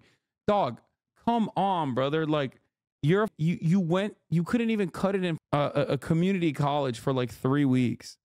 Like, what qualifications do you have? Like, the reality of the matter is you are assuming that other people have the same level of misogyny trapped in their hearts. Okay? This is not a great argument to make. They will look at this and go, yeah, he's really cooking that black woman. Hell yeah. But most people will go, what are you talking about? She was the goddamn Attorney General of California. What are you saying right now? Of course, she's not an unintelligent person. Like, I might disagree with her, right? I might disagree with her policies. I might disagree with the way she's campaigning. But I'm not going to sit here and be like, she's unintelligent. Okay? Yeah, and this is a good point as well. Flippins a pancake. George W. Bush was president, so obviously intelligence is not exactly a requirement either. So, you know, intelligence is also beside the point. What's her greatest accomplishment? What's her greatest accomplishment? Probably being prosecutor within the area. You mean letting out violent criminals and turning San Francisco one of the most dangerous, arson-filled, homeless. That's so weird because, like, none of those policies were implemented when Kamala Harris was the DA nor the Attorney General. And they're not even implemented at this point either. It's just a complete fabrication. You just made that up, you know? You just made that up. You made that up, dog. That's it. Like, the idea that, like, we're letting out criminals in California, like, that's not real, okay? How would he answer, when would a black candidate not be considered DEI? Oh, that's a good one. That is a good one, actually. Filled slums in the country. Wow. That's her greatest accomplishment. See, I actually went to UC Berkeley, so I lived there. I don't know if you did. I went around the area. Berkeley is a slum. Berkeley is a slum. Have you stepped into Berkeley? Yes, I have. You think Oakland and Berkeley? Have you lived in Berkeley? I've lived in Oakland as well. Do you think, you're basing your You think the Bay Area is like a good area in this country? I'm from Vegas, so I'm not from the Bay. Born and raised in Vegas and went to UC Berkeley. Just graduated this year. What you're saying, literally in no way, shape, or form makes sense. So you think her... Dude, that's crazy. He said Oakland is a slum. Berkeley is just... He said the Bay Area is a slum. What the fuck are you talking about? Yeah, might as well put the Klan's robe on, dude. Just put the robe on, brother. There's blacks there. It's a slum. Overseeing San Francisco becoming the laughingstock of the country. San Francisco is not the laughingstock of the country. If anything, that's Florida. No offense. But well, hold on. If that's the case, why are millions of people moving? True. Speak on it. True. God damn. God damn. That was a chefing moment, dude. Right there. She chefed it up. She chefed it up. Big time. No, Florida, millions of people leaving California. Because there are cheaper rates there. People are moving to Las Vegas. Las Vegas has changed as a whole. It's cheaper because it's a better run state. And no, wait, what? Okay, Mississippi is cheaper. Does that mean it's a better run state? Well, I guess he might say that. Why are you adding Moist Critical in the chat? We don't give money to Northern California is not all. Northern California is not the entirety of California. Hold on a second, but there's Southern California, Northern California. Why is it that so many businesses are leaving San Francisco if she did such a great job lowering crime? Do you know? Oh my Lord, dude! Why is businesses leaving San Francisco? It's like, dude, California single-handedly is one of the largest economies on the planet. Okay. Like, in comparison to other nation states. Shut the up. What a stupid ass argument, dude. Also, yeah, do attorneys have control over the economy? No, they don't. And also, once again, it doesn't matter. He's trying to tie that together. He's like, oh, people are leaving San Francisco because crime is out of control, which is not even the truth. Neither crime is out of control, nor people are leaving San Francisco because crime is out of control. People say that, but that's not the real reason why they're leaving San Francisco.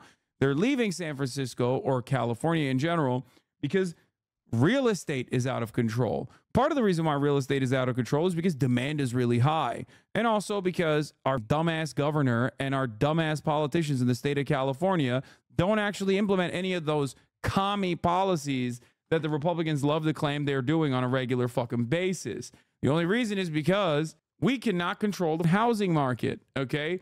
We can't. California is the 5th largest economy in the world for the 7th consecutive year. It contributes most of the GDP. Exactly. I hate this.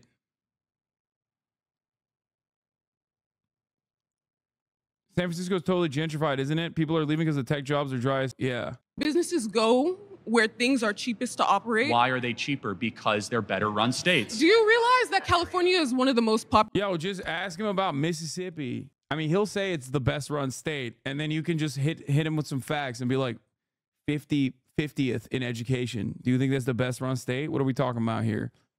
Okay. Like, it's just stupid, bro. Chill. No, like, it's dumb. It's dumb as, okay. Mississippi resident here. We are not the best run state. Cheaper does not mean it equals better. Okay, there are awful states. Enough Mississippi slander. We have good food. True. Populated states within the U.S. So obviously So is costs are going Texas to be and higher. California. Not only that, but land within this state is also very, very, very minimal. So that's. Hold on, you have. Wait, that's not true at all. What the?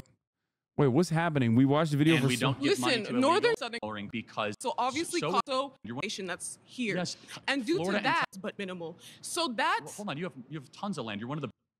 Yeah, there's definitely a lot of land. I think she means like housing is minimal. Yes, it is one of the biggest lands, but do you also take into account the population that's here? Yes, and due Florida to that, and Texas have a greater combined population than California, and California has more population and more land mass than Florida. Why is it that San Francisco has a declining population and Miami, Tampa, Orlando have an increasing population? what does this have to do with DEI? Because she ran San Francisco poorly, and she was chosen as a VP because she was a black She woman. didn't run San Francisco poorly. She was the DA of San Francisco. So and then she's prosecuted. And then she became the AG of California, where crime went up, homelessness went up, arson went up, kidnapping went She's up, not the murder went up. police. Hold Isn't on. that the job of the Hold on a police second. to get the criminals and for her? The attorney general of the state is the top cop of the state. Yes. And what did she do to lower crime in California? She convicted those who were guilty. Why did crime go up? Because as the population increases and Then- this got it. So economy gets why- worse, no. why is As Flor- the why is economy gets Florida's worse, crime rate going people down? are becoming more and more desperate, which leads to paths of crime. Thank you. Mine will be quick. Mine will be really quick. Go ahead. Okay, so real quick, you're saying that the only reason she was elected is because she's black?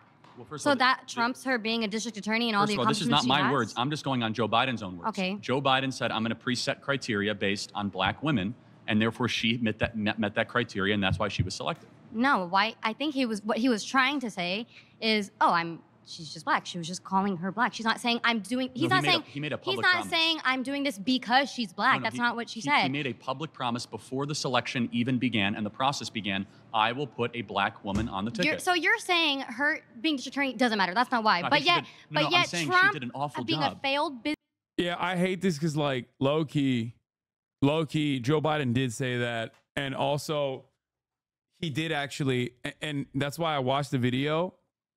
That's why I watched the video earlier of me like correctly predicting that like Joe Biden straight up saying that as a white asshole, unironically leaned into that idiotic thing, and it cut away at Kamala Harris's accomplishments and her qualifications for becoming the vice president. That's the worst part. That's the worst part about this story, is that it like leads a lot of people into like trying to defend Joe Biden.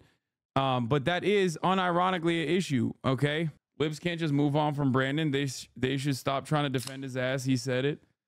Yeah. I mean, what was the context of him saying that? Not a gotcha, but wondering if you remember the context. I think he said it in first he said it in South Carolina, I think, like at a rally. Like he straight up said like, I'm gonna pick a black woman. Businessman and making all the weird comments he's made. Oh, this is boring. Is there more to this? Kamala Harris, a DI candidate. Does anyone else cook in this? My question for you is, if Kamala Harris is a DEI candidate, why is she beating Trump in the polls right now? We'll see what happens. Good question. It's in November. Okay, but she's currently beating Trump in the polls. So either If the polls are right, I grant you that. he's incompetent, Or maybe she's a new candidate with a big surge. She's doing good. I would caution you being a little like this point in the election getting too, because we remember what happened with I'm not Hillary getting. I'm asking you to answer a question. If she is incompetent, how could she beat the Well, president, who you said is an amazing As of the timing of president this filming, for- can you name to me how many times she sat down for an interview? What? She refuses to No. talk to the press, refuses to take questions. She's done not one sit-down interview in nearly 25 days at the filming of this interview, mind you. I which think I don't know that when is this will be a posted. very weird Parker made point an to argument make. I've Why never would heard I before count he how many cooked. times Kamala Harris because has it's had zero, an interview? because she refuses to take questions from the press and media. Like, shouldn't you do that if you're the sitting vice president? She's. He actually did 3 last Sunday and 1 today with Meet the Press. So the quality. What do you gain? Because I know what it is. You're baiting inclusion of rural. Okay, fine. Perfect.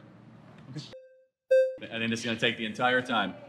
You're welcome. 30 on, 30 off. How do you feel about the Senate? Is her tie-breaking vote of the Senate? No. I'm just saying like Senate. Like the Senate is technically DEI in a certain sense for like small states. Like Wyoming gets people in Wyoming get a like greater Rhode vote Island than me and in Hawaii. California. Yeah, that's a good. I like that. That's funny.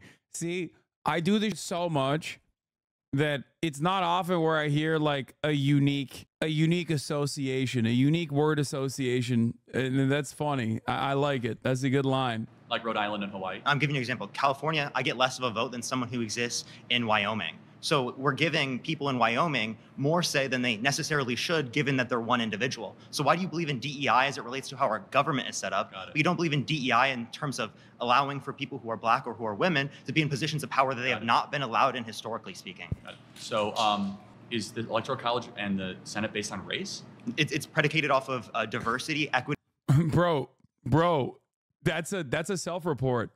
Did you notice that? Did you notice how he immediately went, oh, it's race? Who said DEI is just about race, big dog? Diversity, equity, and inclusion means it can, if, you know, small states are underrepresented, they get brought to the table, to the forefront of the subject matter, to the conversation. Ain't nobody said DEI is about race.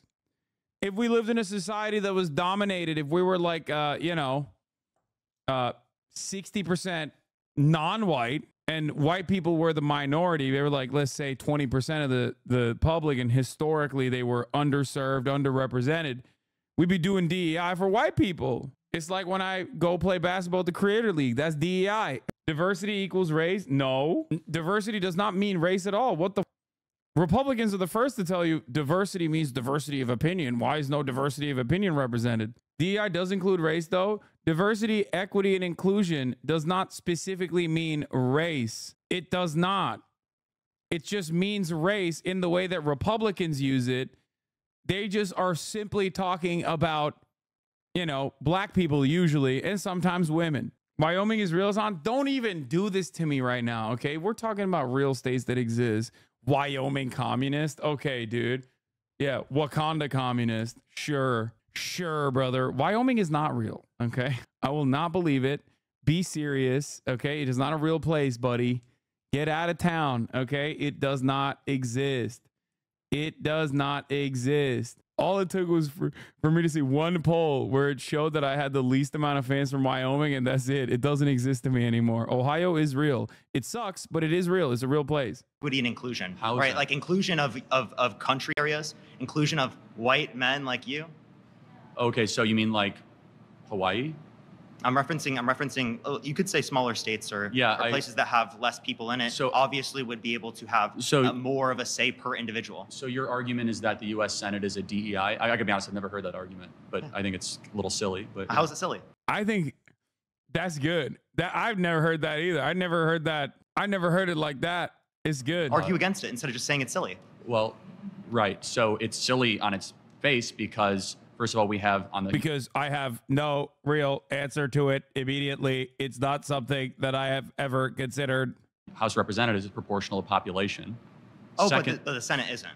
So it's DEI. It's not DEI. Yes, it is. Also, the House is also DEI too, bro. Redistricting. It's reverse DEI. They do that too. Would you say it's diversity, equity, inclusions because Wyoming gets 2 senators? They're their own sovereign state, aren't they? For country areas, for rural areas, equity for rural areas. That's not right, for smaller states. So let's go back to the Federalist Papers and the Founding Fathers. Why was the Senate composed Tell me this why way? it's not DEI. Like under your definition, why is it not DEI? Because it's not based on race. And by the way, it doesn't have to be based on race. It's not based on... Wait, Charlie. I didn't realize DEI was just about race. And by race, he means just black people usually, like non-whites. Charlie, I don't think that's what DEI is, dog. It kind of feels to me like you're saying the quiet part out loud over and over again. Oh, it's a race, dude. It's DEI's race. It's about race. Kamala Harris is a black woman. And it's not based on inclusion. Can't you have DEI based upon different characteristics other than race? Let me finish. Whether or not you're a woman, whether or not... Let me finish. Why? It's because we are a collection of states. We are not a federal project. So states' rights usurp federal. Do you know what the 17th Amendment is? Do you know why the Articles of Confederation failed? Yes, but what is the 10th Amendment? Because states had too many rights, had too much power. What is the 10th That's why Amendment? we specifically adopted the Constitution. Parker, let me make one point, okay? Which is, how did we used to elect senators? It'd be population. No, we used to elect senators based on state legislatures. So the Senate is an extension of the state legislative bodies. That's not DEI, that's federalism. I love that this guy said Google DEI, Google diversity, idiot. It clearly says race and ethnicity. Oh, so women are not a part of DEI then? Why would it be race and ethnicity? It would also include gender. It would also include sexual identity.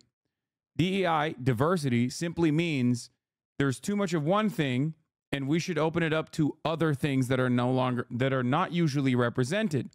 So in a situation, if some states that have less people in them, when we're parsing through the amount of like voting power they should have, if a state has less people in it as opposed to other states, then technically that is diversity. We're giving them more power overall in the voting process by flattening out the amount of senators that a state can have, regardless of its population size. No. That's the way that our system is set up, which is a bottom-up, citizen-led government to allow the states, which are first and foremost sovereign. So it goes in this ladder in this country. Bro's just removing more than 90% of the definition and then being like, see, it's only this 10%.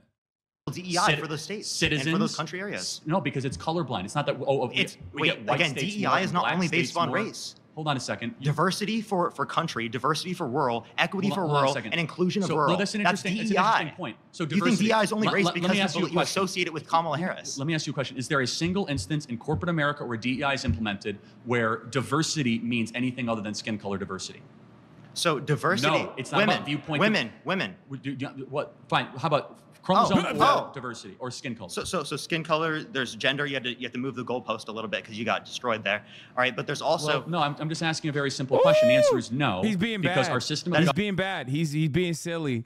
Oh no. He said you got destroyed there. I mean, he did, but also oh no. You can't be telling him that you cooked him to his face, dude. Oh no. You got him tweaking, dude. Fuck. I mean, that's not DEI. Still meets your definition. The Senate is DEI. What was your definition, though? What is his face twitches? Yes, bro. I swear it gets smaller. Every time he gets owned, his face gets smaller. When I first met Charlie Kirk, his face was larger on his head, bro. I swear to God. Look at that.